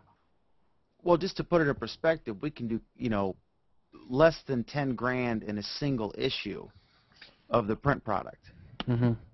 It's a dramatic difference, and I mean, my website's in the show altogether. I think I got a check for $107 from Google for everything combined, and that's the first check I've gotten in a few months. And how many viewers a month do you get to your main newspaper website? How many viewers a month? Oh no, I'm talking. Oh, very little. Like the YouTube stuff is. No, I'm not talking the YouTube. The website? I don't know. I have no idea. Are you 10 or 20,000 or? Oh God, no. Because it's free in print, so most people prefer to hold it in their hand than look at it online. Or some will look at it online, then get the paper to check to see what the cover looks like and if there's any big breaking news stuff in there. Because we don't break the stories out. Occasionally we do. If it's a real hot story, then we will. Or if the national media is paying attention, like the alleged White House gate crashers, the Salahis that went into the White House State Dinner. When that was going on, I broke a lot of stuff on the website because everybody was, you know, sending it. I mean, the New York Times quoted us, the Calcutta Times in India. Okay, guys, I got to call it a night. I probably should have called it a night about 2 hours ago. See ya. Take care. Actually, lightweight. I will see you tomorrow night. Do we have a guest lined up, or do we have? I don't know. I'm going to try a couple that we've discussed. Just a little reminder to see. Okay. But I've got some stuff in there. Okay. I was going to say, do we have anything lined up? Is there even any news this week? Oh, there's quite a few stories in the doc. Okay. Let me find it. I'll give it to you so you can open a tab and look at it tomorrow. Yeah, thanks. Let me see here. I think this is it. Copy. Actually, I'm gonna head out too because I still have my videos to upload tonight. So, but thanks for a good conversation. You're always welcome. It's great, Jeffrey, as always, and you're always welcome to join us for the show. Okay. Yeah, definitely figure out what my schedule's like, and I'll let you know. Tomorrow, 8 p.m. Eastern. I don't know what time zone are you in? I'm in Central. So 7 p.m. your time tomorrow night. Okay, we'll see what's going on at that time, and I'll let you know. What you should do, I just posted a link to the doc. Just save that link or open in a tab and look at it tomorrow or something. But that's the topic list. If any of that interests you, you're more than welcome to hop in and hang out with us. Okay, sounds good. Thanks a lot. All right, see ya. Take care. Yeah, Alan, I got there's Yeah, quite I'm a few looking at him. Yeah, Oleg put some stuff. He kept talking about this big announcement. Yeah, I can't wait to hear what his announcement But he is. won't tell us what it is. That's Oh, fine. now Oleg just joined us. Wow, what timing?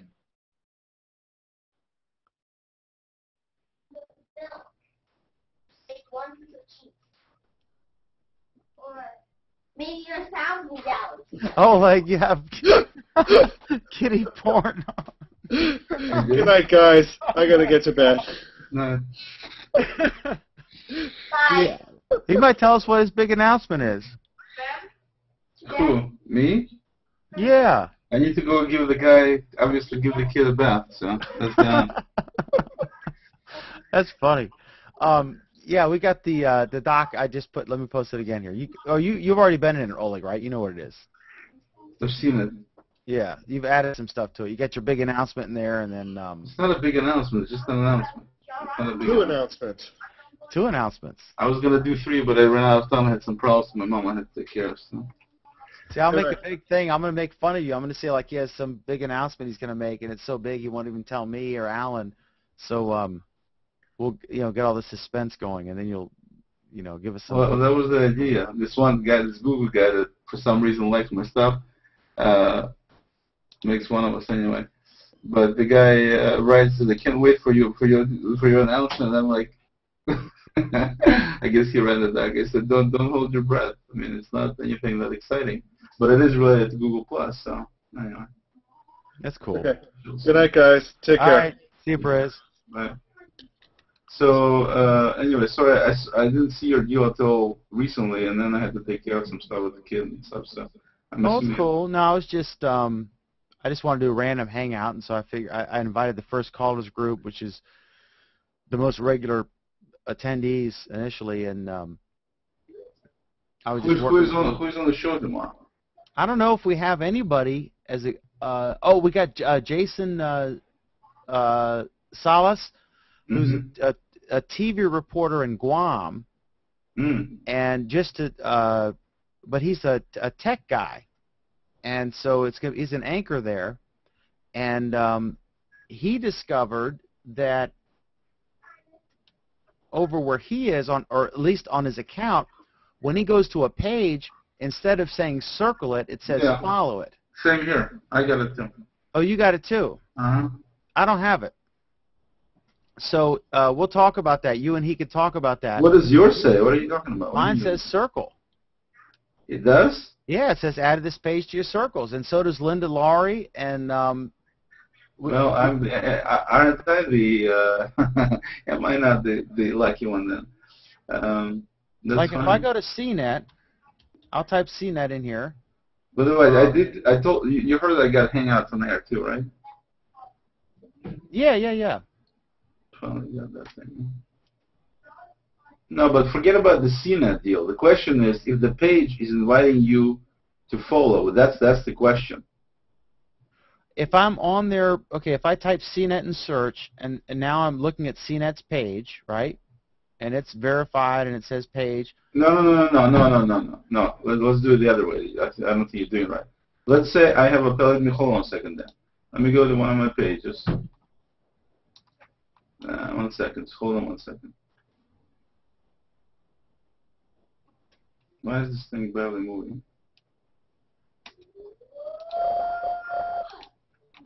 Yeah, you're still there? Yeah. You're still here. Well, for some reason my other page. Oh, there we go. Okay, so if I go to there's the page you like, my hemophilia page. Wow. Now it says my Google Talk plugin died.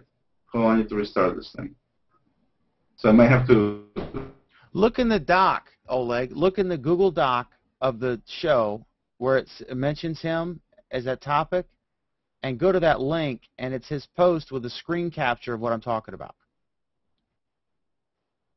You'll see an actual screen capture pic of exactly what I'm talking about. And tell me if that is what you see.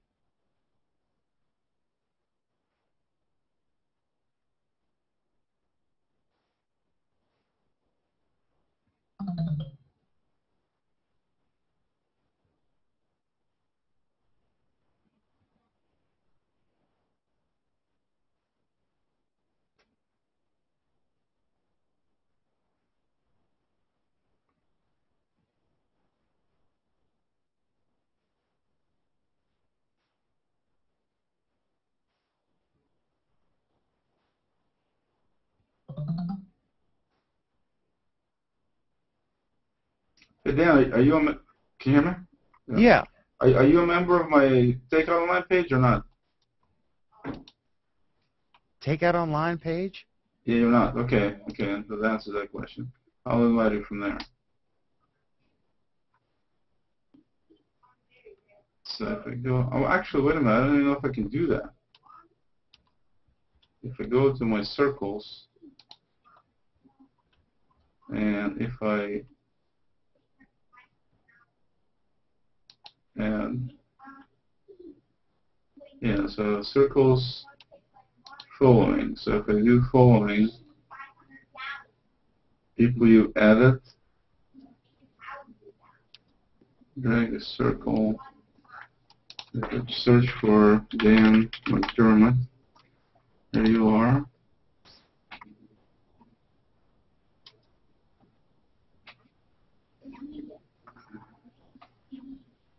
Right now, you're looking at your stream. Okay. What in the heck is this thing? It went back to this deal. I can't. Oh, I take back what I said. I can't. Yeah, that's right. I can't add you to my page until you add me first. Where's your page? Take Out Online. Take Out Online. Okay. Yeah. So yeah, I forgot about it. That's right. Yeah, you cannot add, which is I don't know why they put that thing on there. I guess I can kind of understand it to some degree. Your page needs to be followed by somebody before you can follow them back. All right. It's a page. It says takeout-online.com. It has yeah.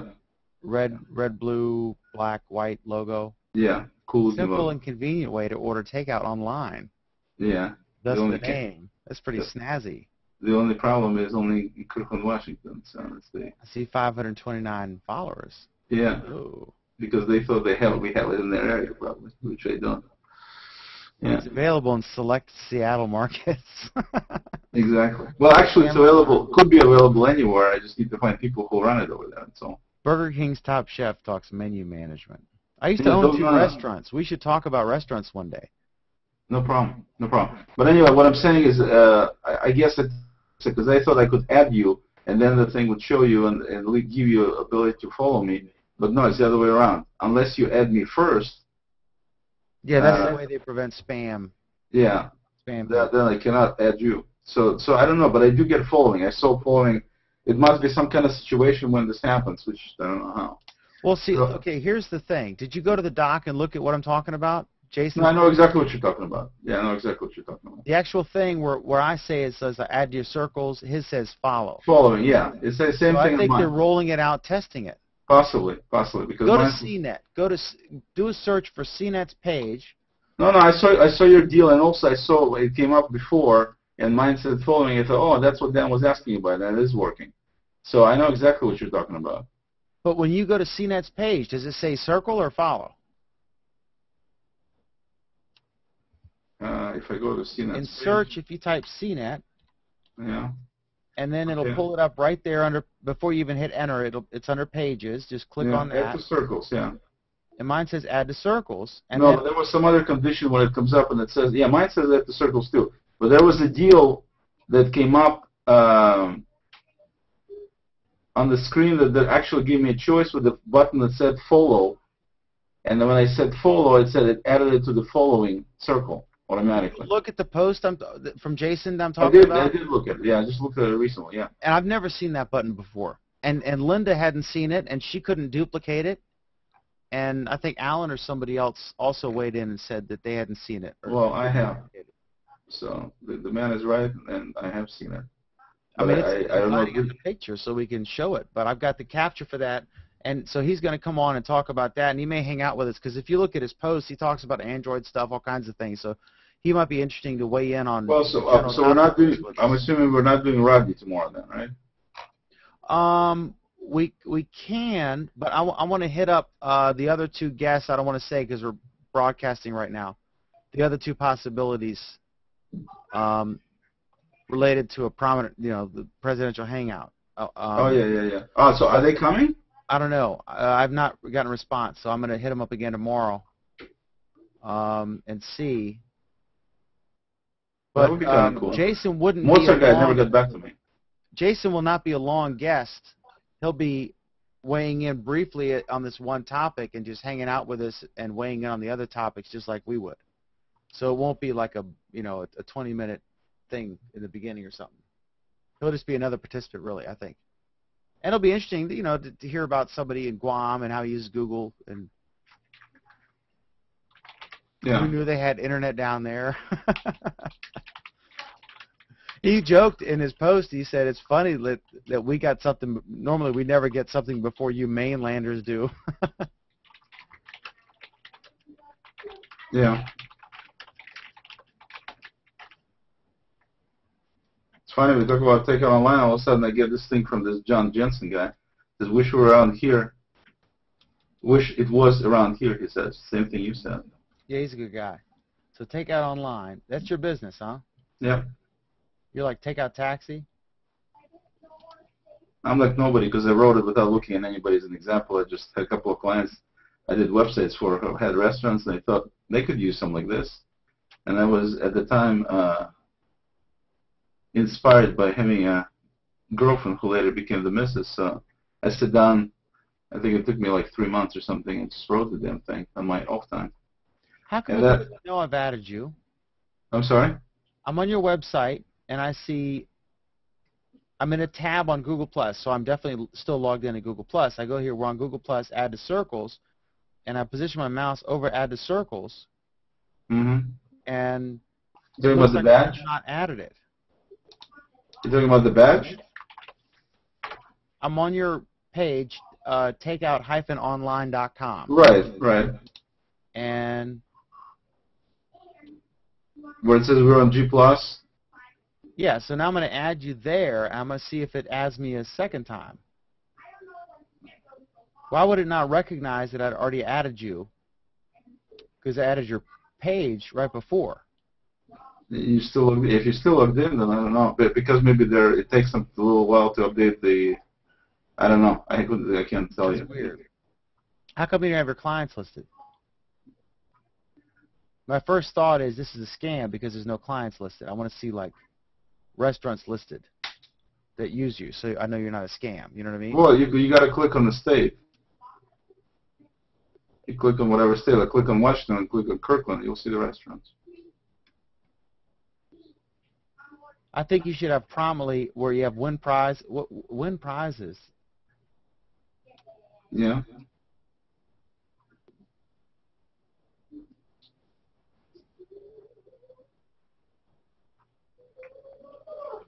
That's scary. Why? Now I'm back on your home page again, and it says add to circles. It doesn't know that I've added you to a circle already. I've added you twice. Weird. On my deal, it shows me that I'm added to Google Places, which is Google Pages. I have a circle Google Pages. It says we're on G+, and it says Google Pages on my end. Okay, I'm at a food ordering place, right? Right. This is what it looks like. You see me? Right there. You see this? Yeah. So this is right there. See, it says Google P. It's basically Google Pages. My circle Google Pages. So yeah, on me, it's recognizing it. Mine said Pages because that's my circle Pages. Right. But then when I clicked on the Nevada flag, so I'm at a food place, and instead of pictures of food, I see a picture of George Washington and the Nevada state flag. And just read what it says in red. Don't be so. Hungry, click on your state to order from your favorite restaurant. Because I got 2 different states right now. I used to have 3. I told them. a guy who begged me to put it on there flaked out from Connecticut. So I have to click on a picture of George Washington and then a picture of Kirkland or Bellevue or Seattle, whichever one you prefer. Toiv and Kirkland I have, or Bellevue, either way. All right, finally, thank God, I'm at a picture of food. Yeah. So everyone who wants to order online has to go through all this? Well, the first time, you can go directly to this page and just, bookmark this page. You can go directly to a restaurant page. I mean, you can bookmark any of those pages, just go directly to them. That's what most people do. That's what I recommend people do. Man, Oleg, you got to get a web designer. I do. You're bad. I'm not a web designer. I never. Correct. You're not a I'm not a web designer either. My pages are ghetto. This is really ghetto. This does not. It should look like Olive Garden's website. It should be As soon as I get Olive Garden's budget in place, then. Well, but just outdo the Steve Jobs approach. Go to Elance and get some web designer. Oh, I'm glad you said that because for a second I thought you meant go ahead and die or something. No. Steve Jobs approach. No, I want you to be successful. This page looks great. Here, I see interesting photos. I don't know if I'm not thrilled with the animation. No, the animation is very 1990s and looks like crap. Correct, but the little fading on the edges. Yeah. It should be a sharp picture. This does not look like Olive Garden's website. No, it doesn't. But I see the Indian food, which I can almost recognize if I look really close. I see a pizza. I see Chinese. Why are you looking at pictures instead of reading what it says? It says right under the restaurant name exactly what it is. Why do you think people actually look at pictures to determine what kind of food it is? Listen to yourself. You're not serious, are you? How much money do restaurants spend taking and advertising photographs of food? A lot of money. But the question is, do people just strictly, purchase? I don't know. You may be right. Absolutely. I'm looking. This Italian thing with uncooked pasta is a disastrous picture. The sushi is okay. The uncooked pasta. Where do you see uncooked pasta? Oh, the you on the bottom left? Yeah, that's not at all appetizing. Have you ever seen my food pictures? No. Where are your food pictures? Let me look here. I'll find it. I'll post a link in the chat here. Yeah, this, I love you, so I say this with affection, but yeah, this site is not effective at all. You may be right.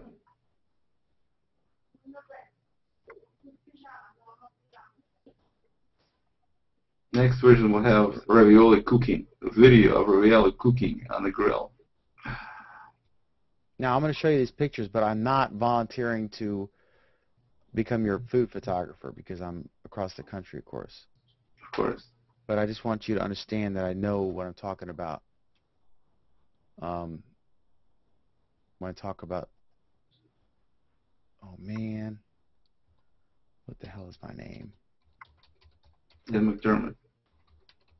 I'm trying to log into a different computer, and I got to remember my password here.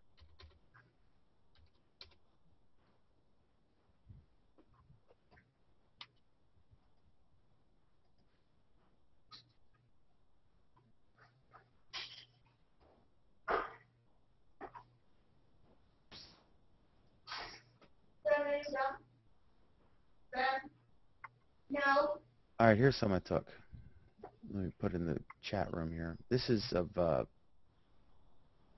some different, like Italian and Greek stuff for a restaurant. All right, I just pasted it. The guy had cheese breadsticks or garlic cheese bread written on the menu, and I said, what does it look like? And I saw it, and I was like, my God, this is a work of art. So I took a picture of it and I did a poster. He used to sell 2 or 3 a day, and after I put the poster up, he did every other table ordered it. I mean, it's a dramatic difference overnight. This is the deal where it's got a little cup in the center? Yeah, with the pasta sauce and the cheese bread. Yeah. Yeah, that's right on a bar table. And that's an appetizing picture, you know. And I look at this, they look faded, they look stock, or like taken. Well, they faded specifically. That was the idea, is to unfair it. But yeah, no, I mean, I'm not for a second saying these were.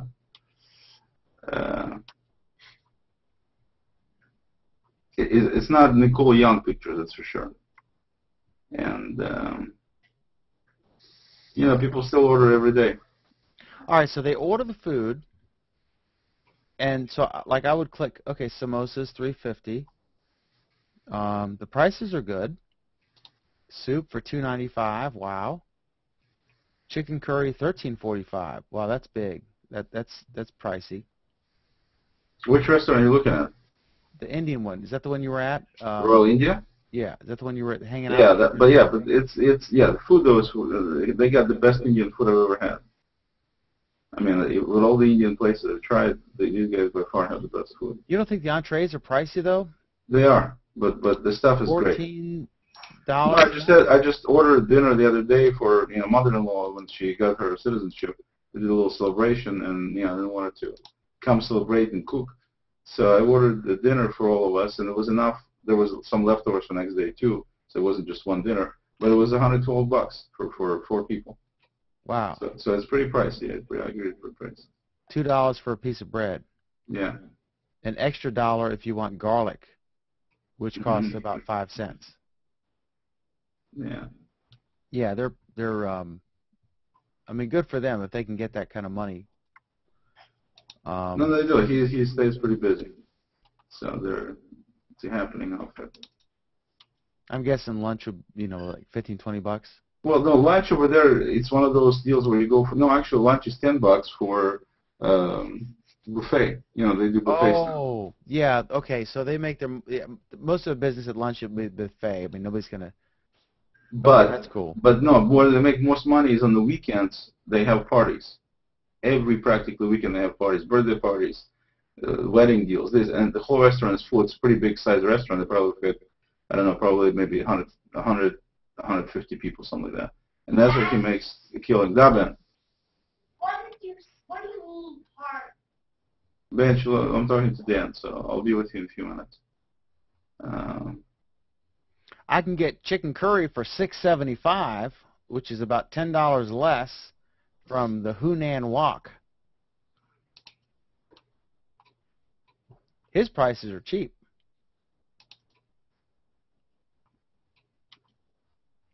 Yeah, this stuff's good. There should be more pictures. In my opinion, what's going on? Is this Jensen guy on this? Oh, he's listening to it. I couldn't figure out how is this. John Jensen's writing about takeout online, and then the guy goes about pictures being crappy. And like, how is this guy psychic or something? How is he talking about the same thing you are? That's funny. Then I realized it's hanging on there. That's how he's listening. No, I'm saying this like if you were looking on my newspaper and you said like this is a crappy layout, you should fix it. And you know what I mean? It's not like you don't like me. You're just being honest. And so I know you are brutally honest in the show, so I'm being brutally honest with you. No. Like I said, I'm definitely no graphic designer, and I'm a lot more into function than design. I mean, that's what I usually do. Usually when I do websites. That's what Google did. When they wanted to make circles, they got some guy from Apple. No, Dan, there's no question. I mean, it's not debatable. It's not. I'm not trying to. Yeah, that's the only thing. Your functionality, if it works, right? No, yeah. People order and all that stuff. Sheetz or a Wawa. I don't know what they have on the West Coast. Are there gas stations where they have those computer screens where you can order a sub? No, I haven't seen anything like that. But yeah, I would. I don't know what kind of. I know like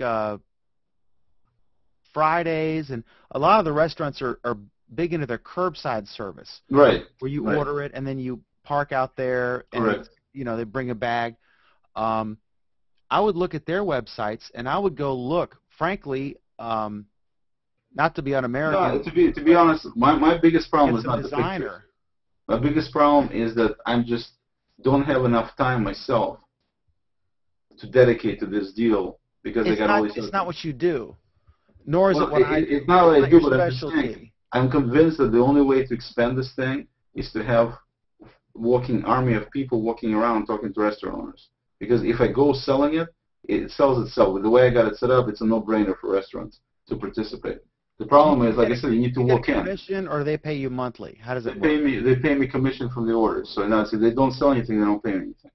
Oh, so there's no risk. No risk whatsoever. Exactly. Your only problem here is it looks like a 1992 site. That's not my problem. My problem is I don't have people walking around talking to restaurants and signing them up. That's my problem. Because if I had people, and I've dealt with a number of people before, and for reasons I don't want to go into too much, basically everybody flaked out.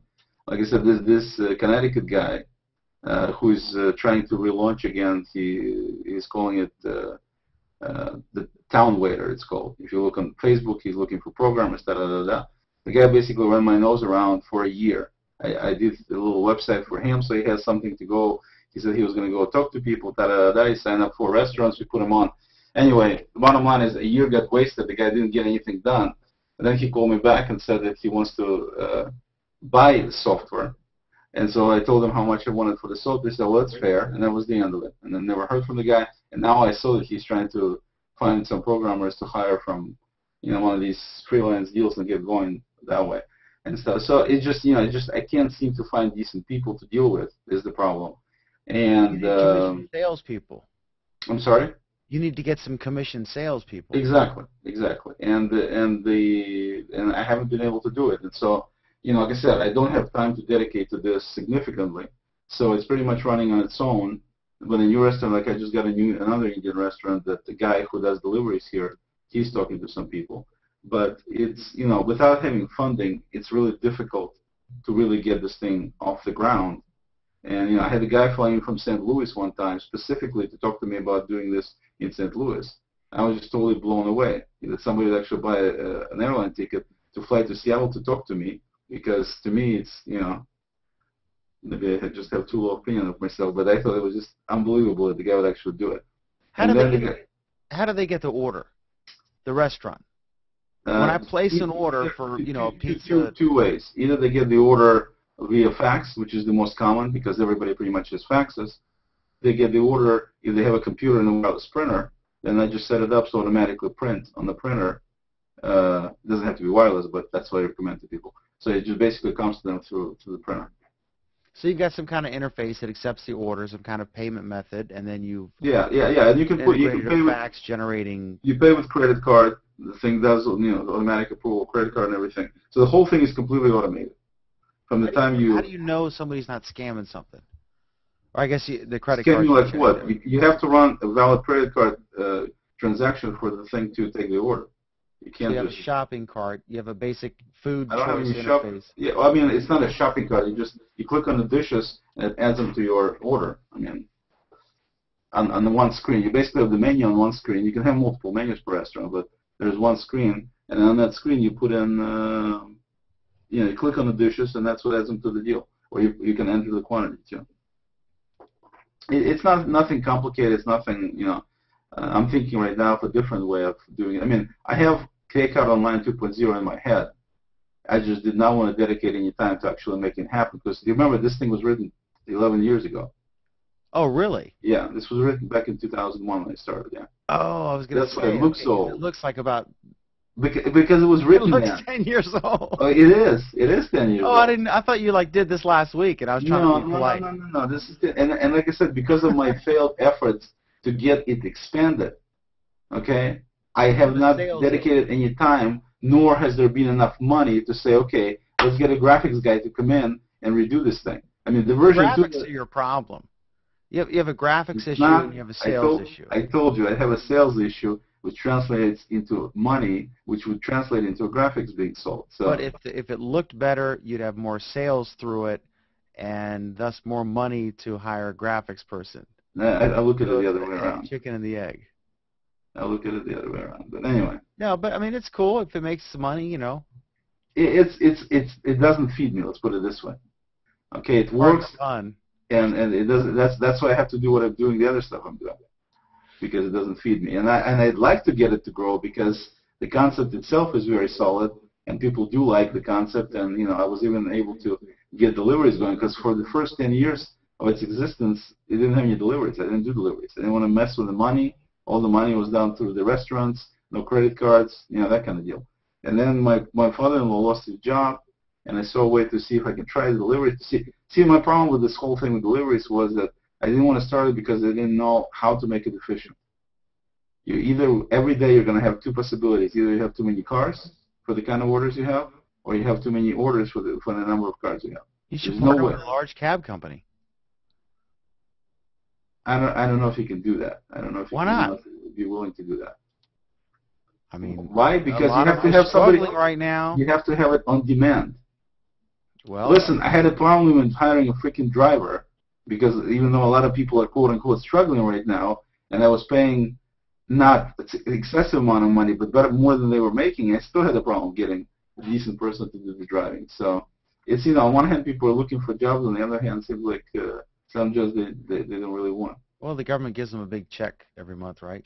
Yeah, 10 weeks now or whatever. So anyway, so if I ever find anybody decent in any other states that want to do it, I mean, my whole deal set up with everybody is pretty much in a short amount of time, if they really do it, I'm even willing to go half. It'd be a 50-50 deal, and all they have to do is talk to the restaurant, get them signed up. I do all the technical stuff on this end, in terms of getting menus on and getting it going and stuff, and making sure it's running. They don't have to do any technical stuff at all. All they have to do is talk to restaurants. They sign up for the deal. There's no commitment. They can sign up for basically just agree to do it. They just basically put setup fees, the only thing we charge. I'm sure you know what setup fees are.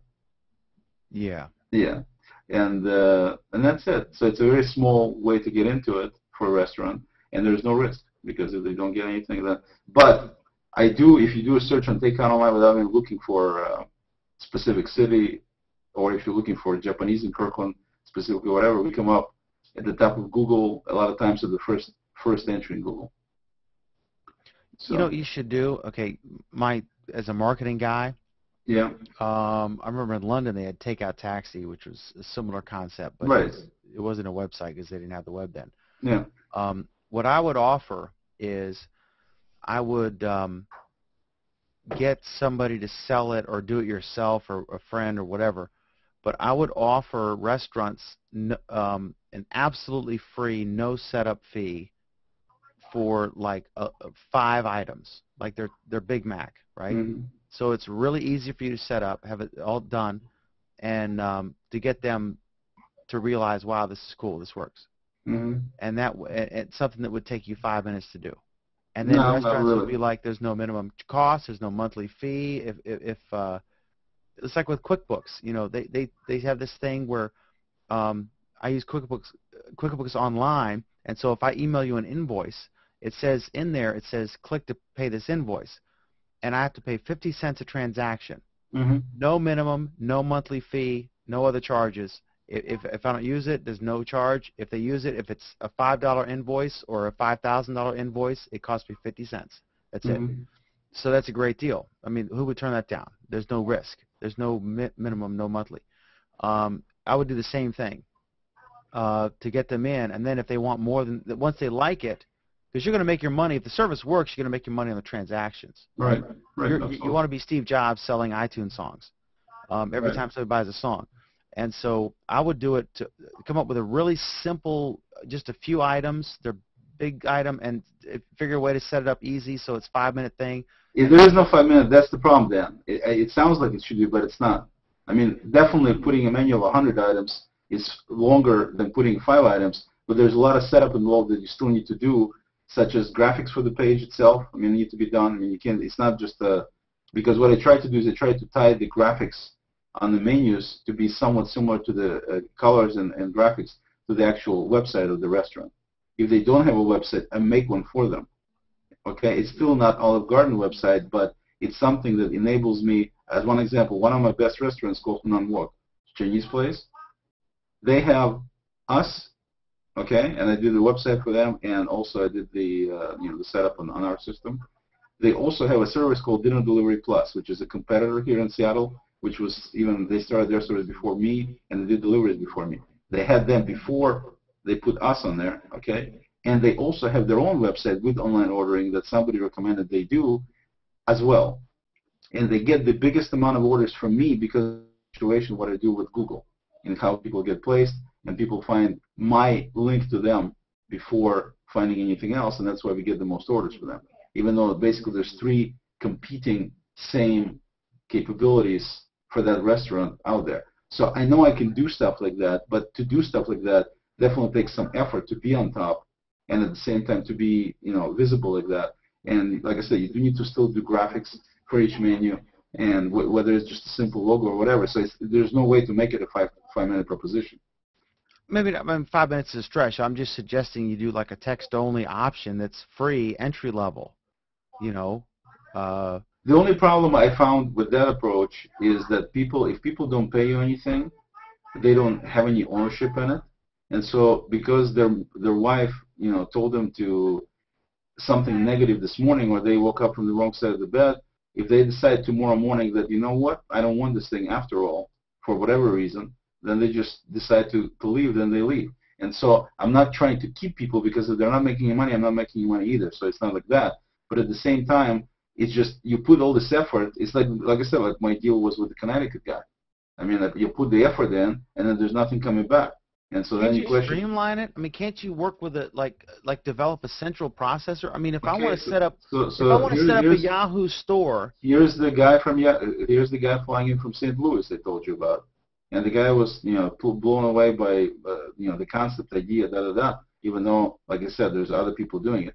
He says he was offered to be hired by a company in Florida that does online ordering. It's an IT shop, put together a self-serving capability. So a restaurant can go in, put their own menu, maintain it, all that. And he says they couldn't make the thing fly at all. So he gave me the URL. I looked at it and I was like, oh my God! I mean, these people did hire Olive Garden as a graphic designer, and they did a wonderful job. And you can go edit everything, set it up. I thought when I looked at it, I said, to me, if that's the case there, I need to rewrite my stuff completely, or I'm dead if something like this is available. Totally self-controlled, self-this, self-that.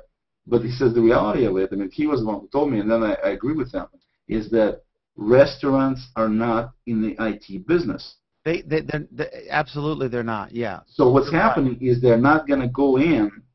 Most of them don't even have computers in premises. They have faxes. That's why I'm using faxes. And so basically he says you're barking at the wrong tree. These guys thought they would set it up and just let it fly and the thing will work on its own. It doesn't. You got to do face-to-face, and I totally agree with them. In my experience, it's also been the same deal.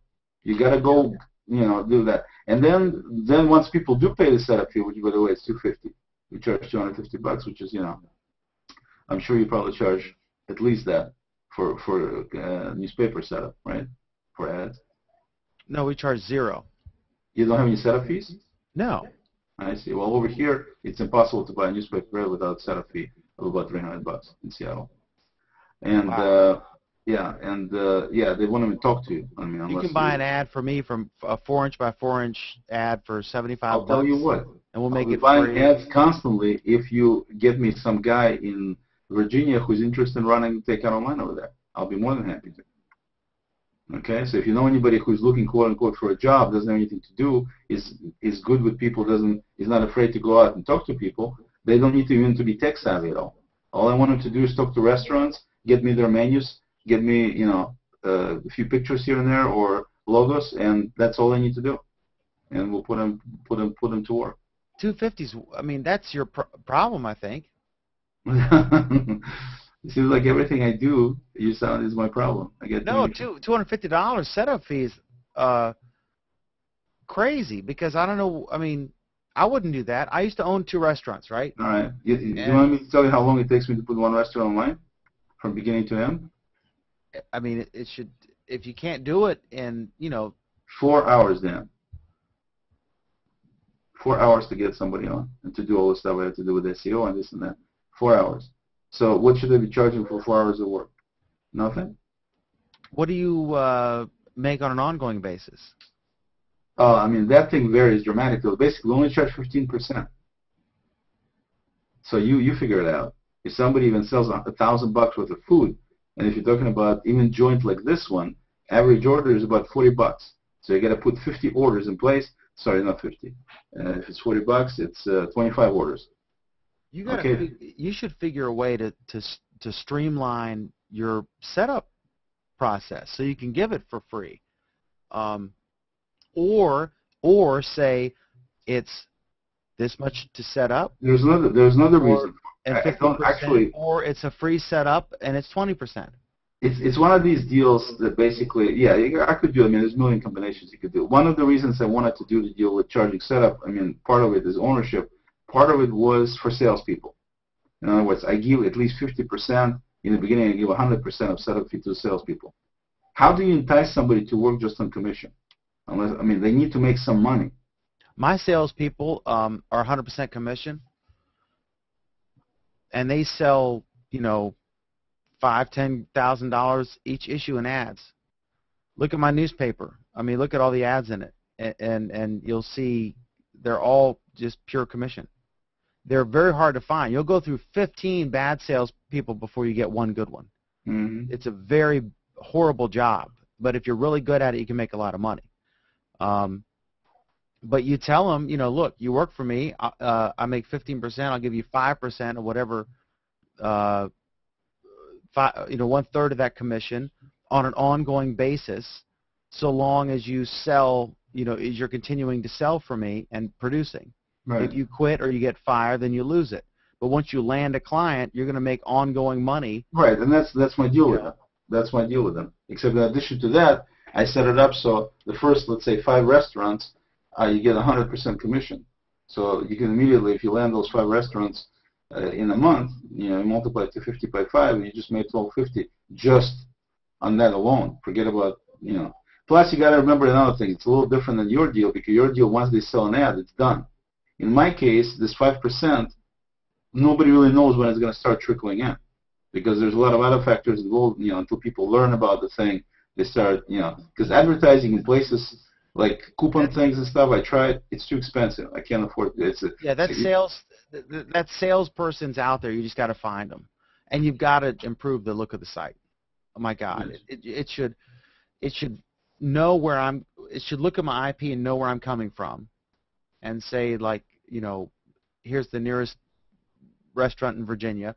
There should be beautiful pictures of food. Well, initially that was the plan. Not initially, but my next version was the plan. The only problem is, to me, it made no sense to do a geographic thing based on the fact that you have one or no. I mean, they have other websites, and I think it's idiocy when you do a lookup by zip code and it comes back with either no results or one result.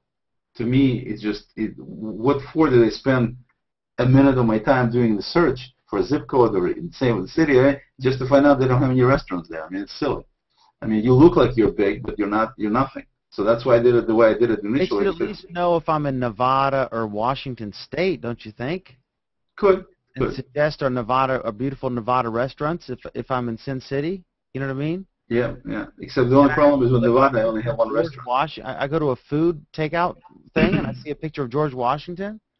All right. Just quit bragging on Washington. If it wasn't for Washington, he wouldn't even be here. I know. He was 25 minutes away from here in Winchester, Virginia. Exactly. So don't knock Washington. I like Washington. Yeah, go George. Anyway, I got it. You hate the site. I got it. No, I think it's great because I mean, it's ghetto looking, granted, but you could say the same thing. You look at my show and you compare it to CNN, and you could say the same thing. You know what I mean?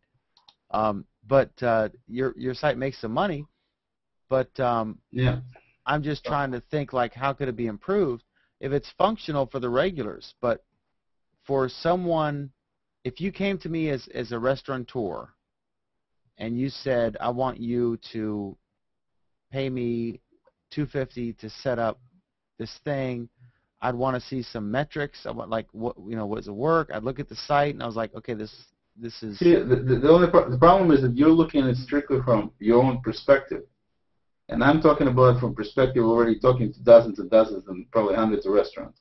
And I'm telling you, I come in to talk to these people. They don't even want to look. I offer them, do you want me to show you a quick demo? No, it's okay. Just tell me. They don't even want to hear it. They don't want to talk about tech. They don't want to talk about anything. They understand the basic concept. People go on the internet, they find your site, they find your menu, and they order from you online. And the ones who understand that that's what they want, they agree to it. They do not get into anything having to do with graphics, if it's good enough, if it's bad enough. They don't care. They just don't care. And that's been my experience, at least in this area. So all of these enhancements and everything is all definitely not for restaurant owners. I mean, they just couldn't give a rip.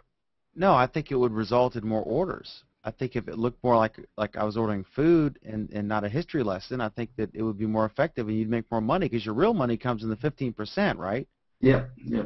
Not the 250. Right. Especially if you're chopping that over to your hopeful salespeople. Right, right. Yeah, I mean, your goal is to have an attractive site that works. And I'd be looking at Domino's.com or PapaJohns.com or what have you and see how they do it. Well, they're very, I mean, they're incredible, that machine, you know? Yeah. And I'm looking at this the little chicken wing picture for Bella with the little Italian colored. Well, that's their deal. It's just I'm using their own graphic. That's not anything I came up with. Remember, see, we get stuff like that. Like somebody they'll have an ad this big, Oleg, and they'll hand us a business card and say, I want you to use this logo, and it's just like this logo like this big, and they think we can just blow it up, you know? Yeah. And we have to tell them, like, listen, you know, we have this stock art that will work and be better, and this is not. Is this even their food, or is this? Some is, some isn't. Yeah, the sub here is definitely not theirs. That's a stock photo. Tiramisu is theirs. On which side? Which side? I'm looking at which one is it? It's Bella Kitchen. Oh, yeah, that's the one we don't get any orders from. Pasta and meals, family owned. Yeah, these are their pictures. When was it Top Pizza? What year? Oh, I have no idea. A couple of years back. I don't know. Maybe 3 years, 4 years back. All right, the chicken wings are probably stock. Yeah, yeah. The salad. The salad is definitely stock. Pizza was, I think, one of theirs that they had a picture of. And not that Top Pizza. With the green pepper in the background and the tiramisu, I think I got somewhere else. And no, the Bella Kitchen deal, that's strictly from their menu. It's just I'm guessing this is just a walking advertisement for SOPA. All these stock photos. Oh, SOPA? I mean, we killed SOPA. What are you talking? That's why do you think I was trying to say SOPA? No. Yeah, no. It's. I like your Coca-Cola logo instead of a nice, cold, refreshing beverage with the ice glistening and the condensation on the sides. Hey, it gets the point across. It's just beverages. $1 for a can of Coke? They sell a 6-pack of Cokes. They do, yeah. No, I get no business from her. I mean, basically, it was just a mistake to even put her on. I just talked to her one time, and she basically did a number where after I got everything set up, she goes, "Oh, my son will do the website, and we're gonna have our own online ordering too." And I'm like, "Are you kidding me? Why didn't you tell me in the beginning? Because then I wouldn't even put her on." So anyway, we got like 3 orders from them in a year. No, the restaurants, the other restaurants are definitely much better. Hanan Wok is the top one. I mean, and that's not because they're in the top left position. I put them there because they were the top one before. Rural India does really well. Ricky. See, the thing about the position that you would say, well, maybe it's because where you position it, because that's the best. Ricky is probably second or third in order in terms of how many orders we get, and they're at the very bottom. They have no art at all. Ricky? Yeah, that was the first restaurant we had on the menu. The non-one has no art at all. No pictures of the food. Number 1. That's interesting. And that's number 1 in sales. And that's the one that has 2 other entities that also sell for them. So if I'm looking at this, if I was in Washington State, in the area, I would look here and let's say I want to order stuff. So it's you charge $7 for delivery. Yes. Wow. Well, because on your end of the world, my understanding is my cousin Mark explains to me, pretty much every restaurant offers delivery. It's a given. Yeah. On the West Coast here, that's not given at all. I mean, nobody gives you delivery for free. Over there, it's free delivery. Over here, we don't have any delivery. So if and so basically my concept was when I started delivery is I'm going to use the fee to pay for to pay the driver. I don't make any money from that. This is my competition. If you want to check them out, these are the people who were here before, and they were doing deliveries. They made a ton of money before the bubble of 2000. Tons. They were doing. My understanding, they were doing about 2.5, 3 million a year in gross sales. So that's the. So they had a horrible looking website, which obviously they upgraded since. And I'm sorry. What's their website? Well, I put it in the chat. Oh, okay. And it's a totally different concept. They charge about 30%. I'm sorry? I said the secret website. We won't tell the viewers. No, that's okay. They can see it. And basically, the lady apparently who runs it, apparently, my understanding, she's a pretty decent person. But their whole concept is totally different in terms of how they do business. They charge restaurants about 30% is what they charge restaurants, and also their delivery fee. I was told it's $11 minimum. I can tell you right now, immediately, this looks like a modern, beautiful website. Yeah, because they just redid it. Yeah, it looked horrible before. They just redid it. And they bought some stock software. It's not their software because it's. Tell me what you like and don't like about their site, Will IP. I can hear you on my speakers. Yeah.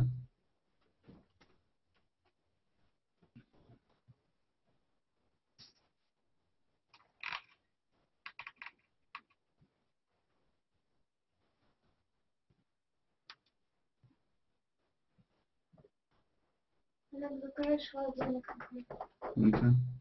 Yeah.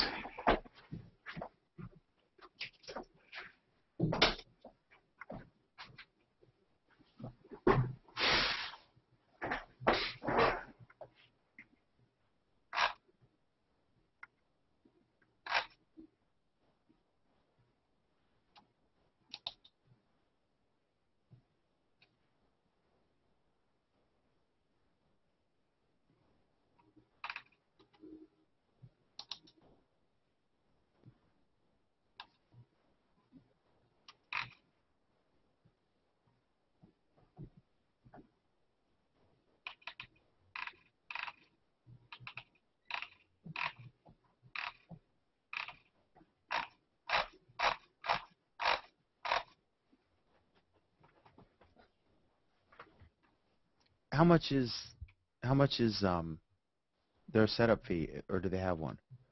I have no idea. But I know they charge 30%, about 30% restaurants, and their delivery fee looks like the lowest is $9. I was thinking about raising mine to 8. I'm still going to be cheaper than that. And the whole concept, they have a call center. So when you order, they actually get a place, where people get your order, and then they turn around and they send an order to the restaurant. Either they call it in or they send a fax. So very inefficient way to do it. But like I said, they were there before us. They made a ton of money, and they're still there. They did upgrade their website quite a bit because it was horrible before. Now it's at least decent to look at. I see they have some spelling errors on some pages, but. How many clients do you have?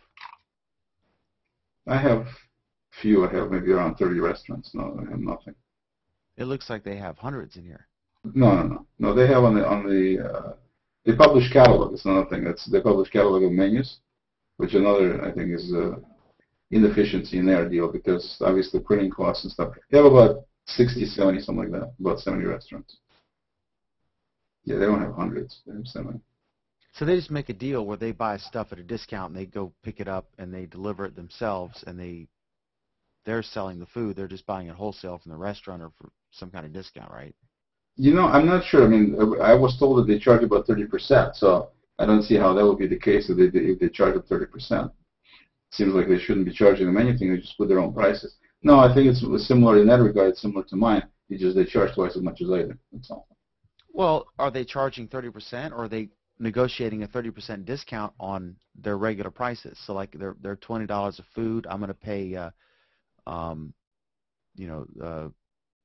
It's still 30% from what the restaurant basically normally would charge.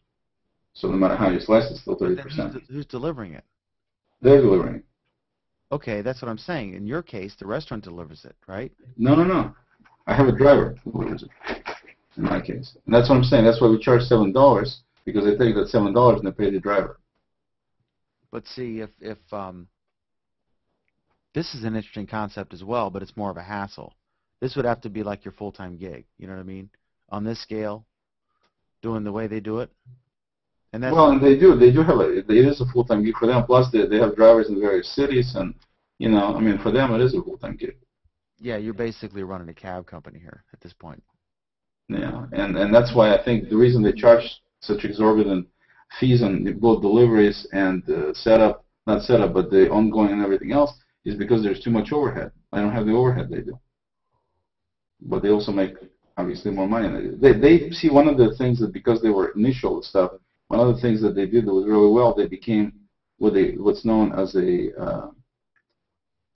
what do they call this thing? Microsoft has a special program for vendors who qualify to be on their insiders vendors list. And so then Microsoft typically, people at Microsoft order from that list, and they are on that list. So they make a lot of money by selling these big orders to companies like to, I don't know if they sell to Google or not, but hotels, things like that. Preferred vendor, I think it's called, Microsoft Preferred Vendor. And so Hunan Wok tells me that, larger orders for 20, 30, 50 people, they typically get, they don't get too many, but they get from them. But all the smaller orders for individual families and people, they get from us. So she says we probably sell 2-3 times more orders they get from us than from them, even though they've been there before us. But they get generally larger orders, they wind up getting to them. Because people are used to buying bigger orders from them. Hotels, they have a special for hotels and stuff, which they also got themselves entrenched in. And no question, it's a full-time gig. Just like I said, I just don't have time to dedicate full-time to it, number one. And number two, potentially it could. Because when I went to sell, talk to restaurants, I had about 70% sign-up rate. I mean, it wasn't that difficult to sell. But then, of course, you got to put them online. You put their menus in. It's definitely a job. But like I said, it just because it was pretty much the whole thing. And they have a whole company. I don't know how many people they have, but they have probably at least, I would say, 5 to 10 drivers. And they have people in this call center, probably, I don't know. I would imagine at least 2-3 people there.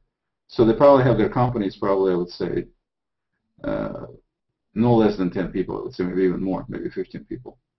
And they're basically, I'm out doing everything myself, except for the driving. There's one more person. So.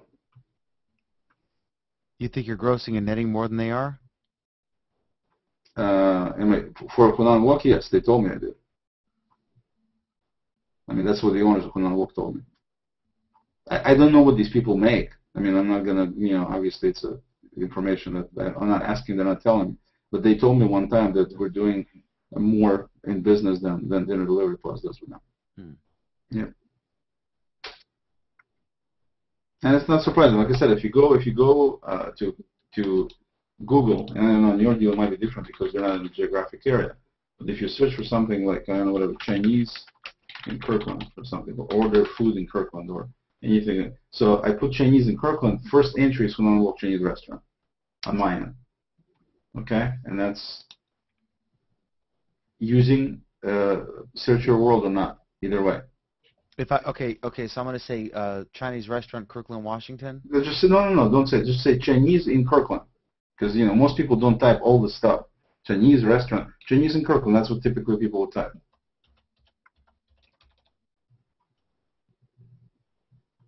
Do you get Hunan Wok at the top or not? I see Chan's Place and Hunan Wok.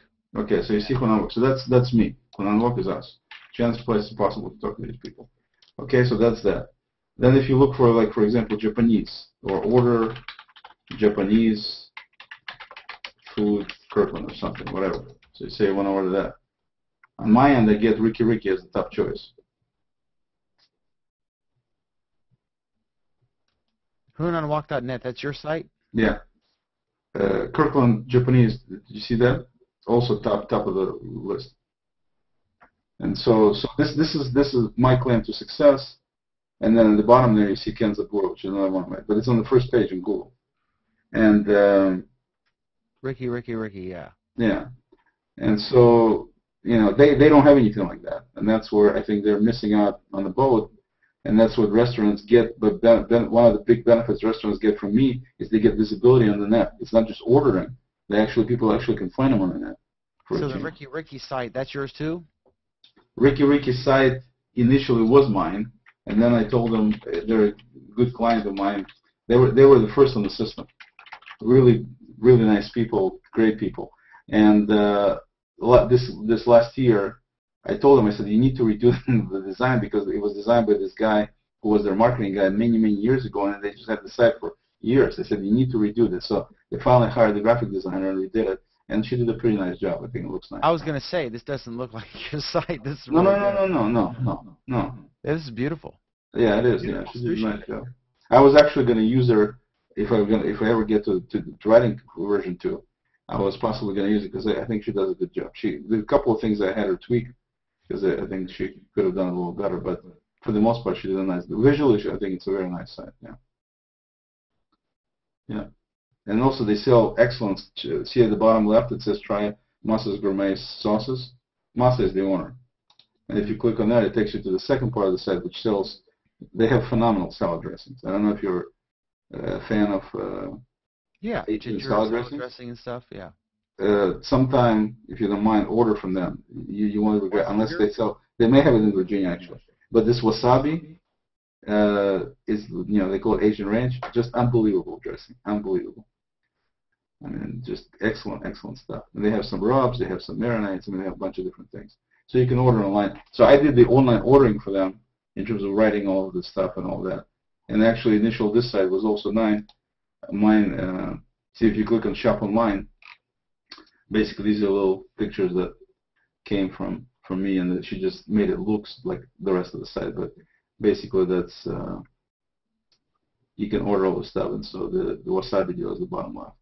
That's cool. Do they do a good business? The only thing she screwed up, and I set up the deal with the cart. If you click on, I was doing an experiment to try to use the Google checkout for their cart capability. So I've actually programmed this part of it, the e-commerce part of it. And you can see how it comes up a little, on the top right, a little cart, which comes down. So yeah, the only thing that she screwed up, I initially did the page using my graphics, which didn't look as nice, but I had prices. I think it's still enough to have prices on there. It says add to cart what? How much is this? So and when you actually click on add, then you see it in the view cart, you see the price and everything. But I think they should change on film. They should add the price on there. Yeah, I see. Oh, you mean on the actual? On the I agree. Actual shopping cart, yeah. Actual page that has all the bottles. Yeah. Yeah. As soon as I click on it, I see it says Thai Peanut $5.29. Yeah. Which isn't bad at all. Yeah. No, it's good. Obviously in the stores here it's cheaper. In the stores here you can buy it for about $3.50. But they're excellent, absolutely excellent. Highly recommended. Next time I'm in Kirkland, I'll definitely. Well, when you're in Kirkland, I take you to the restaurant itself because they sell, I'll get you the dressings too, but I'm just saying in the restaurant they use dressings on their salads. The restaurant itself is pretty good. If you like sushi, they were voted #1 sushi place on the east side this year. So they're a happening place. I don't think it's the best Japanese food I ever eat. They used to be much better. When Masa ran the show himself, I hope nobody's listening over there. The food was much better than this now. But still, see over there, it's on the first page. It says Best Asian Cuisine in Kirkland by Kirkland Reporter. Kirkland Reporter is kind of like the equivalent of your publication, Kirkland. So it's they got all the news and they got the ads and this and that. So you got one guy who delivers from 5 to 9. Yeah, I do. And then sometimes it just depends. In some evenings we get 5-6 orders, so it's no big deal. In some evenings when we get 10 orders, I need to jump out and help the guy because there's too many orders. We get, we don't get too many on a Friday night. We do. Fridays are our biggest night. Is that sometimes like when you're late for the show, you're delivering a pizza? No, usually not. We don't really have Mostly it's Chinese and Indian that we do, and then Japanese. It's not pizza. But no, it's not Friday night. I mean, Friday night, sometimes, yeah, I have to jump out and help the guy out because, if you got like 3 orders coming in one after another within like 5-10 minute range, it's going to take too long to deliver. One of the things that we do, if you read some of the comments about Dealer Delivery Plus on Google, why people hate them in many ways, is because it takes too long to deliver. They take like, hour and a half to deliver or something a lot of times. And that's because of this problem, because if you have multiple orders coming in and you're not efficient. In my case, the way I have it set up is when you place the order, the timing of it, within 1 minute, if restaurant even has a fax, they have the fax. Just 1 minute. Okay? Now, as soon as the order is placed, don't fall asleep. It's not that boring. When the order goes out, when you hit that final submit button, the restaurant is getting the fax. At the same time, the driver already got a page on his text message that shows shows him where he needs to go and stuff. So the driver actually can drive as soon as the order comes in. And so the idea being, my setup concept is that by the time the driver gets to the restaurant, which takes him 10-15 minutes to do, depending where he's at, right, the food is ready to go. I had an incredible idea. Remember, you're Hangout on the air, right? You remember that people are listening here. This is a $1 billion idea. Don't tell anybody. No, I thought, first of all, I just wanted to mention, I thought that was genius what that guy said about the Amazon stores in that thread when he said that their biggest asset really is the data on what towns want to buy. To know that in Salt Lake City versus Memphis, that that if Amazon ever did set up a store, they would know what kind of TVs they want. Absolutely, absolutely. And that's huge. I didn't even. That wasn't a big. It wasn't something I mentioned, and I was like, that's genius. I hadn't even thought of that. But on the restaurant thing, I always thought it'd be a neat idea to actually have some. Like they have the restaurants that will. They're mobile, right? They're in a truck. Mm-hmm. Big in like big cities like San Francisco right. or whatever. Right. Mobile food trucks. What if you actually had a delivery vehicle, like a pizza place on wheels, where you could deliver the pizza, but you actually are making it while you're driving to the guy? Well, you could. First of all, they already have the concept, and it was popular with this. Keep talking. I'm listening. Okay. This Vietnamese place in LA, I think, that did it. But what they do is they drive, and they come to a certain stop. They announce on Twitter. That was a big deal. They would announce on Twitter that they're going to be in, on this and this corner in half an hour, and then there's a whole line of people that shows up, after getting the announcement to go ahead and wait, and they show up, and then they sell a bunch of stuff, and then they go to another part of town. So it's a little different concept that you're talking about, but that's what people have done. I don't know how much you can do in terms of actually cooking while you're shaking and moving and everything else and making, sudden stops and corners. I don't know how well that would be in terms of cooking in real time. I don't know if that's actually feasible or not.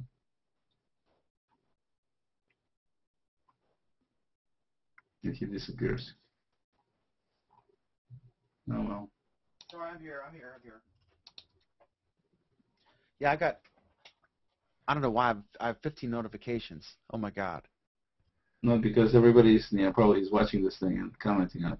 So anyway, I don't think it would work very well for people cooking, at the same time. And then all of a sudden there is a sudden turn and stop, and the guy flies with his hand, hitting the hot stove. I don't think it would work very well. You, of course, draw the. But like I said, they do have a situation where they cook in the vehicle, like you're talking about, and they prepare stuff, and then they go to a location, stop, and then they sell a bunch of stuff. Oh, I know. That's the traditional thing. They'll tweet, we're going to be at this right, spot. Exactly. So that's something that they could do.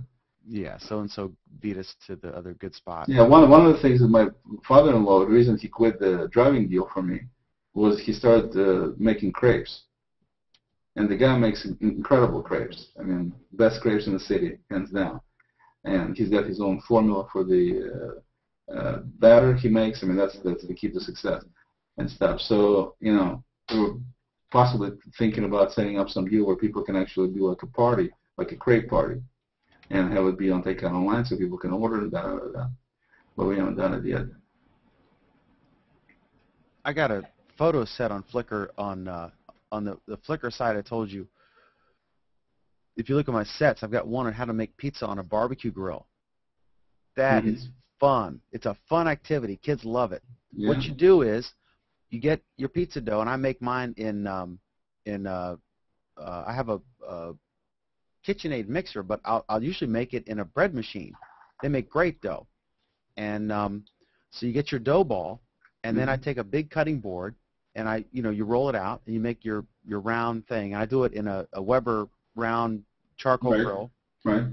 And what you do is you got to have a partner to help you, because you got to be fast. It's like stir fry. You got to be real quick once you get started. But you take the dough, you go to the grill, and you spray Pam on the grill, or spray the pizza top. Then you flip the cutting board right on top of the grill, so your raw dough is on top of the thing. Then you cover it for like 5 minutes or whatever, and let it cook that one side. Then you lift the cover back up. You pick the crust up and slide something under it. Not your cutting board; it'll burn. And then you flip it over. Then you probably spray the grill before you flip it over. And you immediately top it. Yeah.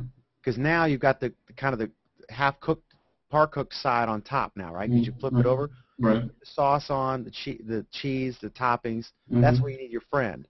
And then you got to have 2 dough balls, because in order for your friend to help you, you've got to have a pizza to give him, right? Right. Because he's going to be smelling this and want some pizza. Right. So you got to have a couple pizzas ready. But it's the most awesome thing. It's got that brick oven smell, that flavor from the charcoal. It's just awesome, and it's fun. The kids love it because it's a big production. Yeah. And it's different, It's really I'll have to try this here. But the dough doesn't fall through the grill? No, I'll show you on that Flickr set. Let me go here. I'll try to find the actual do a video. If you go to my sets and then go to the very end, page 10, and then go back from there, we're looking at it's the Warren County Report. Yeah, pizza cooked from scratch on a charcoal grill. Victorious. Pizza from scratch cooked on a charcoal grill. Let me see if I can Google that, and that'll work for anyone watching. Pizza.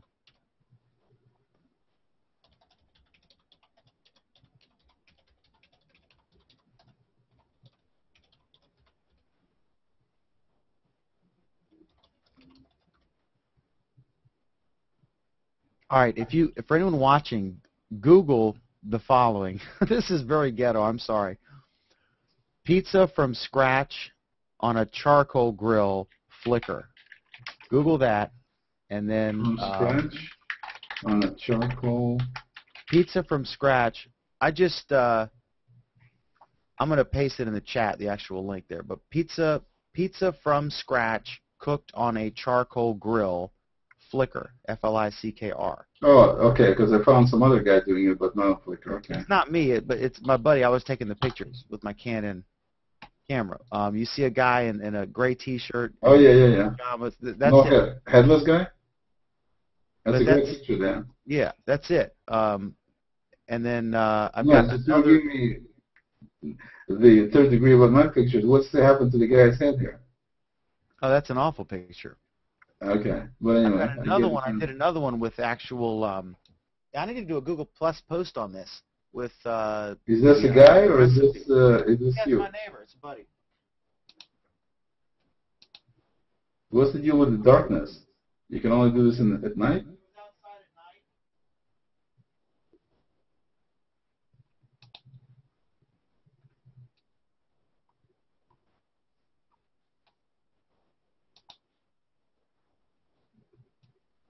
Apparently Yahoo hasn't updated their deal to do +1s on these or do shares. Not yet anyway.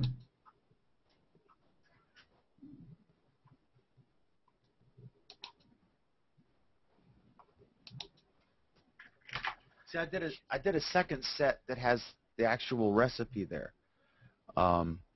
What's the deal with the night? It takes a whole day to cook the deal and you can only eat at night or something, or what? No, we did it at night. There was a bonfire going, and I think there was some alcohol involved. Oh, apparently, because I don't know who cooks pizza this hour, but the final product is delicious. Really good. It's got that wood-burned oven.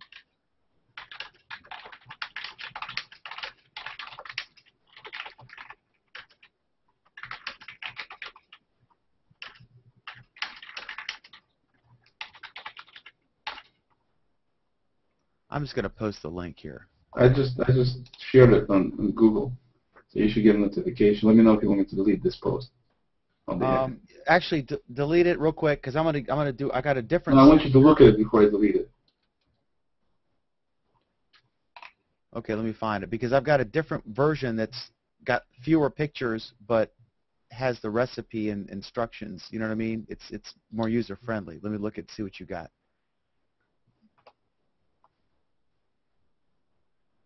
I just don't want people to be turned off to the concept by that's the raw, all the raw pictures. But see, I've got this other one here.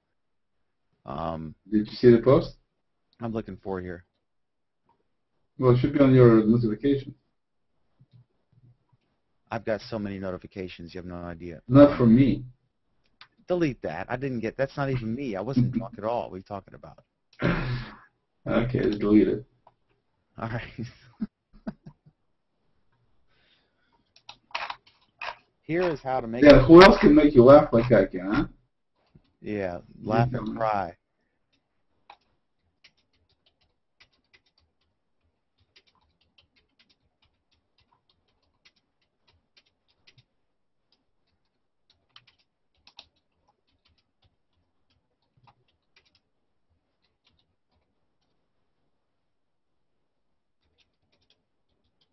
This John Jensen guy is funny. First he says that he wish it was around here. I mean, take out online. Then he puts a comment that says, I have not looked at your page, but my daughter's boyfriend does delivery for something like this.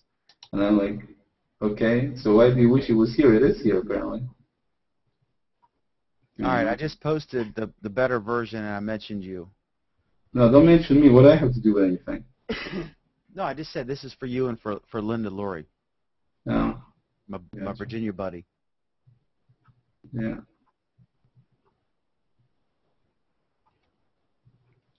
And then let me post. That's a good set because that one, as you go through them, it tells you exactly what I'm doing. You click on the first picture, it tells you. I wrote like some stuff there. Yeah, it was actually from John Dvorak. He did a post on his blog how to come up with a better tasting looking pizza, and so I suggested this. Really? Yeah. I like John. I love John. He helped me a lot. He helped me a lot when I was first starting, before I even had a newspaper. And I actually mailed him the first copy of the paper because he suggested Drupal. Because I was looking for a CMS at the time. This is 05, right? Yeah. And then now I'm on WordPress, but Drupal's great. It's a learning curve, but it's very powerful software, and it's come a long way. Yeah. But he was great because he said that Leo, who I'd never heard of Leo before. Leo Laporte? Yeah, and so he said Leo was using it for his thing, and then so I mailed John a copy of my paper, and then I mailed him one like a year later or something, and he said like it's really come a long way. You know, he really liked it. Sure. But John's great. John was he was the only guy. He was the only guy in the field that was writing this stuff that actually gave some good, positive feedback about Amigas in the old days, because nobody else would. He's such a great writer. I love the boy. Yeah, I like reading his stuff. Yeah. I mean, he's snarky at times, but he's classy. But he's the Leo guy I'm not a big fan of, but this Dvorak, I did like John Dvorak. He's going from way back. I mean, he used to write for a long time.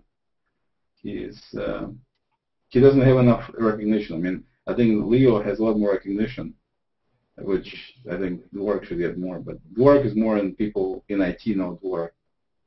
Leo's more of a businessman. Dvorak is a content producer. No, it's one of these. It's like this deal with this what's her name, Kim Commando on the weekends. Yeah. I sometimes listen to her show, and I want to stick two fingers in my throat. I mean, it's just. It's very entry level advice. I mean, but that's what she's doing. That's what she does, and if you look at her numbers, she Oh, crushes she's Leo. got tons, and people are calling her and just, oh my God, she's the digital goddess, as she calls herself. And can you do it, and they ask her all these questions. She goes, but some of the answers just, I mean, I'm just sitting and thinking, boy, if she can do this show, I mean, I could do show, I don't know how many times better in terms of actual relevance to what people are talking about. She's a woman, and there aren't that many women doing tech stuff. Yeah, I think there's a lot of women, though, that could do it. They just don't do it. But, I mean, there's a lot of women. Good. She's good, and she makes it, I mean, I don't listen to her. I mean, I will occasionally listen to fluff. her. Because it's not real information. It's silly fluff.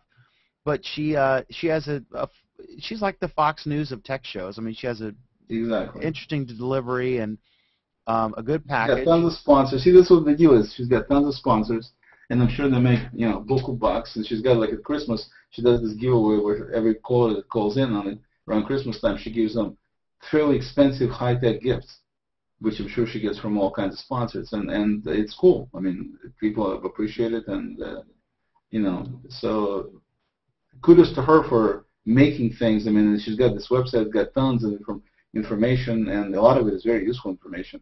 So it's not like she's doing everything wrong or anything.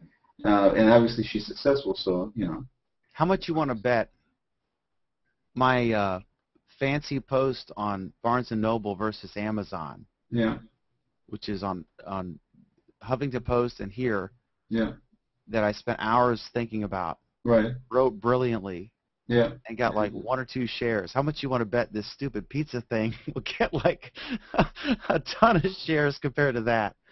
You know what I mean? It's funny. Like you put you could write this in-depth thing on Siri versus the Android equivalent and write 700 words on it and really good stuff, right? And you'll get some minimal reaction. Then you put a stupid cat picture up or how to make a pizza, and you're going to get like 1 billion reactions to it. It's really funny how it works. Yeah, that's what I'm saying. We got number one, part of the population is nothing but sheep, which is who buys Apple products, and part of the population is Jerry Springer, which is why they do the cats. Mm-hmm. It's sad.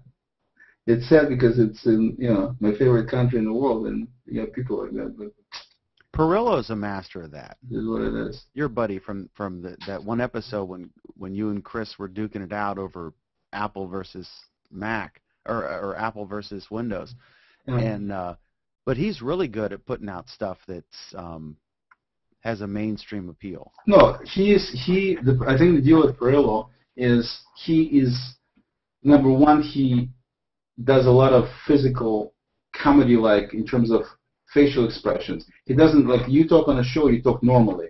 Your face, you don't make any kind of funny faces or anything. He talks in nothing but those. He makes all these gestures, his hands and his face and his lips and his nose. But I think it's his natural personality. He is. He's not making it up. That's the way he talks. But that's what I think part of the appeal is, that he talks in that kind of manner, so that's part of the appeal. Add to that the fact that he is a knowledgeable guy. He's no King Commando. And this guy knows what he's talking about, because I've listened to some of his rants or whatever you want to call them on his videos. Some of them I didn't listen too much. The guy is definitely a smart guy. There's no question about it. Oh, he's got game, no doubt. Okay, so you combine the two, you got the entertainment element and you got the smarts, and he's got a following, no question.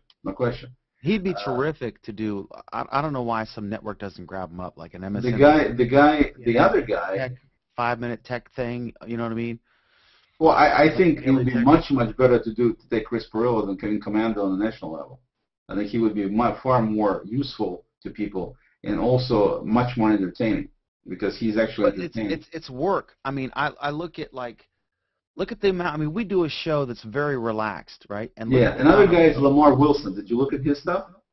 Lamar Wilson? Yeah, I think so. He's got this Wilson tech deal. He is the guy. His face by itself is nothing. He's a black guy, but it's nothing funny. But he makes it look funny. He basically is able to bulge the eyes and stuff, and he had this one picture the other night where he was like terrified for something in his bed, and he says, I can't sleep. You look at this picture, you want to laugh. I mean, just looking at it, he can make those kind of faces. People are just so he actually does a lot of things. I can guarantee you look at any of his videos, it'll make you laugh. I don't care which video you're watching. The guy just has this definite gift talking about tech, and he edits his videos, so he's got these little cuts here and there. And the guy just does an excellent job of being extremely entertaining while talking about high-tech stuff. And, you know, I mean, his high-tech stuff is not, in my opinion, from some of the things I looked at, is not as solid as Chris's. I think Chris is a little bit more, at least from my perspective, as an IT guy. But this guy is also very funny. He's talking more mainstream, and he had this deal where he had this pledge he's gonna, you know, get rid of his iPhone and he's gonna use this Android Nexus phone for Google Nexus for the next X amount of time, see if he likes it as much, and this and that. He was just kind of being funny about it. But he's definitely kind of a fun guy to watch, funny more than fun, and the way he does the videos and everything else. So, you know, there's some people that specifically, I mean, there's a guy, this Android Spin. Have you ever heard his podcast? Android Spin? I don't know. Yeah, he also, I mean, he's one of these army of these Android guys, but pretty funny. I mean, pretty funny. The way he talks very fast, pretty funny. But obviously puts out, you know, definitely relevant information. So it seems like, you know, in some cases, I personally like the show the way you're doing it. I find it more interesting than somebody who, I mean, there's some value to entertainment. Like a lot of people say, you know, the reason Limbo is so popular with people is because of the fact that the show more, I mean, some of the liberals knock him because they're saying he's not real, he's just entertainment, so you can't take the guy seriously and stuff. But there's definitely, you know, the whole thing with, you know, do this with my hands tied behind my back and half my brain, and, you know, all these comments that he makes about self-aggrandization and stuff. But it's entertainment, and I think maybe in some cases you have to have it to be able to succeed. He's the best. He's the best. He's the best prepared. Yeah. I mean, like he did an ad. He's just quick. He's so quick. He's like you're like, well, you know, they're celebrating President Obama's birthday today. President Obama was, you know, was born in Hawaii, so they say. Yeah, yeah. And you know, just funny. And like he started an ad. Folks, you know I like to be right. It's fun. Here's my latest gotcha moment. And then he went on to some, you know, he's just so quick. Right, and, 99.9%. He is an entertainer, but you can dismiss the guy. But the fact is, I don't dismiss the guy. Not you, but you know the liberals will, because what are they going to say? The guy's an absolute genius. He's very compelling. He's topical. He's smart. He's always the smartest guy in the room. It's like when I ask, like I've said this several times in the show and in writing, when you ask Gingrich a question, right? I'm talking to him, looking at him, I'm intimidated. It's like, oh my God, it's Newt Gingrich. Okay, you know, and I asked him the Donald Trump question. It was the day that the government was potentially going to shut down that night, and I'm in the room with the guy at Liberty University. I'm next to Jerry Falwell, right? And I'm going to ask him a question. I'm nervous. And CNN was asking him all these questions about the budget, right, which is the obvious question to ask because he's the last guy who shut the government down over the budget, right? Clinton. And so you're in the room with him, and this is the day when they might shut. So that's the question. And then finally the CNN guy shut up for a second, and so I'm there, and I said, you know, Donald Trump says he's got agents in Hawaii looking up records about the president, and you know, but I forget what it was. If you Googled McDermott, Gingrich, Huffington Post, you'll find the article. Right. But for anyone watching, but his answer was great. He said that Donald is wonderful. Blah blah. You know, he said all the right things. But you could tell, like when you're talking to him, 3 words into the question, he's already got the answer. He's just waiting for you to finish asking. You know, he's just so smart. No, the man is brilliant.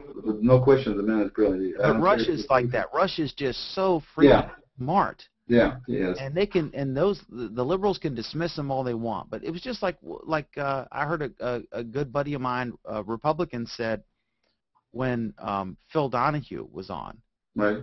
And they said, God, we wish we could get someone like that on the right wing side. You know, he's so smart. And then Oprah came and buried him, but he was smart. You know. But they're just, there's no denying Rush's intellect and his delivery. And that's the thing. It's the whole package. Right. Got the goods. He's smart, but he does it in an entertaining way, and there's nothing wrong with that. O'Reilly does the same thing. Right. O'Reilly is the most arrogant man on television, but I watch his show. The first half, he's getting a little slack now. The first half's always good. The second half, with I Dennis agree. Miller, I don't care. Yeah. But like one show, I swear to God, at the beginning of the show, they were talking about the Lacey Peterson murder investigation. Yeah. And he got all huffy, right? He's slamming the desk. This program, we will not exploit the Lacey Peterson murder investigation on this program for ratings, right? Mm-hmm. Big statement, you know? Yeah. Yeah. And in like the same show or the same week, it was like the next day or that day, that same show, I think, they had a story about a golf junket for executives where they had naked strippers running through the golf course for their entertainment pleasure. Right, And he was talking about, is this an outrage, and had experts on. And I'm like, you're a whore. You're a whore. I mean, you're going to sit there like, we will not exploit this for ratings. It's one of these, I don't naked know. women. Do you He's great. think? I love it. It's great. Do you think he has the final say in everything that they do on the show? I mean, he's the only one who gets to decide, or do you think there's some other people involved? I think that given his history, I think that he probably does. I think early on that the top guys would, but basically you hire people. I used to do a radio show. I used to do a radio show every day, and on WZRV and WFTR AM, and I won best show small market for the AM side and second place in the medium market for the FM side. So right after Rush, in other words. I crushed Rush. No, I'm just kidding. Rush. But in the state of Virginia, at the Virginia Association of Broadcasters, my show won number 1 small market, number 2 medium market. So I can say in my little experiment for a year doing it, but it's they kind of like pick you based on they think you got, just like if you had a network, if you'd seen me doing what I do, you'd know you could kind of trust me to have some judgment. Yeah. Like I try to run a family-friendly show and like people cussing on the show and that kind of thing. Yeah. And I'm safe. I'm not going to get you in trouble. And so once that's established, that's part of the job. I mean, it's not you're just a talking head. The news part, I'm a talking head. I would walk in, the scripts would be there, and I would read the scripts. Right. And I would add a little here and there, but basically it was provided to me. I was paid to come in there because, I can say, the news time is 12:05. It's 47 degrees in Winchester, 52 degrees in Front Royal. I'm Dan McDermott. The news brought to you by Hoover, America's name and vacuum cleaners. Coming up, blah, blah, blah. I could do that, right? So then the talk show for 30 minutes was like interviewing on the Education Roundtable with the school superintendents, or Tourism Tuesday with the local tourism office person. We talk about, and then you kind of got to have a conversation. And so they kind of hire you based on your ability to have judgment and conduct the show. That's part of why you're worth money, right? And so I think O'Reilly can basically do what he wants to do, and then if he screws up, he knows he's going to get in trouble. But he's the ratings bonanza. I mean, he's and I think he's a very intelligent guy. I mean, from everything I can see, the way he talks, everything else, the guy's a very smart guy, no question about it. The guy knows the business. Remember, he came from Inside Edition, right? And other type shows. Yeah, he was the host of Inside Edition. But the guy used to be a teacher, which is at one plus, and I don't know if you read any of his books, but the guy can certainly write decent as well, and pretty impressive to read about his childhood and stuff. What he's went. No, I have a lot of respect for him, man. I think he's a. Oh, I do too. I admire him for what he does, but I recognize what he does. And I say he's got intellect in there, but I mean, he employs these. He's a lot like Rush, but for TV. Yeah. But there's nothing wrong with that. I mean, if you have a message to convey, your goal is to have people watch or listen or read. Yeah, and they certainly do. Just like the thing is, like you guys fuss about the guests. You love having the guests, but it's like 20 minutes away from the show. But the thing is, we have a time perishable program. It's the week's news in Google Plus, right? But when you have somebody like an Elganon, who's just a straight up freaking genius, so interesting to talk to. Who? That also generates Mike Elgin. He's so talented. Or Linda or Sarah Hill. You know, they're just interesting people. You get a little more longevity for the show because basically the weekly news in Google Plus is old after a week, right? I mean, nobody's watching the 3-month-old Google Plus week unless there's some particular topic and they found it in search. But if you have a guest who's interesting, then anyone who's interested in that guest will find the show later. And I've lost Oleg. I think he's had a computer glitch. So now I'm sitting here in a Hangout by myself. The ultimate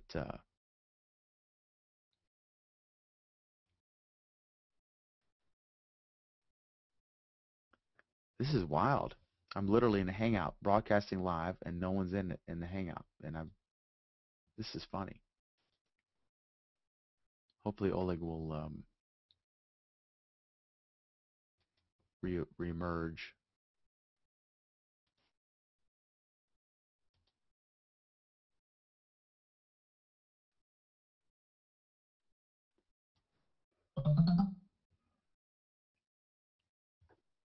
All of a sudden, the damn thing just completely crashed.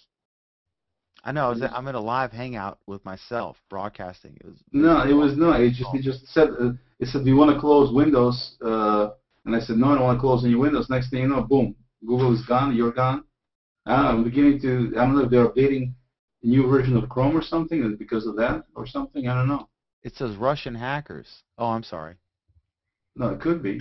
That would explain it. No, it seems like it's the same version of Chrome. I don't know why it chokes. It constantly chokes on Alan, too. And some other people, man, I don't understand what's going on with the Hangouts and the... Something's wrong. I have Chrome crash all the time. But I'll go through 3 days that are good, and then I'll go through a few days that I have to physically reboot the computer. I mean, I can't even Control plus Delete. Yeah. I have to hold the power button down until it shuts down. Strange. Because Chrome just freezes, and not necessarily in the Hangout. Yeah. Have you tried doing it from, doing it in Firefox or something, or AE, God forbid? I've tried. God, yeah. I just hanging in there. Sometimes I do, and I'll have mixed results. Because I want to use Chrome. I use pretty much Chrome for everything else. I mean, I don't want to use anything else. I only use the other things if I have to maintain a separate login. Right. Or if I'm logged into a bank, QuickBooks Online does not print correctly in Chrome, and I call them and they acknowledge that, and so I have to use Firefox for QuickBooks. Yeah, I also use Firefox for LogMeIn. It works faster in LogMeIn because they're using native plugin as opposed to Chrome using the Java. Basically, it's Java plugin, which is slower. When I first found out about Chrome, I tried them, and the reason I didn't use them is silly, but the mouse wheel on that scrolls up and down the page, that did not work in Chrome, or at least with my setup and my install. And so I just stopped using it. I was like, well, that's a deal breaker right there. Yeah. And like a year and a half later or more, I downloaded it again and I just fell in love with it. I mean, I guess Firefox pioneered the tabs, right? Opening a site in a new tab, and then initially, yes. And then, but the whole single URL bar to do a Google search and everything tied together, it saves you. I mean, it's stupid because it only saves you half a second, right? It's not. They didn't do it because of that. Yeah, the reason they did this is because vast majority of people, as stupid as it sounds, still today, they type in URLs in the search box. They go to Google and they type in URL. And I don't know how many times I already told a bunch of my clients, even somewhere else, that do not type in URL. Why are you typing in the search box? You got the actual URL box up right above it. I mean, it's not like you have to go to another town to do it. It's type it in where it's supposed to go. No, they actually go to Google search, and then in the search bar they type in www.takeoutonline.com. I've seen that a million times, and I'm exactly like you. I'm like, what in the world are you doing? And the reason they do it is obviously is ignorance. They don't know how to use it right, but they got so used to it that's why both Google in Chrome and Firefox did the magic, whatever they call it, magic bar, whatever, so you can type in the search string directly into the same box. That way, for people to be able to do both from the same deal. But I'm sure that was the main reason they did it initially. But it does. The only advantage to doing it the way that they do it is it would catch a typo. Google would catch a typo. If you type something wrong, they click on it. But I'm like, why are you doing that? I mean, you're just they don't even know what it's like. They don't even know that the address bar is something you can type into. It's like they just think it's exactly. Google. And a silly thing is that in IE you can configure the whole thing, and you can actually get rid of a bunch of toolbars and stuff, and you can get rid of the address bar in IE. You don't have to have address bar at all, which I thought was ridiculous that they've made it this way. They're basically trying to appease the part of the population who doesn't know how to use the browser. That's what they're doing. Yeah, I've actually told people on the phone when I know they're like not a techie. Yeah. I say like, okay, I want you to type this in the address bar, not Google, like in the top thing. I want you to type, this domain, and then, because like I'll be talking to somebody and like, are you there? And I was like, well, I'm trying to find it, and I was like, what do you mean? And like they've typed it in Google, and I was like, oh. Yeah. Anyway, I was going to ask you a quick question. I guess we could talk to more of the show, but in terms of techniques and stuff, I talked to this Google guy yesterday and just asked him what I've been doing is when a bunch of people circle me, I had this, another one of these waves of a bunch of people circling me all of a sudden out of the blue, which I have no idea why, but probably because somebody shared me or something. I don't know.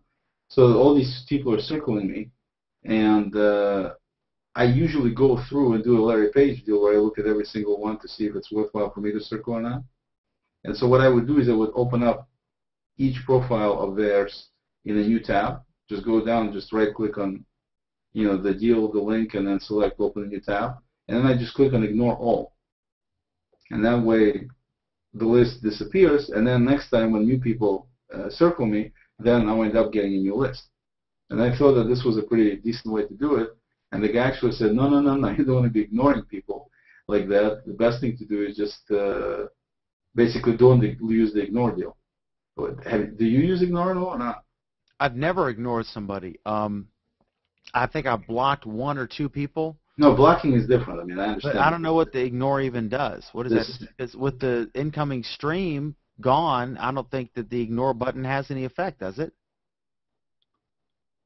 Well, I guess you're not going to see anything that they post, but I don't see how you would see it anyway, because if you're not circling them, you wouldn't see it anyway. That's the biggest damn problem with Google Plus. Is it's so confusing.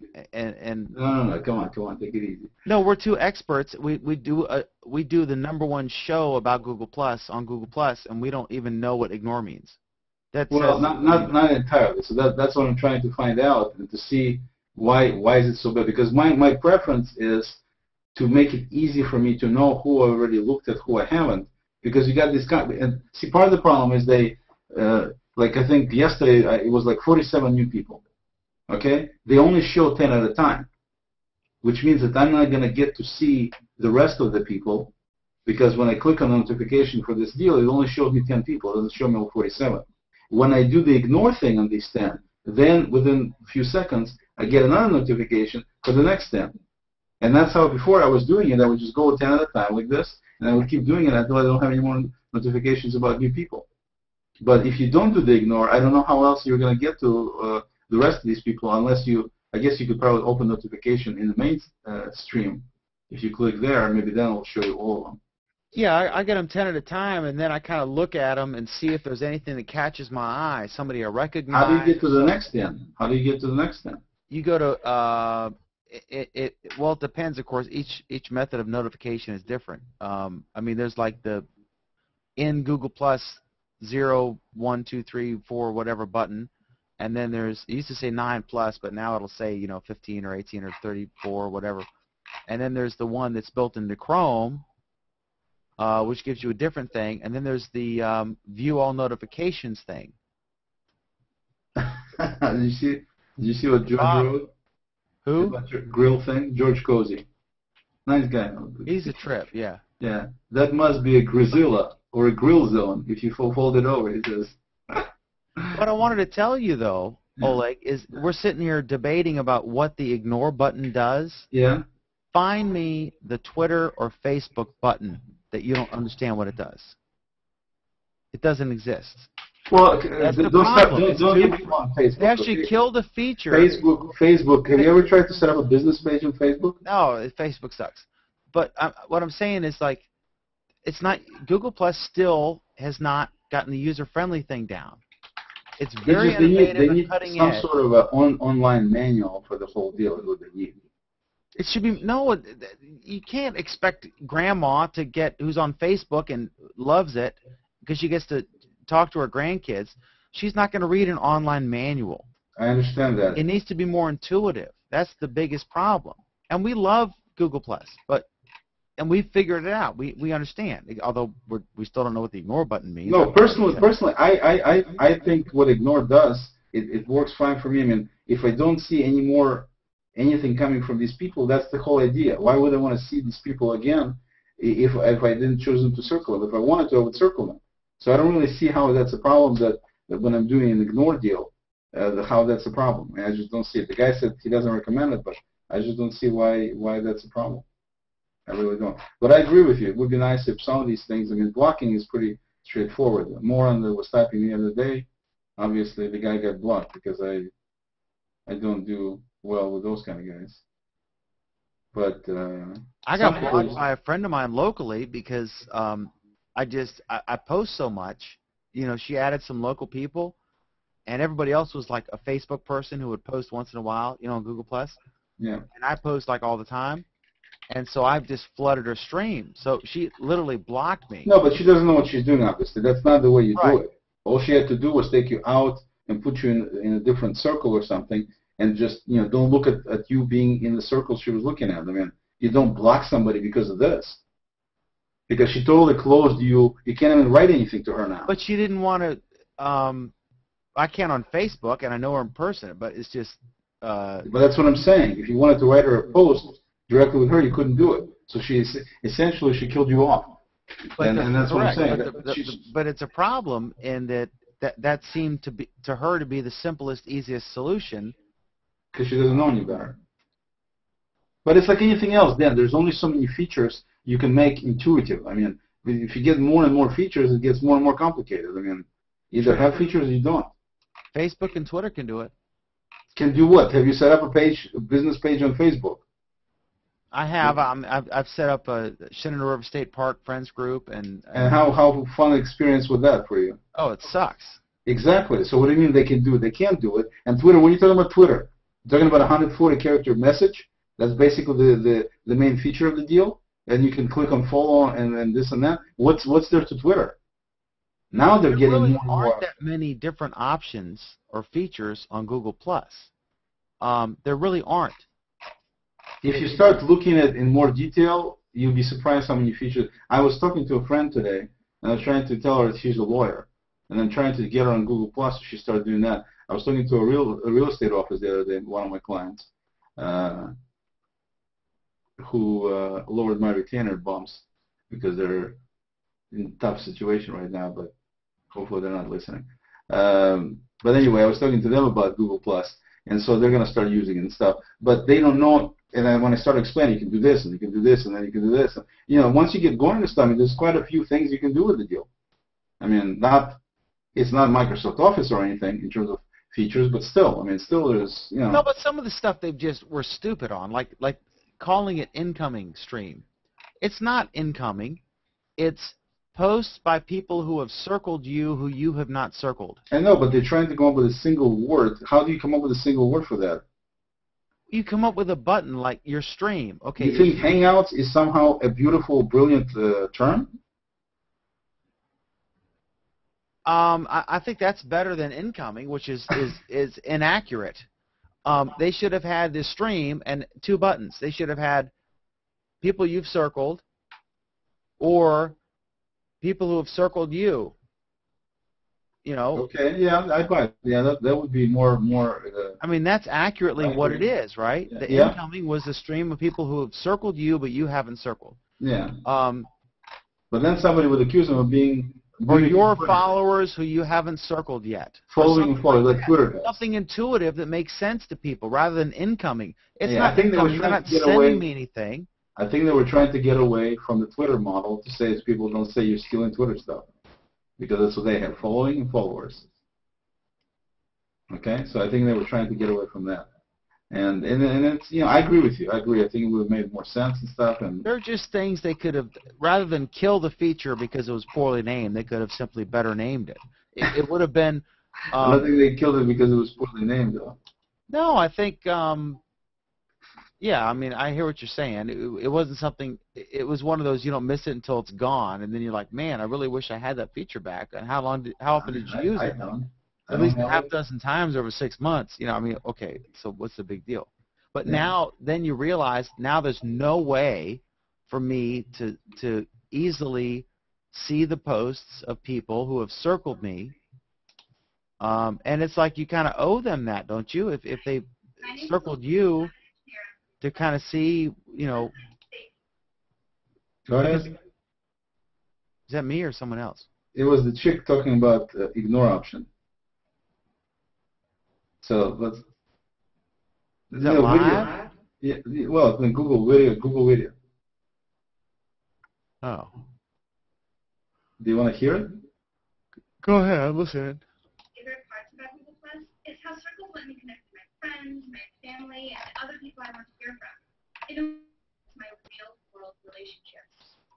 Of course, in real life, there are also people you don't know, don't like, or don't want to hear from.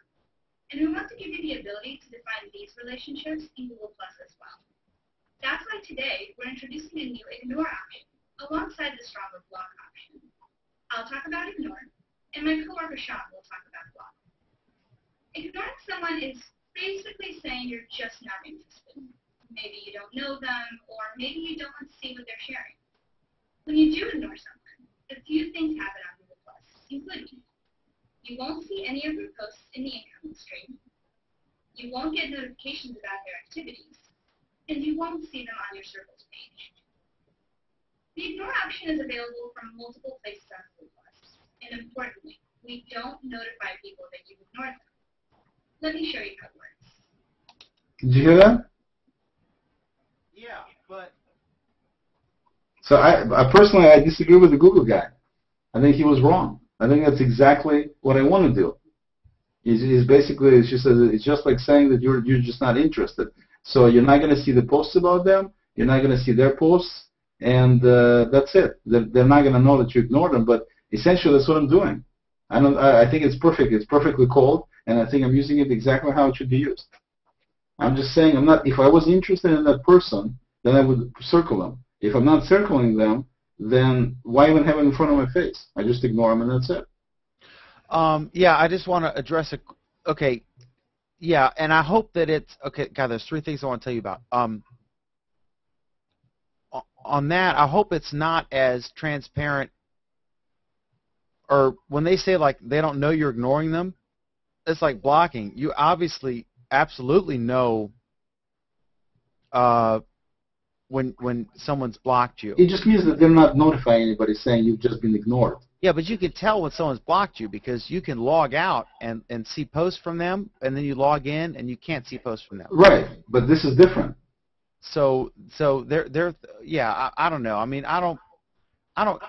I'm a public figure. I don't care. You know what I mean? If someone's going to trash me or whatever, I just, like on the other post, this guy was just foaming at the mouth, and I was just like, we'll have to agree to disagree, and I, move on. Well, you're a much nicer guy than I am, because when people start calling me names like you did, I don't buy that very well.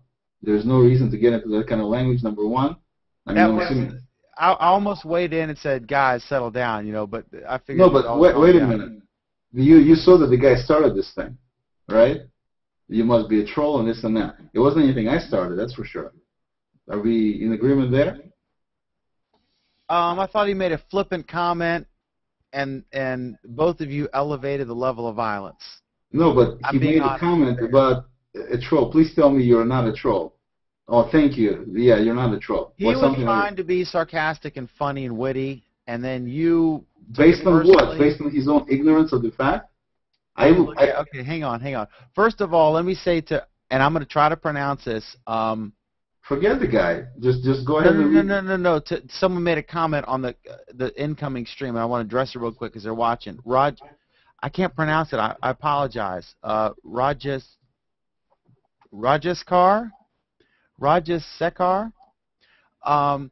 who great person who comments a lot on I think both of our stuff. I am aware that you can still see the incoming stream on the Android app, and I think someone mentioned that, brought that to my attention. Yeah, no, and I could tell you that because I can. Yeah, I can. Because I've seen that myself. So yeah, that is cool.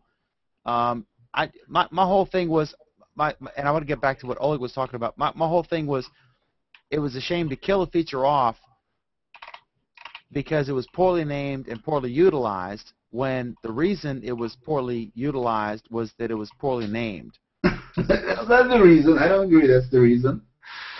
I Yeah, think that's if not the someone reason. does you the luxury, if someone does the luxury of following you, and once you get over, like I have, and you will soon be at the point where you can't follow everybody back, even if you wanted to, right?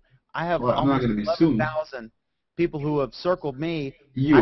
I can only circle 5,000, right? Right. So I can't even circle half back, right? So it's like, the thing is, I do shows on technology and I do posts on politics and technology and news, and so people who circle me are, because I'm not a recommended user, right? All the recommended users are at 300,000 to 500,000 right now.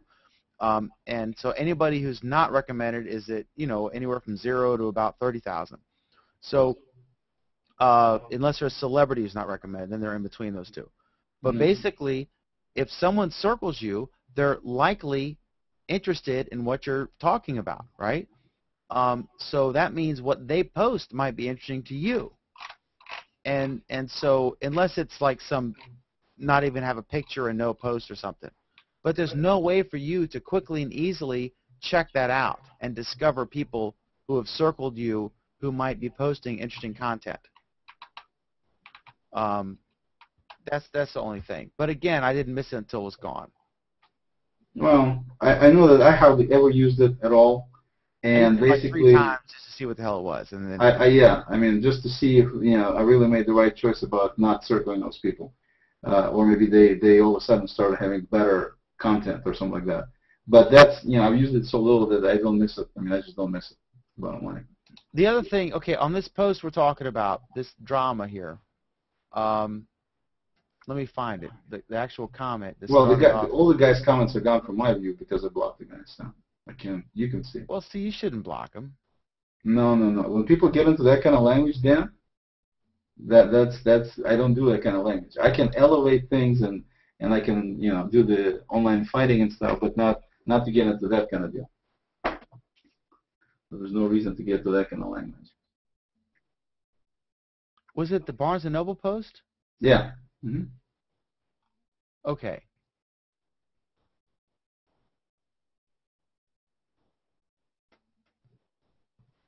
Maybe he deleted it. He must have. Unless maybe you blocked him, I don't know. I see the first post, the physical stores will be closed, and then you said, I'm not so sure the tiers are only on the Barnes & Noble side.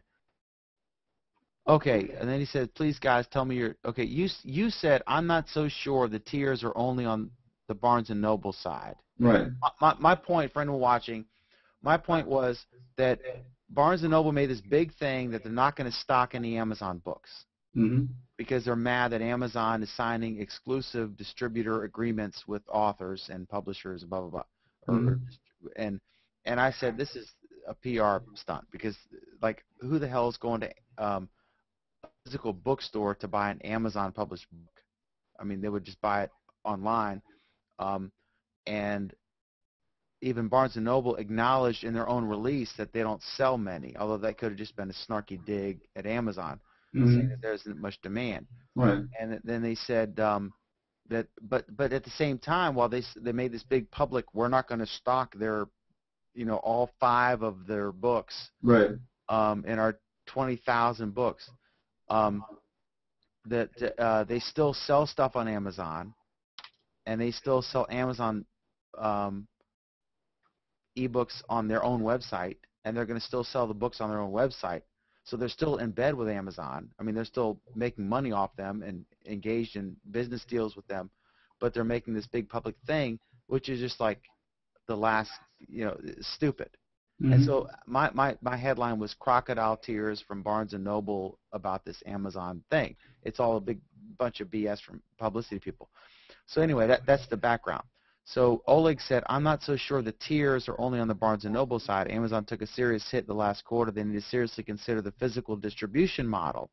So Oleg is talking about a rumor that was there. The rumor that has been touted in mainstream media and tech blogs that Amazon is thinking about some sort of physical store concept. Right. Not necessarily just for books, but for products of some kind. Like just Amazon physical presence. Some sort of physical store that said had an Amazon logo and sold something inside. Right. It may or may not resemble exactly what Amazon is. Right. And he said, please, God, tell me you're trolling. You have to be trolling. And then somebody else said, I thought he was just being sarcastic. And then Oleg says, try to speak English for a change. You have a fever or something. And then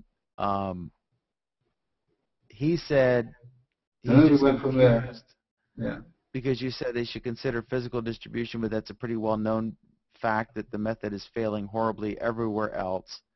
And Barnes & Noble almost went bankrupt. Anyway, he was over the top. I mean, I understand if someone said it wouldn't make sense for Amazon. It's almost like he was suggesting that you were saying that Amazon should abandon its online model and go with physical. No, not at all. And not at all were you saying the way I read it is that he was saying that this is the most stupid idea that failed before about Amazon doing anything brick and mortar, because other people have tried to do it and they all failed in the brick and mortar, so you have to be online. That's the only way to make money. They already made it. They're already successful, and it would be a totally moron, stupid idea for Amazon to try anything like this. And I thought the guy was totally wet. To me, it absolutely makes sense. If Amazon decides to do it, it absolutely makes sense for reasons we talked about. I go to a birthday party. I need to buy something right now, and I can't buy from Amazon right now. I need to buy something from Amazon. Let's say I need a computer for a client tomorrow. I can buy it for tomorrow. I'm going to pay $30 in shipping. On a $350, $400 computer, I'm paying 10% just to get it here tomorrow, additional 10%. So to me, all of those are valid arguments, for the fact that it's convenient. It's the maximum utmost convenience to be able to go and buy the product now. And many, I don't know how many. TV. I mean, there's value. I mean, yeah. First of all, it costs a lot of money to ship a television.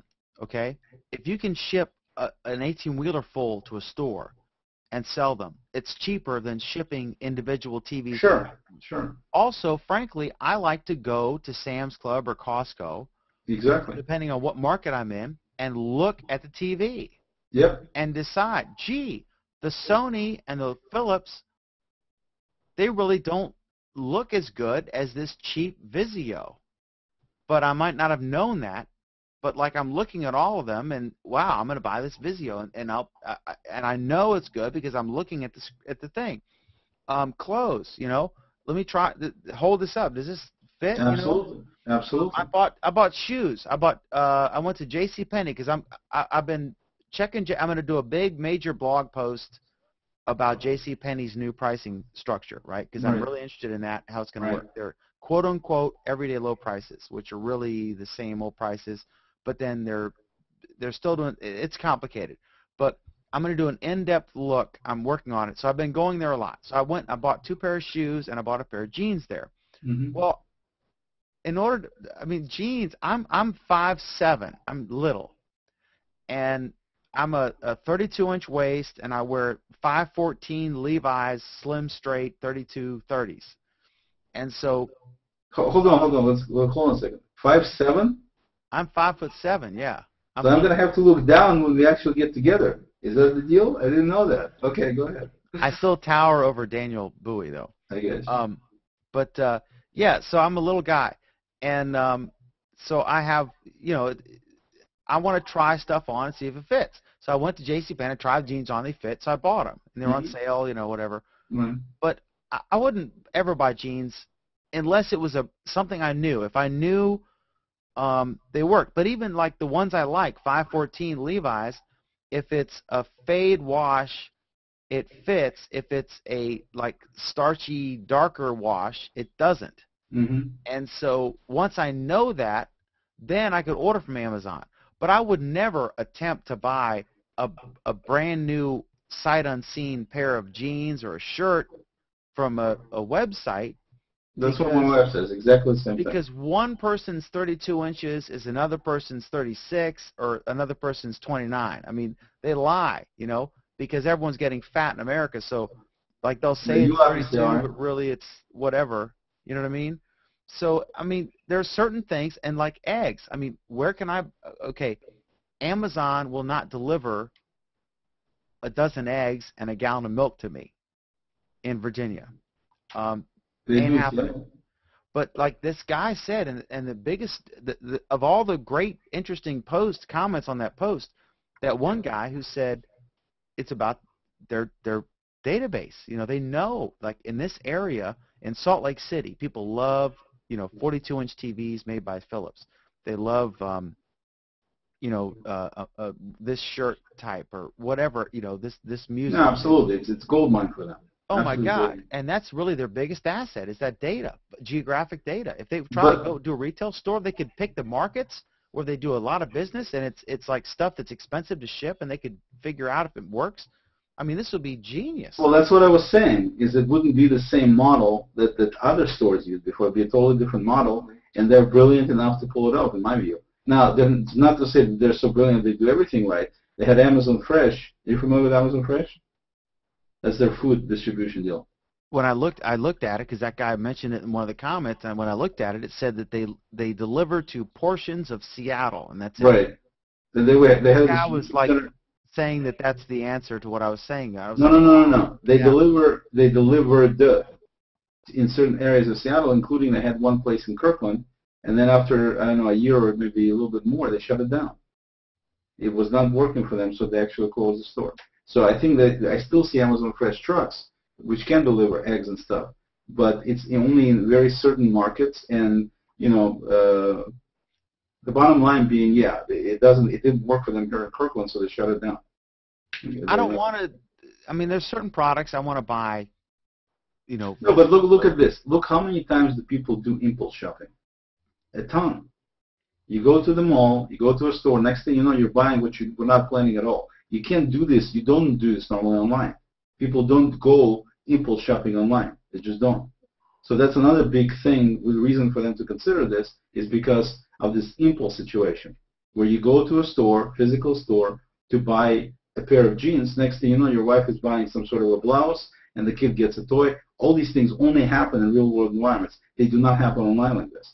Also, it's the analog versus digital thing. It's just like I was talking with Anthony and Jeffrey earlier about newspapers versus websites, where, you know, Anthony just got a free subscription for 6 months to the Wall Street Journal, right? Mm-hmm. And disclaimer, I'm a newspaper guy, but he went through every page of the paper, 100% guaranteed. If you have a paper, you're reading it, you're going to glance briefly at every page, and then when something catches your eye, you're going to watch it, right? When you go to a website, if you're looking at Drudge Report or Huffington Post or Yahoo News or whatever, you're going to go to that story from the aggregator, and when the story's done, you're probably going to close the tab unless something grabs your eye right there. But you're not going to look at 40 different things on that site in general. So the mall's the same way. If you go to Amazon, and you see their featured items, and then you search, I'm looking for an anvil, or I'm looking for underwear or a TV or whatever have you. When you're in the mall, it's not any effort involved. You're just walking through and you're perusing, you know, maybe 10. You may, in a single browsing through the mall, you may see 50,000 different products. How much effort would it take for you, and how much time would it take for you to look at 50,000 products on Amazon? A tremendous amount. Right. But in the mall, just not doable. You walk through. So that there are still advantages to a physical store. Absolutely. And if Amazon could look and say, like, in this area, in Phoenix, Arizona, they buy a lot of this. They don't really, interested in this. This thing costs us a lot to ship individually to places, but it sells like gangbusters. Let's take, an 18-wheeler full of this there, and we'll unload them, and we'll save, this much on shipping. It makes complete sense. Mm-hmm. No, absolutely. I totally agree. And it would allow them to get into new areas, just like Costco and Walmart ended up doing with groceries, like with milk and eggs and stuff like that that's perishable. I mean, you can't ship. I'm not going to ship you 2 dozen eggs. No, but the important thing about this particular post was that it was a valid, intelligent topic being discussed in a couple of different ways with this character, moron as I called him, coming in. He's clearly ignorant on a lot of these issues. He's spouting off all kinds of insults, basically, and of course then he got some of them back because I just don't take those things lying down usually.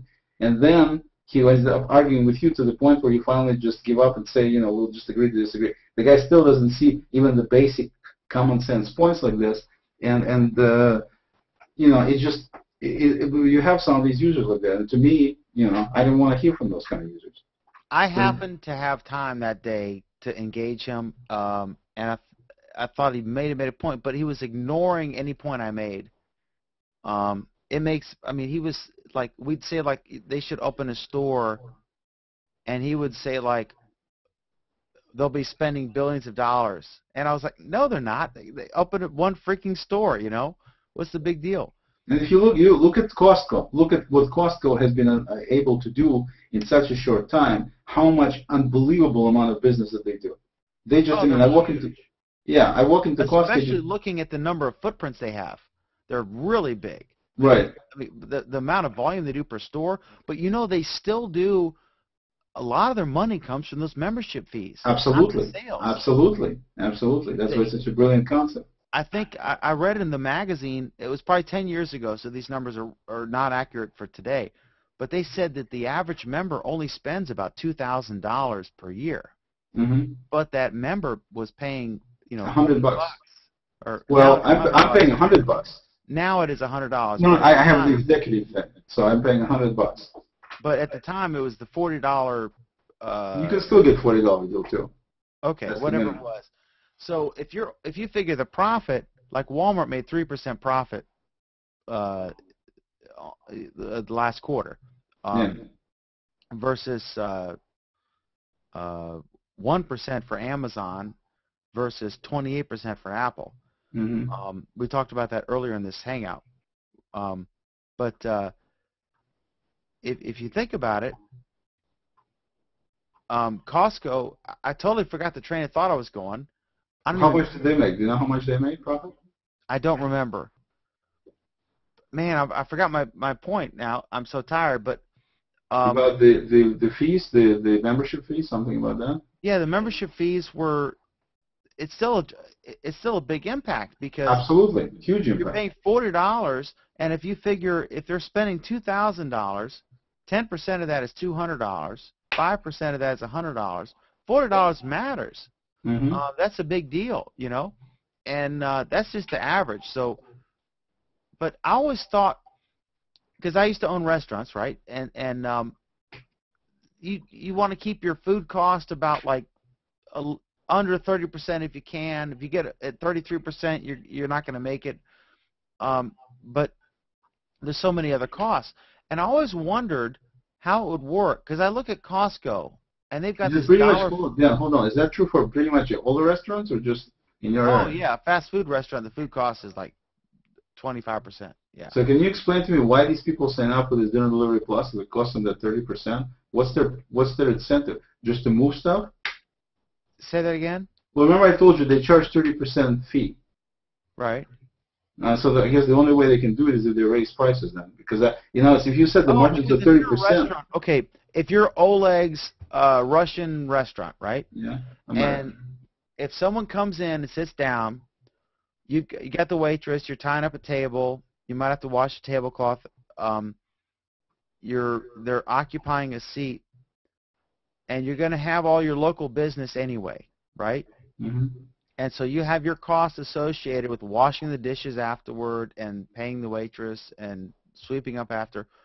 If some internet guy comes to you and says, I can get you extra business you wouldn't otherwise have, but you're only going to get 70% of the gross you were getting, but you don't have to deal with the people in your store. You're just selling me the wholesale product. And it's gravy money because my food cost is 30%, and so that still leaves me, of that dollar, 30 cents was on the food. I don't have to pay the waitress. I don't have to pay, blah, blah, blah, blah. You're not taking up a seat in my restaurant. Okay, so the food cost is 30, but I thought you meant the margin is 30% of how much extra. No, the food cost is 28% is ideal. Some food, it's less, but McDonald's value menu, it's a little high on those items, but then they make it up on average. If you go in there and you ordered, 10 McChickens for $10, their food cost is going to be pretty high. But if you order, a typical person would order like, 2 of those or whatever, maybe they order fries and a drink, and then they make their money on that. That's how it works out. And, of course, obviously, whatever McDonald's is doing is working because in every town in America, there's, a line wrapped around the building almost to create a traffic jam virtually 24 hours a day. So, but I just, I always wondered if a restaurant concept would work where you would have lower prices instead of paying 4 times or 3 times what it costs to make the food. You would pay maybe double. So like you could get like McDonald's type prices, but get like quality cuisine in a fancy place with atmosphere. You know what I mean? But you would pay a membership fee to join the restaurant. But don't they have like diners card and things like that? Isn't that similar? I think that's an old school credit card, isn't it? Don't they have like restaurants.com type discounts or something like that? I don't know. But I just wondered if you took like you look at the Costco food court, and yeah, I'm dirt sure cheap. you're familiar with Costco because they're based in Kirkland, but it's fantastic quality food. The pizza's amazing, everything in there is great. Yeah, pretty good tasting. Yeah. And dirt cheap. It is dirt cheap. Not necessarily the healthiest thing, but definitely dirt cheap. Yeah. And I actually talked interesting trivia. I saw a post someone. I don't know if it was a post on one of my posts or whatever, but someone said that her dad, that the birth of the hot dog was that her dad had set up a, I don't know if he did it or he worked at the Costco, but she remembered some nonprofit group was asked if they could sell hot dogs in front of the Costco, and they sold them for $1.50, and the manager was like, wow, look at how many hot dogs they're selling, and thought maybe if we brought this inside and sold hot dogs inside the store, then we could make some more money, and that's how that started, and that it was like her dad who did it, and that's pretty cool. Yeah. But they've never raised the price. They've always been $1.50, including a drink with a refill. Yeah, they have a tremendous amount of people buying stuff there at food court. Every time I go to Costco, like you said, they're started here from Kirkland. And we have a big, Costco, one of the first stores here. And always that area that they did for food court, always full of people, full. Just every time I go there. And I go there not that frequently, but relatively frequently, but there are always tons of people there, always. They sell a lot of food over there, a lot of food. But I always wondered about a restaurant with a membership fee. In other words, in order to, first of all, you get exclusivity, right? You got to pay, $100 a year to join the restaurant, to become a member, a VIP. But you really need to love it, because otherwise you're limiting yourself with just one restaurant. Yeah. But remember, Costco makes a lot of their profit from the membership fees. Right. More than half. But you got to remember also that Costco has a tremendous number of products, which one restaurant wouldn't have. Correct. But what if people love a deal, right? Always. They love if they when I want the jeans that are $40 everywhere and I can get them for $32 when Kohl's has their internet coupon, I love getting that deal because I beat everybody else. Yeah. But it's interesting. What if you had a restaurant concept where you had to join to become a member? So all of a sudden you get exclusivity, and you know it's like you're allowed and others aren't. And then like instead of like the going rate for a pizza is for $12, and at this place it's $7. So it's a dramatically low price. And there's I don't know. I just think that would be an interesting concept. If you could, I like a better concept. I like a better concept. Of course, for pure selfish reasons, but if you use your formula in terms of how much it costs and stuff, and because people cost this and that, come up with a restaurant which would be a fairly small environment space, would have a little kitchen in it, and you would have. I saw a model like this in Idaho, which I thought was phenomenal, and basically have few different choices for meat, for veggies, and for like things like you got maybe potatoes and rice or noodles. So you got just a few choices here. And you pick one of each, and then you have some sauces maybe. So you got 4 different items. You can choose, mix them any way you want, and that's your meal. And so it's a small environment. Everything is almost pre-made pretty much. So it's all brought in there, and everybody orders online, so you don't have any waiters or anything else. That's the kind of concept I'd like to see, because then you can have the small space is not a problem because people come to pick it up, and you have delivery drivers too. So you have the convenience thing plus that. So you have a small distribution place, and you can really keep prices down then because the rent will be cheap compared to a bigger place. You don't have to buy any equipment like tables and chairs and all this other stuff. You don't have to have any janitors at night cleaning up massive areas and putting tables up and this and that. And you don't have to have a bunch of waiters running around doing stuff. And you really have one person as a cashier and the second person that grabs the ingredients and puts in these containers that are either takeout or they can eat in these containers on the street, and it's up to them. And so basically you just kind of have everything is prepaid, so they don't have to deal with money at all. Furthermore, I mean, just set it up so people don't have to deal with money. Just put it this way. It's not making an option. You buy online, you pay online, you just come pick it up. So the conveyor constantly moves. You just come in, you got your order number, and there's your food. And I think that kind of concept might work really well because you can really do prices cheaper that way and still make money. And you can have a lot of these locations. And, the place I've seen in Idaho wasn't that tiny, but that was the concept with food that I thought was phenomenal. Where you have this little card, and of course you do it online, it'd be a lot nicer. And you just have, your meats, 3 choices, you click on one. Your veggies, you click on, like peas and maybe broccoli and, a couple of, basically, don't give people too many choices. So you have these 4 categories. You got meats, you got veggies, you got the, whatever you call the potatoes, rice or something else. And meats would be like chicken and maybe fish and, I don't know, something else. I don't know, maybe lamb or something, whatever. Just a couple of choices, basically. And then you just pick from each one, and that makes your meal and goes into a little box. They had a little black takeout box made out of some kind of material that's much better than the white crap that they usually use.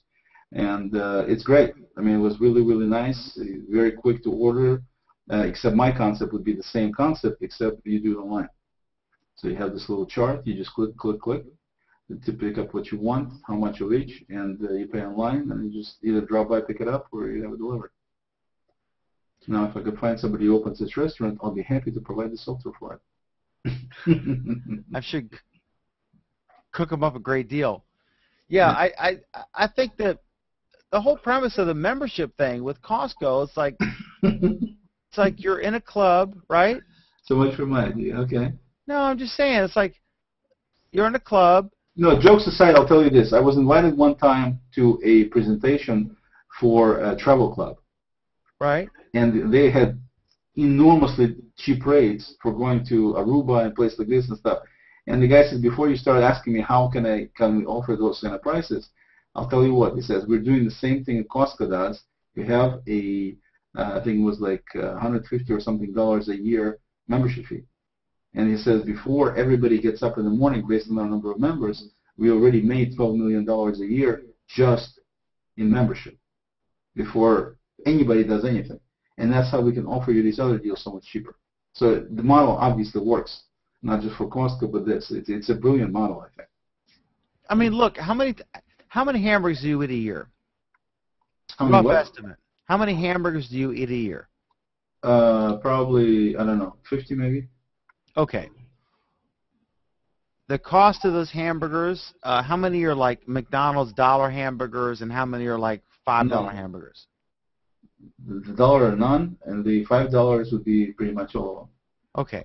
So you spend $250. Something Okay. like that, yeah. So if you joined a restaurant that charged you, say, $100 a year, Yeah.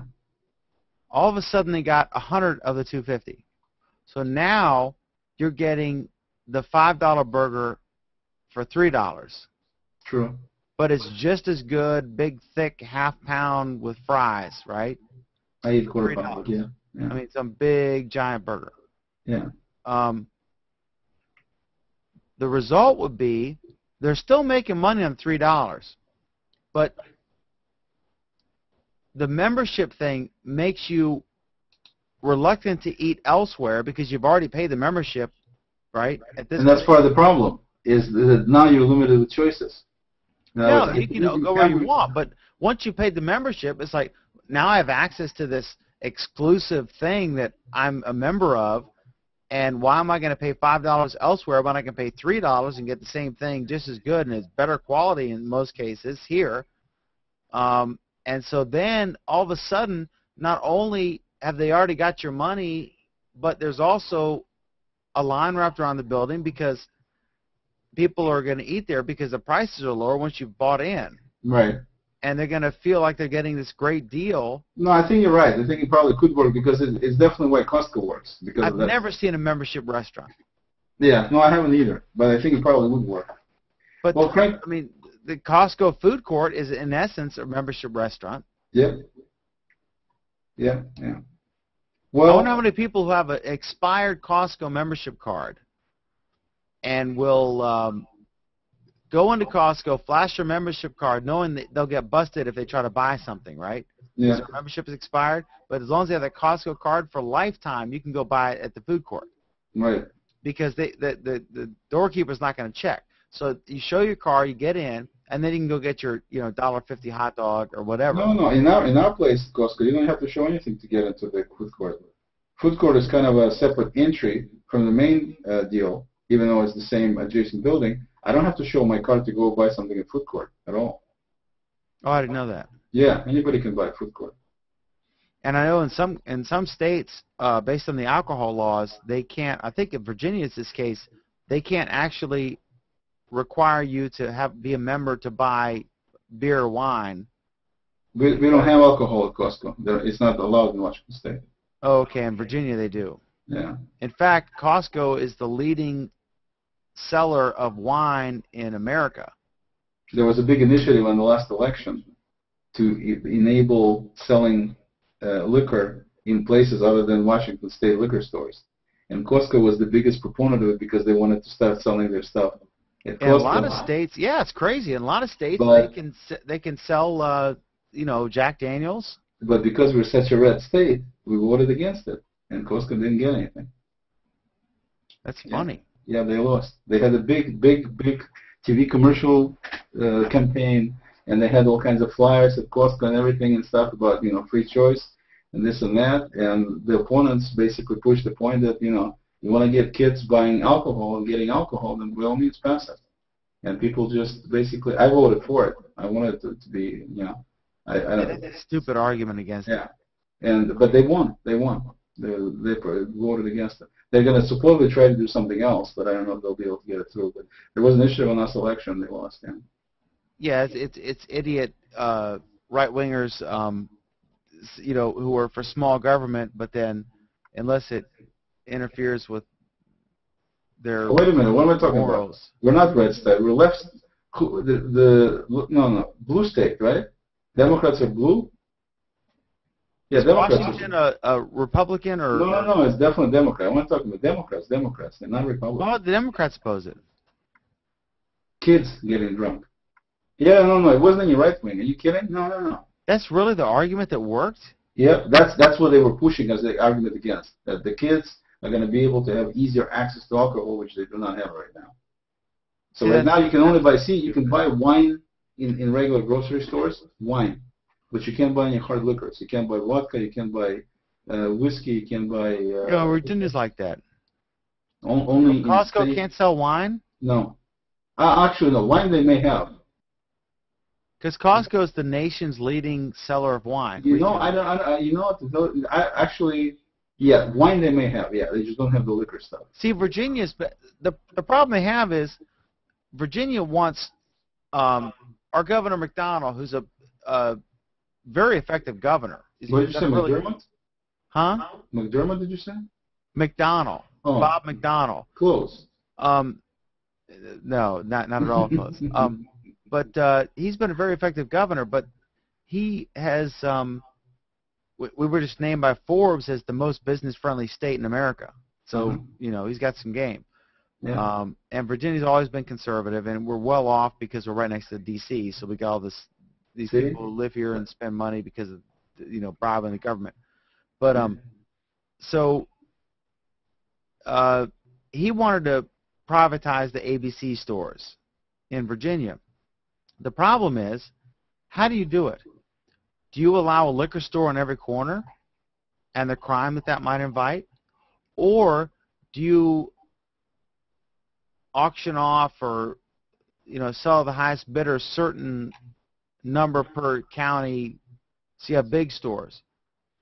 And then if you do that, isn't that just transferring one monopoly to another? And is that fair to all the grocery stores that are going to lose business to this guy? Or maybe only the big, like Walmart's, will be able to afford to win the auction, and then they'll have liquor, and your Martin's grocery store doesn't, and so you're at a competitive disadvantage. And then, I mean, it's just it's a complicated process. Yeah, it's basically, when I went, you know, I have a couple of resorts that use my system. My system I wrote 10 years ago, and so I go there on business from time to time. And so in Idaho, like in Sun Valley, they have such an incredibly expensive liquor licenses that virtually no new restaurant can afford to buy it. So they have these certain restaurants that are there from the old days, and they have basically a monopoly on it. Nobody can possibly afford to buy a license. They were so expensive. That's how they control it. Yeah, in some states they're all grandfathered in, and they can just sell them. But like there's X number, and that's it. And if you have one, then if you retire or sell your business, you can, you know, the liquor license, you can sell it to the highest bidder. Yep. I just think that what they should do, I mean, logically what they should do is say that every single place that sells beer and wine can apply for a license and pay, you know, a few $100 more or whatever to get the license and stock some liquor. A 7-Eleven, a Walmart, you know, whatever. It's the typical thing, you know, it's like the deal with smoking and everything else. I mean, it's they jump immediately, at least the left does, jumps immediately on the kids. You got to worry about the kids. Kids. Well, you know what? They should worry about their parents. Yeah, I agree. Anyway, it looks like it's, 3 o'clock over there in the CIA headquarters? Yeah, over here at Langley. Yeah, you should probably get some sleep. I'm going to crash. I got to get some beauty rest. I got this show with this angry Russian guy I have to do tomorrow night. Exactly. And the Russian guy, we'll see if he even shows up. Who just blocks everybody who disagrees with him. No, I don't. Who calls everyone if you call Oleg a troll, you're blocked. You're called a moron, and then you're blocked. Let's keep it straight. In that order, biatch. In that order, exactly. All right, buddy. Yeah. Good to see you. Take care. Have a good night. Always a pleasure. Have a good one. For me as well. Definitely. Bye. Bye.